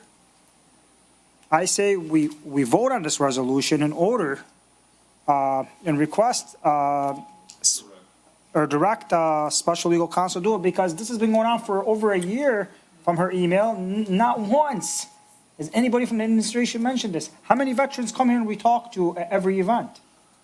So the only thing by giving 2 more weeks is delaying the process. No, take it to a vote, and just like we done, nothing's going to get done. We've been waiting on an Airbnb ordinance. We've been waiting on 5, 6 other ordinances for over a year and a half, and nothing's happened. I'm against tabling to support it. I say vote on it, and if they don't implement it, right now we're going over a resolution just for the payment of the gentleman. We're just asking No, the no, what I'm administration to work saying on is it. that- We don't need to go outside the administration, no. What I'm saying is that we have a resolution we passed for a gentleman that used to work for the city, and now we're trying to, they're not doing nothing. I mean, really, if the good faith relationship was, look, I'm going to just say this is my final argument to it. If the good faith relation was, anytime we do anything with the city and the administration, they come back and they work with us, I'd say, hey, Councilman, you got to give them the opportunity. But the reality is, half of the things that we put forward don't come back. No, I understand. I'm just asking for 2 more weeks and to the now, next meeting. And I would tell you yes, but the councilman saying we lost 2 veterans that were writing to him on Facebook. Had this commission been here, had they been able to come here, maybe they met with this commission, it would have been completely different. This is just an ordinance. This isn't saying we're going to establish this entire commission. This is just saying, hey, adopt us an ordinance. We'd still have to pass the ordinance on the 28th. You know, the administration may give us an ordinance, we may have to go back and forth, back and forth, back and forth. Look, at least we know, like, we're getting with what we're getting with the special legal counsel. That's just my opinion, but I will do what the majority of the body says. Council Chair? I think ultimately, that's where I stand. Council Chair, not to echo anything, but when I found out that this had been being worked on with the mayor since last year, and it was never even brought to us or even mentioned at all to us by the administration, I mean, I didn't want to say I didn't believe her, but I did believe her because, why would she lie? No, she's not lying. Yeah, for it to go on for so long and not even said, hey, council, we're working on something. We have veterans that come to our meetings all the time, and I've talked about veterans, and I'm trying to get 5 of our city-owned homes to be given to disabled veterans. And at that time, maybe someone said, hey, you know what? We got we're working on it. We're working on something right now. Nothing was ever brought. That was brought up months ago. And at that was a good time for them to say, hey, we're working on a commission. We're going to take care of all this stuff. But they never mentioned it. It was never mentioned to us. And now I'm the bad guy for bringing this up. No. No, you're not the bad guy. No. Even one day, I mean, this should have been done years ago. Yeah. In the mayor's administration, not last year, not 6 months ago. And honestly, like, I seconded this motion, I stick to the same motion on the paper. Well, it would be to be an ordinance first, not building the commission. Right, an ordinance. What's up, Councilman Ahmad? I still stand wherever I said too. I mean, I I think we agree need with to give it to them for the next meeting. Then if they don't, we can go, we take a different route. I mean, we're already paying people on their own payroll. They need to do their job too. Council Chair? It's gonna be a waste of 2 weeks. Well, no, and the problem is quickly, so we create a commission. Councilman Wenzel mentioned, we have to have funding, we have to have everybody involved. There are a plethora of That's why we said veterans allow organizations. special legal They are. counsel. That's why we said allow special legal counsel to just adopt the ordinance, nothing else. You said adopt, you mean draft. Draft. Funding? Council Chair? Yeah. I don't know of any funding that is required by any commission. I Right. mean, how much funding do you get? Zero, right? Yeah, I mean, funding is not something that has to be established. Because they can't even I mean, fundraise. Yeah, I mean, some, organization to be, Council Chair, some commissions can't even fundraise, Because there's no policy. you know? All right, guys, we have a motion on the table. Did you amend it, just to include that last paragraph? To amend it to allow special legal counsel to adopt. the draft. To complete an to ordinance draft? Yes, Draft ordinance. draft an ordinance So we're By just the gonna 21st. to include only- by the 21st and put on the agenda for the 20th. It's only gonna be that last part, right? Correct. That's what we got there. So it's not establishing a commission, it's only adopting a resolution, so a commission can then Present be us with it, yes. put forward. Motion made, so do you amend your motion, Councilman Wenzel? I don't know. Council Chair, I'm just putting my objection for the record. Thank you. Thank you. I mean, is this gonna delay it even further for development? No, this is gonna, we're gonna vote on We have something. to, I mean, we're just saying the last part of it, though. But we're getting the ordinance You up by the cannot build a 21st. commission, you cannot build a commission without the ordinance. Right, right. Exactly. So right You now, have to only thing we're doing establish is it building the first. ordinance, drafting the ordinance, and then you're gonna have to vote on it, and then you can establish the commission. Yes. Hopefully you and Mrs. Jones Yeah, can maybe work we together. can work You have together. to have the ordinance in order to establish. the Or, commission. you know what, I mean, I don't wanna say we work together, get her input on this, Sure. and see what she has to. After the she- ordinance is adopted. Yeah, we have to get the ordinance, Councilman. that's the first thing. Nadine, we have to have an ordinance before you form any commission, and that's what we wanna do here. Thank you, thank you. Please don't cry, Mrs. Jones. And we know the services that you do for the city is always great and for our veterans. I feel like crying. Really, my heart is with you. I want you to know that truly and sincerely. This isn't, About last on life though, that's what I'm saying, like, nobody called me, my information's on the city website. And there's veterans here needing that kind of service, like, let me know. Like, yeah. lost I wish I knew you were on our website. My boss has done a veteran suicide, so Yeah. it's something that really is hard. I know, and she's just somebody that really cares and wants to do good for the city, and God bless her and really doing this work. Council Chair, nobody's saying she's any way, any form in a bad way. I know. It's just a process, the way the charters are in, has to be followed. For sure. And I completely 1,000% support this. We always have veterans in here. We're always running into veterans in the city. But there's nothing that we put forward the administration does. Yeah.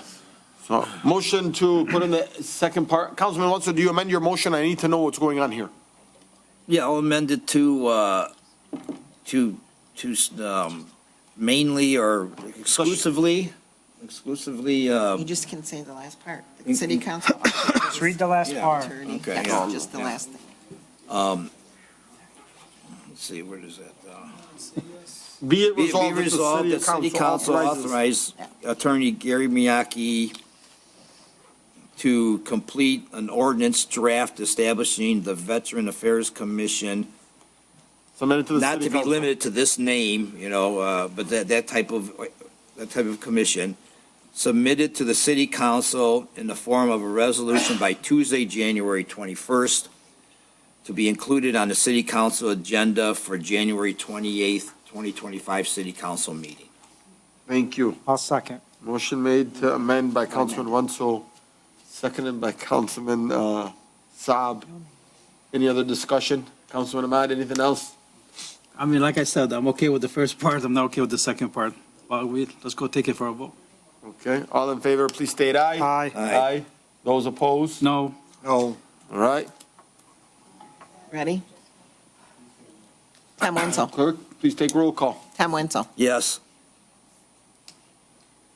Robert Constant. No. Hassan Ahmad. No. Hassan Saab. Yes. Moby Dun. Yes. Motion carries 3-2. Thank you. You know, I thought about that today when I was taking a shower. I said it because I knew there wasn't going to be all of us here. And I remember when former Councilman Abdul Haq was here and Councilman was missing, he was on his trip in Umrah, Councilman Ahmad, and we voted for him. And the parliamentarian and everything they told us from the administration. I was thinking of that today, but. Okay. See how much I'm always This thinking is about it. our great city of Dearborn Heights? In the shower. I got no peace Too time. much information. I need Next that. up, we have 13 new business license renewal for Walker's Speakeasy. Council Chair. Councilman? I recommend that the Dearborn Heights City Council approve the business license renewal for Walker's Speakeasy at 8701 North Beach Daily as outlined in 11A. Second. Motion made by Councilman Saab, seconded by Councilman Ahmad. Any discussion? Hearing none, all in favor, please state aye. Aye. Those opposed? The ayes have it, motion carries. Next up, we have business license renewal for Dog House Bar and Grill. Council Chair. Well, it's actually a dog house, but, Doghouse. yeah. I move that the Dearborn Heights City Council approve the business license renewal for Dog House and Bar at 21350 Van Born as outlined in 11B. Second. Motion made by Councilman Saab, seconded by Councilman Ahmad. Any discussion? Any discussion? Seeing none, all in favor, please state aye. Aye. Those opposed? The ayes have it, motion carries. Thank you very much, Mr. Trepepi. Next up, we have 13C, business renewal license for one of my favorites, Mexican Fiesta. Council Council Chair. Chair. Councilman Ahmad. I move that the Dearborn Heights City Council approve the business license renewal for Mexican Fiesta at 243104 Ford Road as outlined in 13-C. Second. Motion made by Councilman Ahmad, seconded by Councilman Constant. Any discussion on that? Seeing none, all in favor, please state aye. Aye. Those opposed? The ayes have it, motion carries.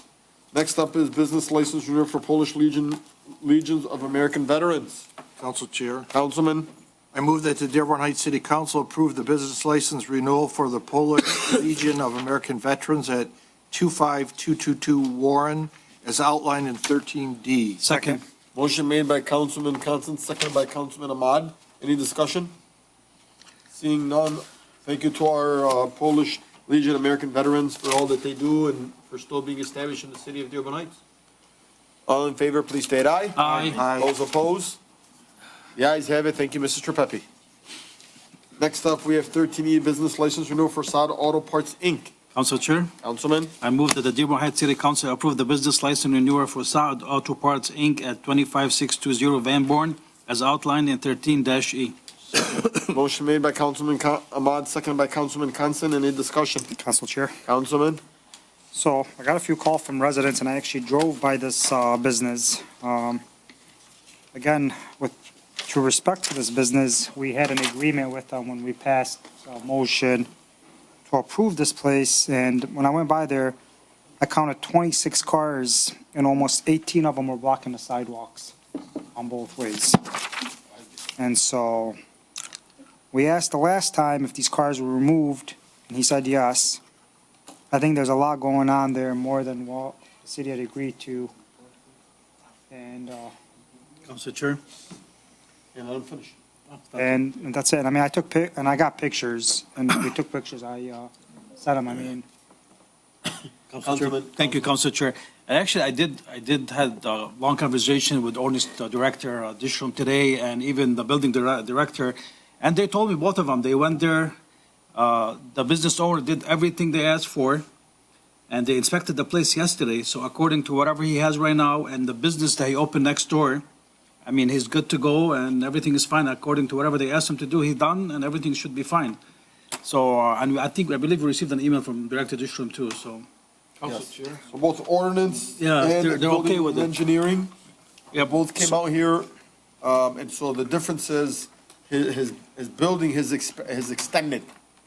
So they told him, based on the amount of extension that he got, they made an agreement with the building department and the ordinance department, basically stating that, hey, you can have X amount of these cars. So in the beginning, for like 6-7 months, he was only stacking the 12 cars that we initially asked him to do. Was it up to code with his blight? No. But was he sticking to code on the 12 cars? He was. As his business grew, he expanded. The building and engineering allowed him to add more cars. And Mr. Watland is on here today if you'd like to speak. When was this email sent, Council Chair? We weren't on it. No, he sent it to myself and Councilman Ahmad. Right? You want me to? Yeah. Yeah. Council Chair, Yeah. You want me to unmute him? is it Yeah. auto parts or auto sales? Where'd he go? Auto sales. So what does it say parts here? I thought it was a different business. I'm sorry. What's that? I'm sorry, at the podium, you mind, Council Chair? Yeah, go ahead. It's the parent company. I'm sorry? It's the parent company parts, but DBA has a Saad Auto Group. Okay, so this is the mother company. Yeah. Is auto parts or auto sales? Auto Group. Saad Auto Group. The same as the sign on the building. But there's no auto parts? No, no. Madam Clerk? The business license is registered as auto parts. That is true, but we did change it to DBA, Saad Auto Group, so. Okay. I'll I think they bring would that- have to officially do that. Yeah, I'll bring that tomorrow or whatever. So. Okay, so do we need to amend this motion? To say, No, I don't think it's that serious. I think you gave me like a Custer Co one that said like Custer Time one time. And I said, Madam Clerk, what is this? And you're like, you'll be all right. That's the name it was in though, correct, clerk? It I'm wasn't sorry. auto sales. We don't auto have that parts. information at the moment. Yeah, so we have it at what we have it at registered The owner under that said he's license. gonna bring it That it is tomorrow. now. you want me to leave it the same? Yeah. George is saying, yeah, I think we're all right. The clerk's saying yes, so that's a definite. Councilman Saab, are you fine I'm all with set, it? yeah. All set, good, thank Yep. you. Any other discussion? I'm all set. You're holding your mouth and you're staring at me. Well, I mean, this gentleman, he called me, I apologize, I didn't call him back. I hope it's not a repeat offender where, we pass it and then Yeah, it's yeah, good yeah. for a week and then, it goes back to, 50 cars there again and like I said, I went by there, this was a while ago, but, they were tearing cars apart.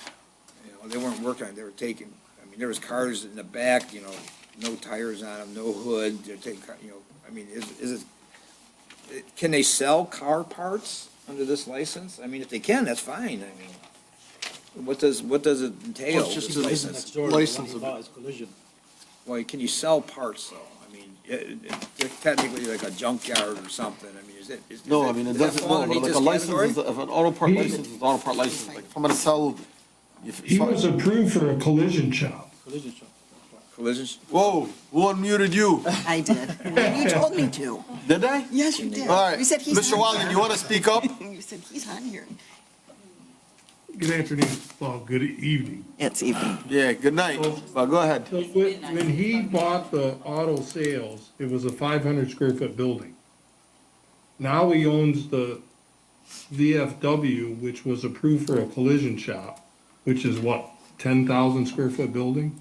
Oof. So, you know, he goes that whole block. So how can you hold him for 12 cars? Thank you. Thank you, Director. Council Chair? Yeah, Councilman, thank you. Director Watland, was parking approved, a number of parking spots needed, and, you know, all the ordinances that are obeyed as far as increasing your business by 10 times, 20, according to you, 20 times the size? From 500 square feet to 10,000? I mean, isn't there a increase of parking needed and handicap parking and things of that nature? Well, it was a VFW hall that had probably 120 parking spots. Yeah. So it's not that he's short of parking at all. Well, though, that back there, there's a lot of cars back there. Last time I looked, I might be, maybe there's no cars back there anymore.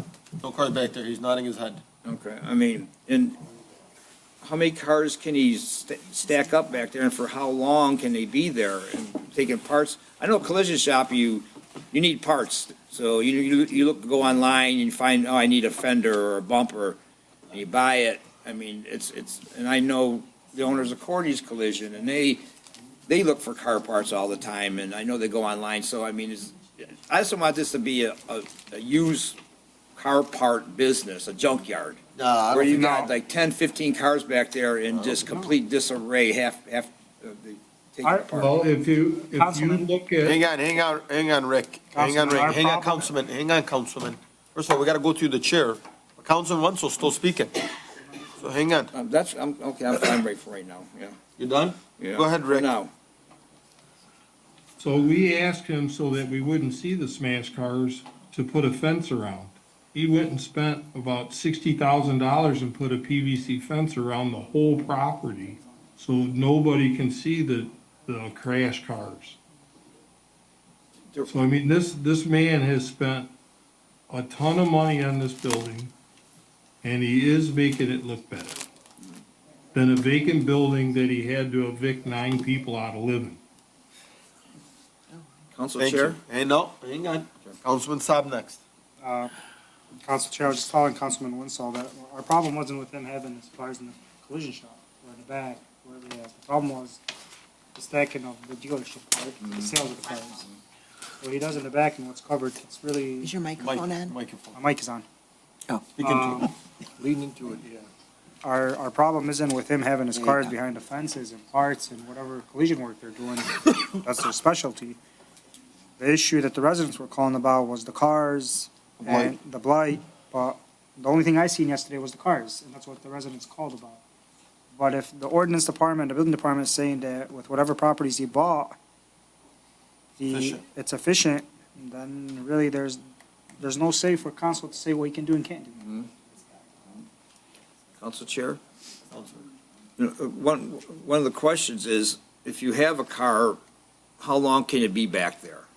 I mean, if it's a collision shop, you can only have cars you're working on at that time, and there must be like I know from, speaking to other collision, sometimes it takes a long time to get parts. And it might be weeks before you can get a part for a car.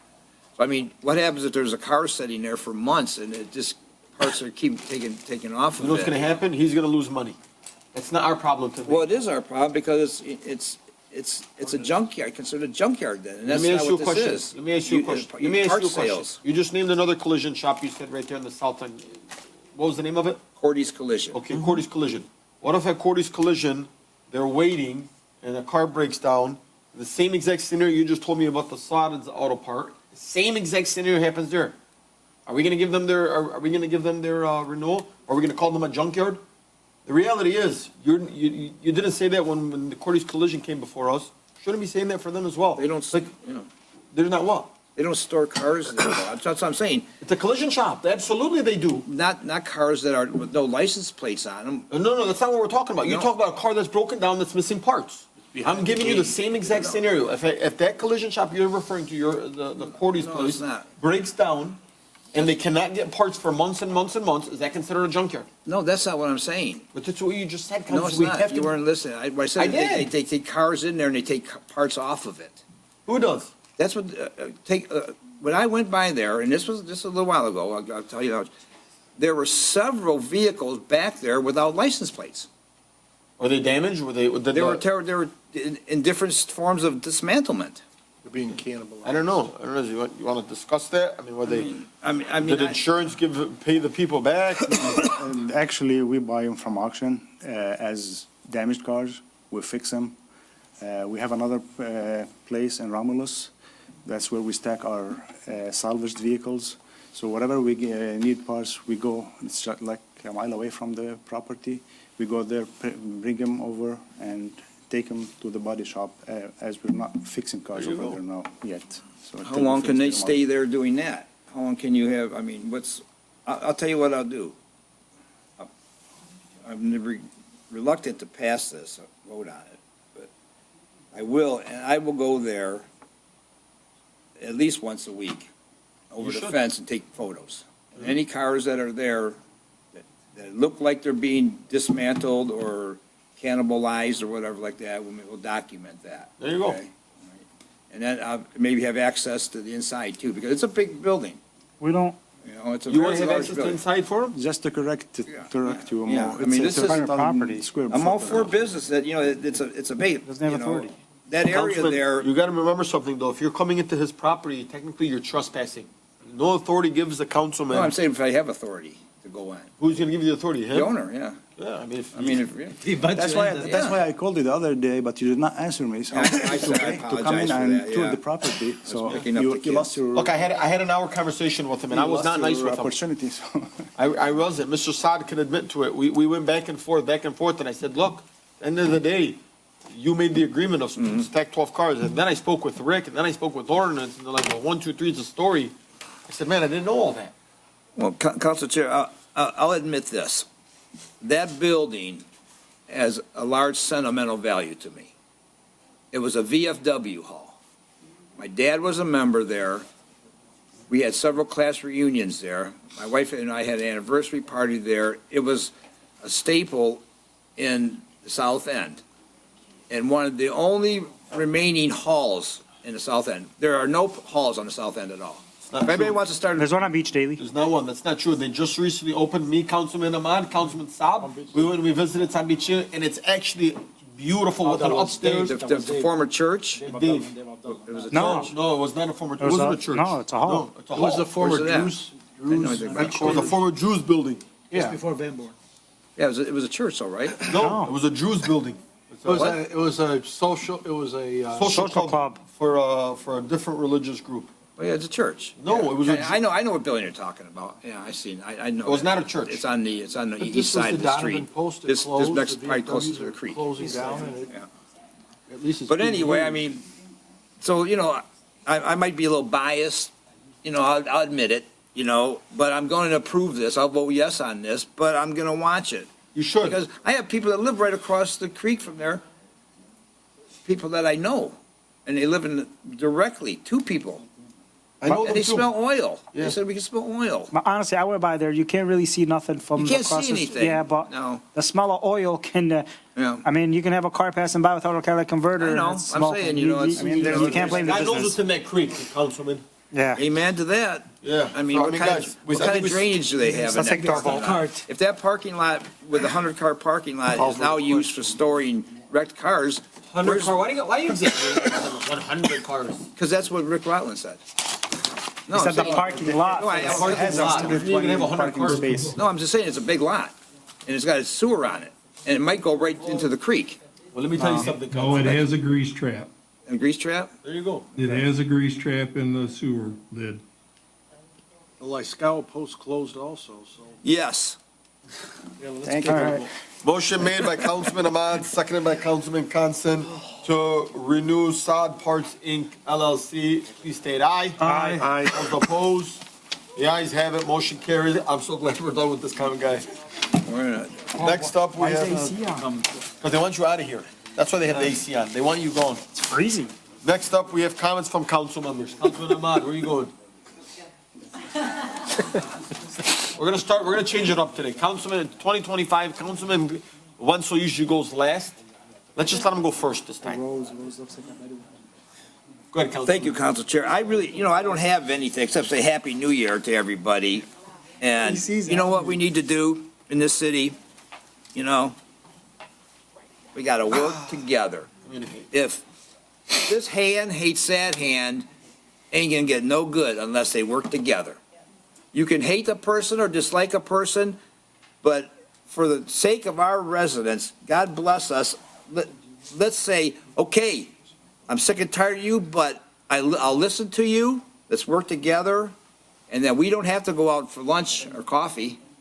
While we're in here, let's work together and respect each other. Thank you. Thank you so much. Go ahead, any other council member? Council Chair. Councilman Constant. Thank you. Yeah, I want to wish everyone a Happy New Year, and let's look forward and get some stuff done for 2025. Just this past week, I lost a good friend of mine, somebody I grew up with. He was diagnosed with pancreatic cancer, and a week or so later, they had given him 6 months. He was deceased, died in his sleep. And somebody I knew when I was a child, that doesn't run in his family, but the use of alcohol is probably the origin of his pancreatic cancer. It's just a shame. So let's be healthy and happy for 2025. Thank you. Thank you, Councilman. Councilman Saab, go ahead. I want to be last. Man, can you just? I'm not ready right now. Councilman? Council Chair, I don't have much to say, but look out for those assessments. They should be in your mailboxes by the end of this month or early February. If there's any, issues with the assessment, or if you have going through hardship, please apply for the hardship poverty application. And Happy New Year, everyone. And hopefully this year will be much better than last year. Inshallah. Inshallah. Go ahead, Councilman. Go ahead, I'm doing something. Okay. Happy New Year's to everybody. I was hoping for a more smooth and efficient meeting today, but we spent almost 2 hours just on public comments in the beginning. But I see that tends to trim down at the end. It just leaves the council members that speak too much in the beginning. Maybe we should move that to the front as well. But really, thank you so much. I want to congratulate our new interim, I don't like to call him interim, I like to refer to him as Police Chief Farhat, who has already started hitting the ground running. This man is going above and beyond for the city of Dearborn Heights. If you guys don't know him, he spoke a little bit about himself. I've had the pleasure of knowing Mr. Farhat for a little over 20 years. We sat side by side at a restaurant every single day together. 7 days a week, this man liked to eat at this one restaurant. And I would sit there with him, and when anytime there was a football game going on, he'd be cheering for Michigan, I'd be cheering for Michigan State. Michigan would lose because they went on like a 10-year streak of losing. Michigan State went on a 10-year streak of winning. And I would laugh at him about how terrible his team was and how great my team was. But, then Michigan State kind of just folded, fell. They're done. They're like completely dismantled. And here's Michigan winning, beating Alabama, beating Ohio State, who's about to win the national championship. So I just want to really recognize this man. He's so honest. He's so genuine. He truly cares from the heart. And I think this is truly what Dearborn Heights was missing, was somebody at this level that really cares for everybody within. So Mr. Farhat, one more round of applause to you. I couldn't say much to him when he was at the deputy chief's position because, in my opinion, that position, which I don't want to speak too much about, was not in the proper position. He deserved to be the police chief, and this is where he is today. And now I can give you my true, sincere love, Mr. Farhat, who's also a Dearborn Heights resident. And I love that. Please step up to the podium. And it's also his first city council meeting as the official capacity as the I call police chief, not interim police chief. Thank you. Actually, I came up here, not on my behalf. I was asked to come up here by Nadine. She wanted to apologize to We love Nadine. council. We love her. She just told me something that I did not know about Nadine. She had lost her fiance, who's a veteran. He committed suicide.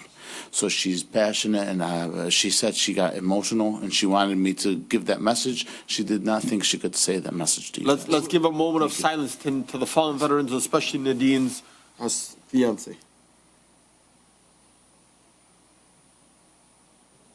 Thank you so much. Thank you so You much. can come up and speak again in public comments. There's more public comments at the end. Yes, sir. Yeah, there's going to be more public comments. So that was the first part of my little spiel here. My second part of the spiel, in this past month, during this vacation, I actually went out on a journey, a spiritual journey, where I flew in to Medina, where my daughter is actually named after the city of Medina, which is a holy, beautiful land, one of the most holiest lands in the world. We drove to Mecca, where I was able to do my pilgrimage over there, Islamic pilgrimage, which was so rewarding. It was so amazing. It was a true connection between my soul, God, and then from there, I was able to go on to another part of my journey where actually I went to Lebanon, which has been very, very, heartbreaking to see with what's taking place in Lebanon. I was still able to see the Lebanese people from Beirut who were so resilient, even through war, and even through the economical crisis, and even through huge bombs and so much harm that is taken in that country. The people still wake up, go to work, smile, eat, laugh. It was actually amazing, and to see how resilient they were, God bless them. Really, they're in my hearts. And then we made our final journey and stop in Iraq, and I was able to stop at the shrines of Imam Hussein and Imam Ali, and I was able to have a true connection. And I'll tell you something, at 35 years old, I never thought, or 34, I never thought I would see myself there with 2 children, sitting as the council chair at the New Year with amazing council members, amazing people in the community, amazing elected officials from our treasurer and our clerk, and our amazing administration. I want to tell you guys truly, like Councilman said, we need to start really working together for the betterment of our city. We can dislike each other, but not showing up to meetings and not working together, we're only going to bring our city down. And that's all we're doing. This hand wants to do something right. This hand wants to do something right. Each one of these hands are not communicating with each other. And when they get next to each other, they just start pushing away from each other. We need to radiate closer to each other, guys. We need to build this bridge. It's becoming very, very ugly. And then just lastly, for 2025, my year is going to be to speak very, very less at these meetings and towards the end. Thank God. God bless you guys. I love everybody. That's it. I want you to know that. Council Chair. Council, I thought you didn't want to speak. I just want to congratulate you for that spiritual trip. I was very happy for you. And I wish I was with you, though. By the way, Councilman Ahmad was the reason why I made that trip. It was very spontaneous. My friends had already booked it. I got a phone call on Christmas night. I asked Councilman Ahmad, what do you think? He said, bro, you dumb? You should go. And to me, I get so many phone calls from residents, from work, and I just said, you know what? Screw it, I'm leaving. My wife was like, wow, But I booked a trip, and I only had 2 days to go on this 12-day, 13-day trip. Got back. I got even sick again, and it was amazing. Council Chair, before we move on, I know, please help me wish Councilman Saab a very happy belated birthday. It was his birthday last week. Wow, happy birthday, Councilman Saab. Smile. Finally, he's going to smile for the meetings. You guys have smiled all day. I mean, it's like, can you imagine sitting by the guy, don't smile? Can you just give me a little bit of a smile? Thank you. There it is. Also, I want to recognize Najah Janoon, who's recently been elected to the Crestwood School Board, was sworn in yesterday. Congratulations, Najah Janoon. I also want to recognize our very own Leslie Witness on the D7 School Board. Let's also recognize her. Thank you so much. Councilman, do you want to say anything now? Absolutely. Since you said you want to go last. You took 4 minutes, I'm going to take 9. See, this guy loves to one-up people. First of all, I want to wish everybody a happy new year. Hope it's a bright one for everybody. The last meeting that this council had in 2014, I was actually speaking from Beirut, Lebanon. I went over there and seen the devastation and the cost of war and what happened. It's absolutely heartbreaking. It's devastating. It's a lot more than what the media shows you. So many people displaced, so many people missing, so many people without homes. It's actually heartbreaking. It was probably one of the saddest trips, or one of the most humbling trips that I've taken. And Council Chair here went for 2 days to Lebanon. He sent some videos of areas I visited. It's absolutely, the destruction's unreal. And, we hope we can learn from our government that spending our taxpayers to blow up other countries is not right, because clearly you see what's happening in this country. Everything's falling apart because they want to focus on foreign nations rather than focus on our countries. And I want to talk about the Veterans Affairs Committee to Ms. Jones.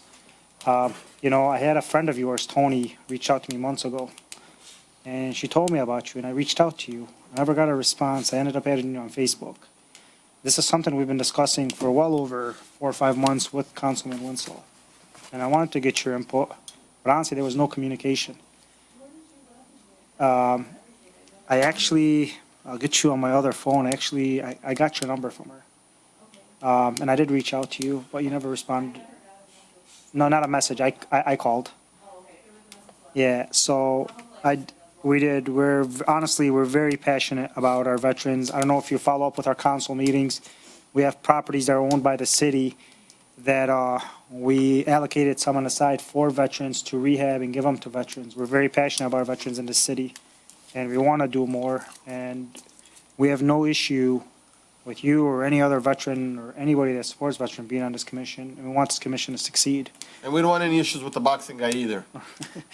Our goal is to initiate the process. I understand that you have ideas and everything. That's great when the commission is formed, but the bylaws and all that unfortunately have to come from within the city. From the administration. And administration, and then it's passed by council, and then there's a commission. And then what you do on the commission ideas, that's outside of our hands. But I do appreciate everything you do and everything you've done. And we're always here to support your initiative and anything that the veterans, do need in our community.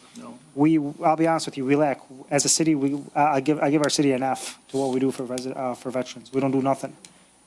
And, sometimes just getting a foot in the door is the right way to go.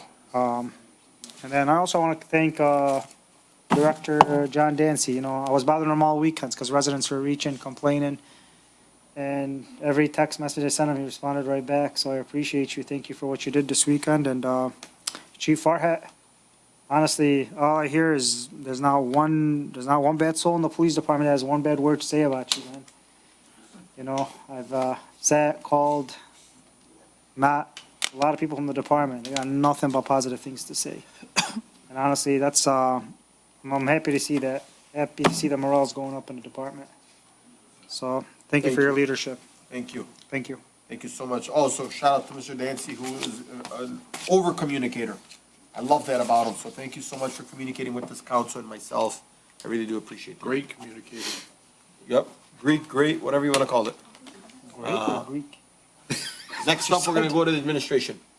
Oh, can I speak from here? Yeah, go ahead. Speak up real quick, Roger. Okay. And you have I 25 just want minutes? to say a prayer. I know the mayor was with his mother in the hospital since Sunday. I know you, back and forth, he brought her home this evening. We'll just ask prayers for her and for her health and speedy recovery. I'd also would like to thank Mr. Dancy and Bill DeShroon. We had a meeting this week on the issue of the trees in the city. And I know the DPW guys are going out in February for further training on spotting the trees, identifying things that are disease or things, and improving their skills and their quality. So we're improving the quality and educational background for both, ordinance as well as DPW. We're planning a presentation in March 26th evening, DPW and ordinance, to address a number of issues that the residents have been raising, but also to be transparent and visible about what they do and I'm privileged to walk around them and see them. It's not just seeing them in court, but hearing how they talk in the stories and how they handle the residents and the care and concern. I just want to thank both of them. Thank you. Well, we hope the mayor's mom speedy recovery, Roger, and to the mayor. Thank you. Yes, ma'am. Madam Clerk. Lynn Senya, I'm speaking as the city clerk. Mayor's mother. And I'd like to, I know it's been a while, but I'd like to welcome home Police Chief Farhat. And also, it was an honor yesterday to swear in all 5 of the newly elected officials and congratulate Vice President. So who are the new presidents and vice presidents? Mo Seba and Mo Najah. Seba. Oh, you, go ahead. And Najah Janoon. Good, Is awesome, Vice President. congratulations. And then Billy Eamon is. Secretary. No. The treasurer. No, he's the treasurer, and David Williamson is the secretary. Thank you. It's been a long day. And to acknowledge, I know you have already had, District 7 School Board Secretary, Winless. But now that we're talking about elected positions, I want to move into 2025 because that's our local election year. Everybody know that there are the following positions that are open. They're all we have candidate packets ready for. They're all 4-year term positions, and they would run from January 1st, 2026 to December 31st, 2029. And the positions are 1 mayor, 1 city clerk, 1 treasurer, and 4 council seats. Candidate packets are available Monday through Thursday from 8 to 5 at the city clerk's office. And if necessary, there will be a primary election on August 5th, and the general election will be November 4th. Filing deadline is Tuesday on or before 4 o'clock on April 22nd. You got my petition ready? April 22nd? April 22nd is when the petitions are due back. I'll see you tomorrow. Okay. Thank you. Anyone else? All right, nobody else from the administration? Okay, let's move it over to public comments. Go ahead, madam, go ahead, Lisa. We're all going to jump out because we all want to Are go you speaking as a home. resident, you speaking as a? I'm speaking as a resident. Thank you, you got 3 minutes, please state your name, Thank the city you. you reside in. My name is Lisa Hicks Clayton. I live on Gully in Dearborn Heights, 48127. I just want to, thank council members for moving something forward, the ordinance, which is needed the ordinance for the Veterans Affairs Commission. I want to thank Nadine Jones and Tom Wenzel, Councilman Wenzel. It's a very important subject. I tell you, I come from a long line of daughter of American Revolutionary women, on my mother's side in particular. I have a long line of veterans, and I personally, as well, and you have 2 people at least in this room, that have lost my son. You lost your fiance. My son served with 82nd Airborne, and I lost him as well. Which tells you right here, in this space right now, there's such a need for this. And the services and what you offer, and what I think you want to offer, we all want to offer, you work together and get it done. Because it's long overdue. And I can't bring back my son, and you can't bring back your fiance. But what we can do is help others and connect the dots for them. So I just want to say thank you, and again, please, just get it done. Thank you. Thank you so much.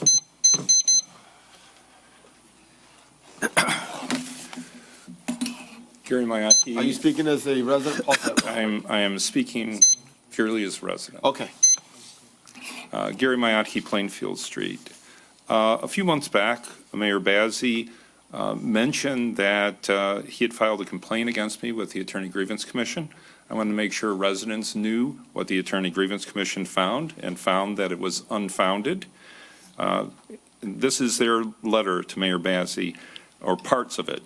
After preliminary investigation and careful review of the materials in the file by the commission staff, Thank you, sorry. it has been determined that the matters raised in your request for investigation will not be pursued further. The facts, as you have stated in your request for investigation, do not constitute professional misconduct. Our office feels Gary T. Mayaki has answered your allegations adequately. We will take no further action. I also wanted to address one other point that the mayor said. He had referred to me as a disgruntled former employee. I think it should be understood that I'm not some sort of angry, dissatisfied whiner. I was appointed by the mayor's corporation council twice. I was appointed by Mayor Pletko and Mayor Ruth Canfield as corporation counsel, and I'm even assisting the city council now, coming in at, up to 5 hours for a meeting. And I think there's one point that's really being missed here.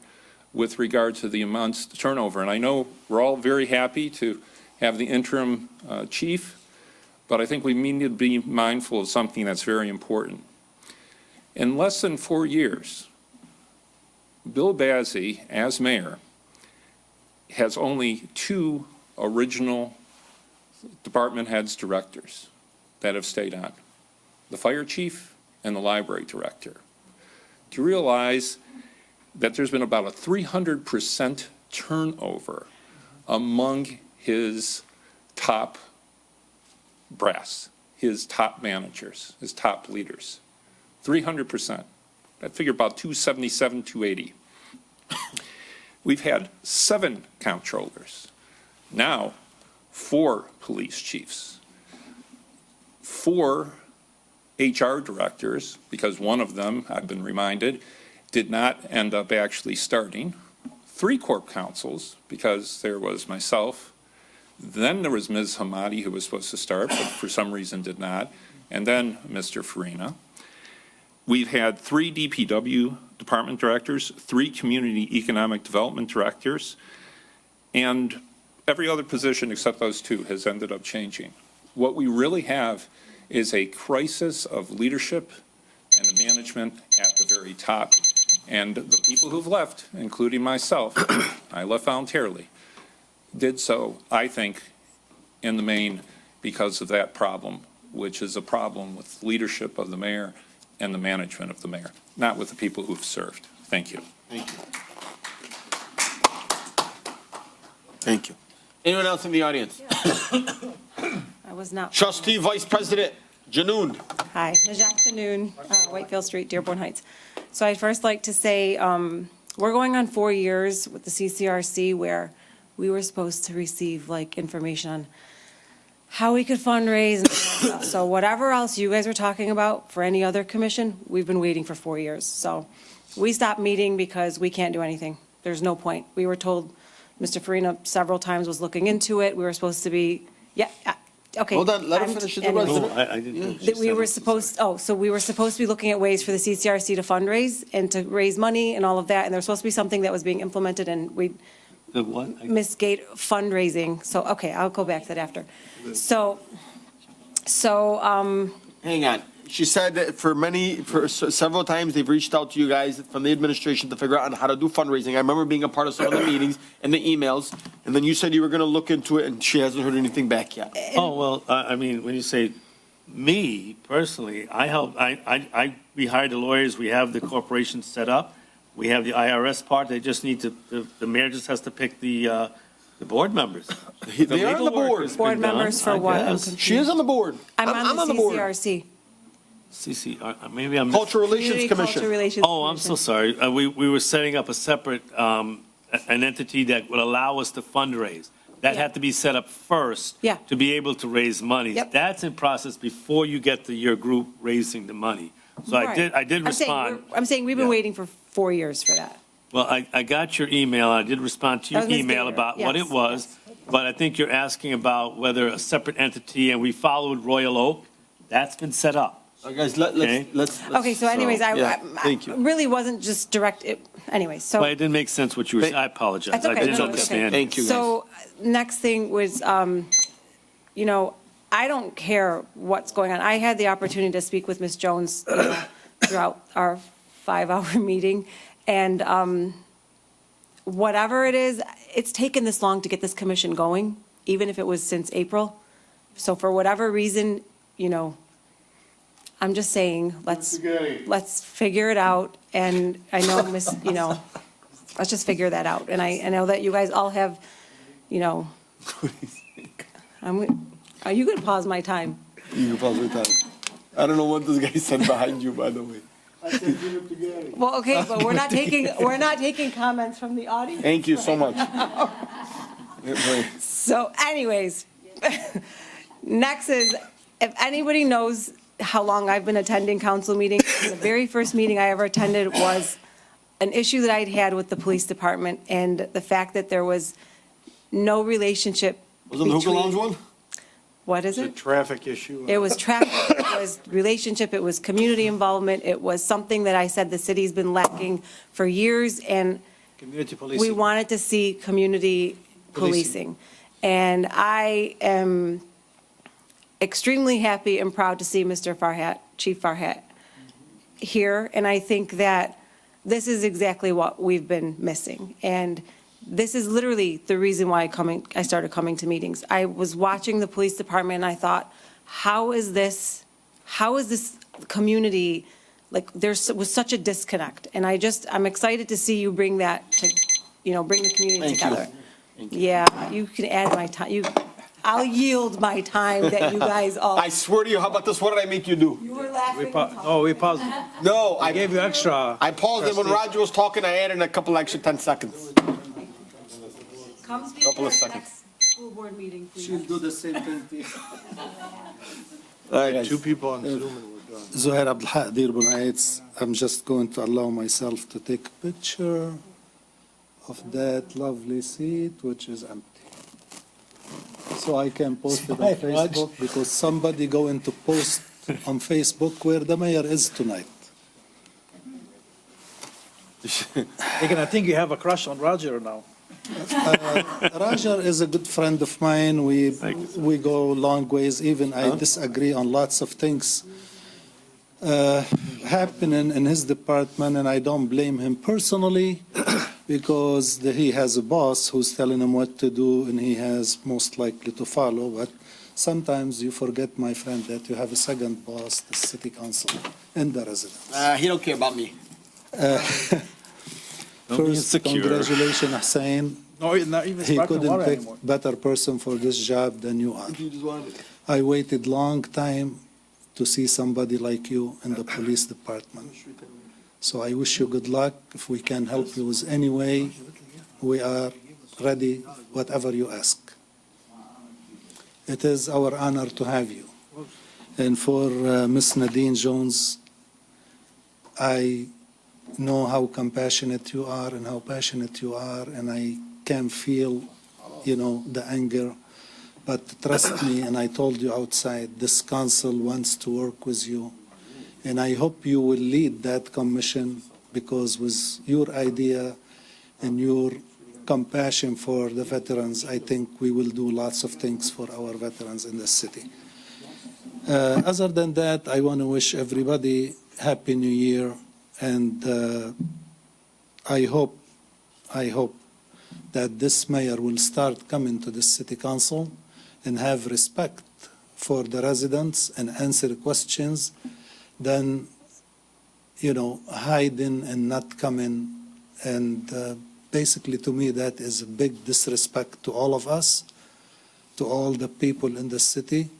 And he should start looking after the interest of the resident, the interest of the city, not his own personal interest in his closed circle.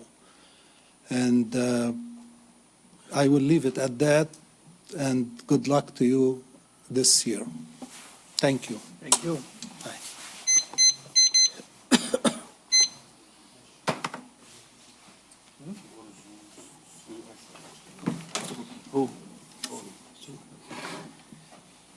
Go ahead, sir. Please state your name, the city you live in, and the street. Chair, why are you leaving? Are you scared? First of all, I wish... Your name, sir, and your address, please. Oh, okay. My name is, here I am, you all know me, but my name is Hassan Jamal, State of Michigan. First, I wish my wife a happy birthday today. Oh. Happy birthday to your wife. Publicly, I want to do that because I just out and supposed to be with her. But it is very important matter that I came here when I saw the resolution regarding the back pay, which is under labor law. Anybody who left an organization, especially governmental, supposed to receive all the payment as being promised and as being approved legislatively by the body.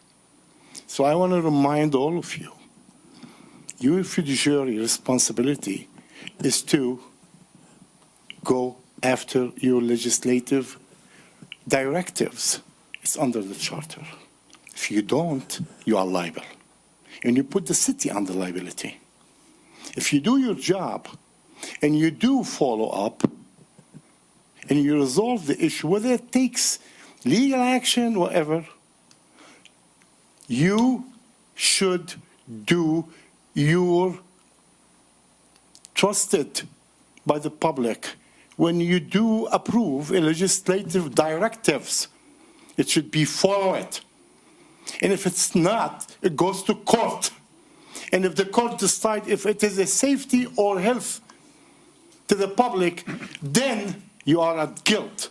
But if you are going after something you approved, and it is within the right for whoever it is, previous employee, whoever, then you are personally not liable.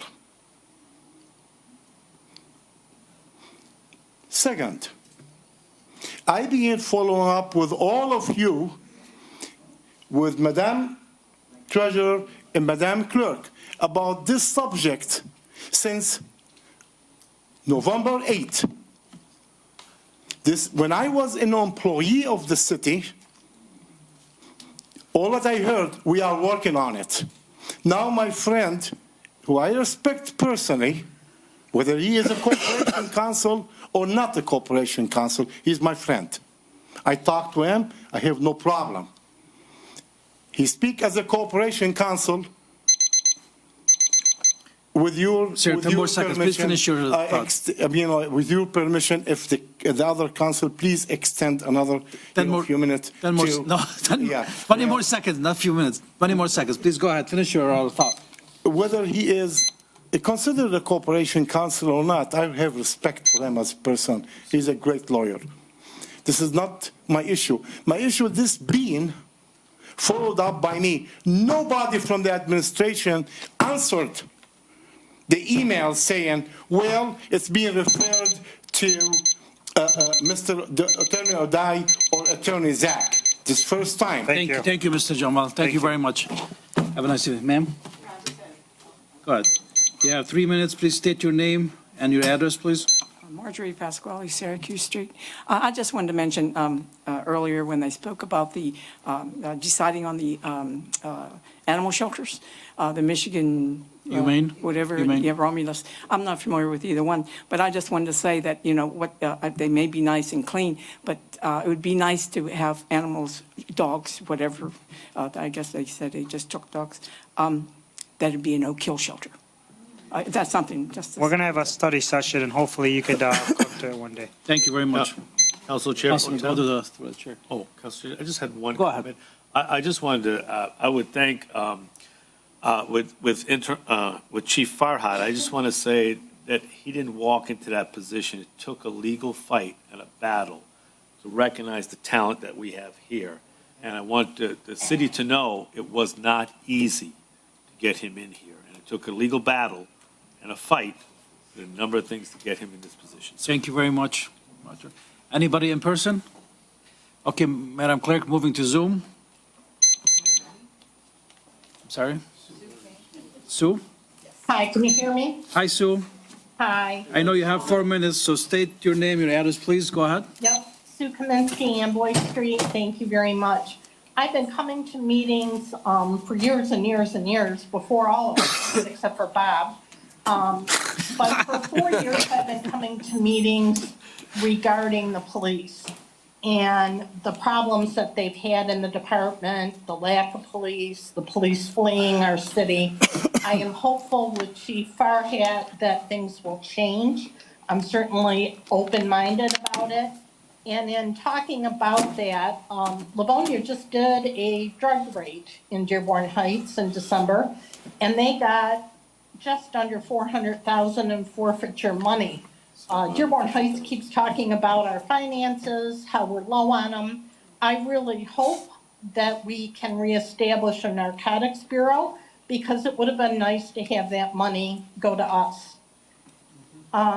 So kudos to Livonia, and we don't deserve it as of right now. Also, the previous chief said that we were going to have the reserve officers patrol, particularly on trash day, so that DPW can do their job effectively and the garbage men could do their job effectively. I have not seen that. Again, it would be revenue for the city and it would allow our city to look better and have their work done more efficiently. So I hope, Can I pause your time real quick? yes, sir. I want to say, and maybe it's not in every neighborhood, but I can tell you I've had maybe 6 or 7 messages of people who are like, well, I got a ticket for parking on a garbage day. I said, yes, you're going to get a ticket. And I said, if you don't pay it in your first 3 days, it's more than $20. So I can't tell you on every street, but I can tell you I've received at least 6 or 7 text messages of people complaining that they've been getting tickets for parking on the street on garbage day. So I will tell you, Sue, which I paused your time, wheels are spinning, maybe not at full gear, but, they're spinning. Plus stop signs too. Yeah. They've been given tickets for not people going through stop signs. Well, I hope so, Mo, and I hope they come to Golfy Manor because yesterday there was a ton of cars. The other thing is, when I spoke earlier, and I don't want to start a discussion because we're all tired, I was talking about a perfect motion that's passed by council with all the i's dotted and all the t's crossed, and administration, like they frequently do, ignore and don't follow through. What can we do? I didn't get an answer from Mr. Freeney. I guess I'll call Gary Miatke because I know we'll get an answer. The other thing is. My name's not Farini. Point of order, Roger, let her finish. Just want to be clear. Roger, point of order. Continue, Sue. The other thing is, I hope that the mayor, if he ever comes to a meeting again, apologizes to Mr. Miatke with the same fierce passion that he criticized him and made him look less than the attorney and man that he is. Lastly, I would like every resident who is personally offended by the mayor's lack of respect for the citizen when they speak, just say if you're offended by the mayor not being present, as I am, as I have been before, that I've asked the mayor to please attend and to please stay for comments. It is an election year, and I hope every single citizen thinks about it and thinks about whether our city is run the way they would like it. Right now, if Porky Pig was running for mayor, I would have to vote for him over Mr. Bazey. That's it. Have a great night. Someone better look in this. Thank you, Sue, and I really hope Porky Pig doesn't run for mayor.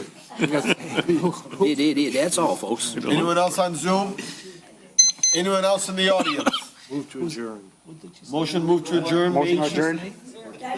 Porky Pig. Anybody? Motion to adjourn. Motion to adjourn by Councilman. Second. Hold on, guys. Discussion? It's already 11 o'clock.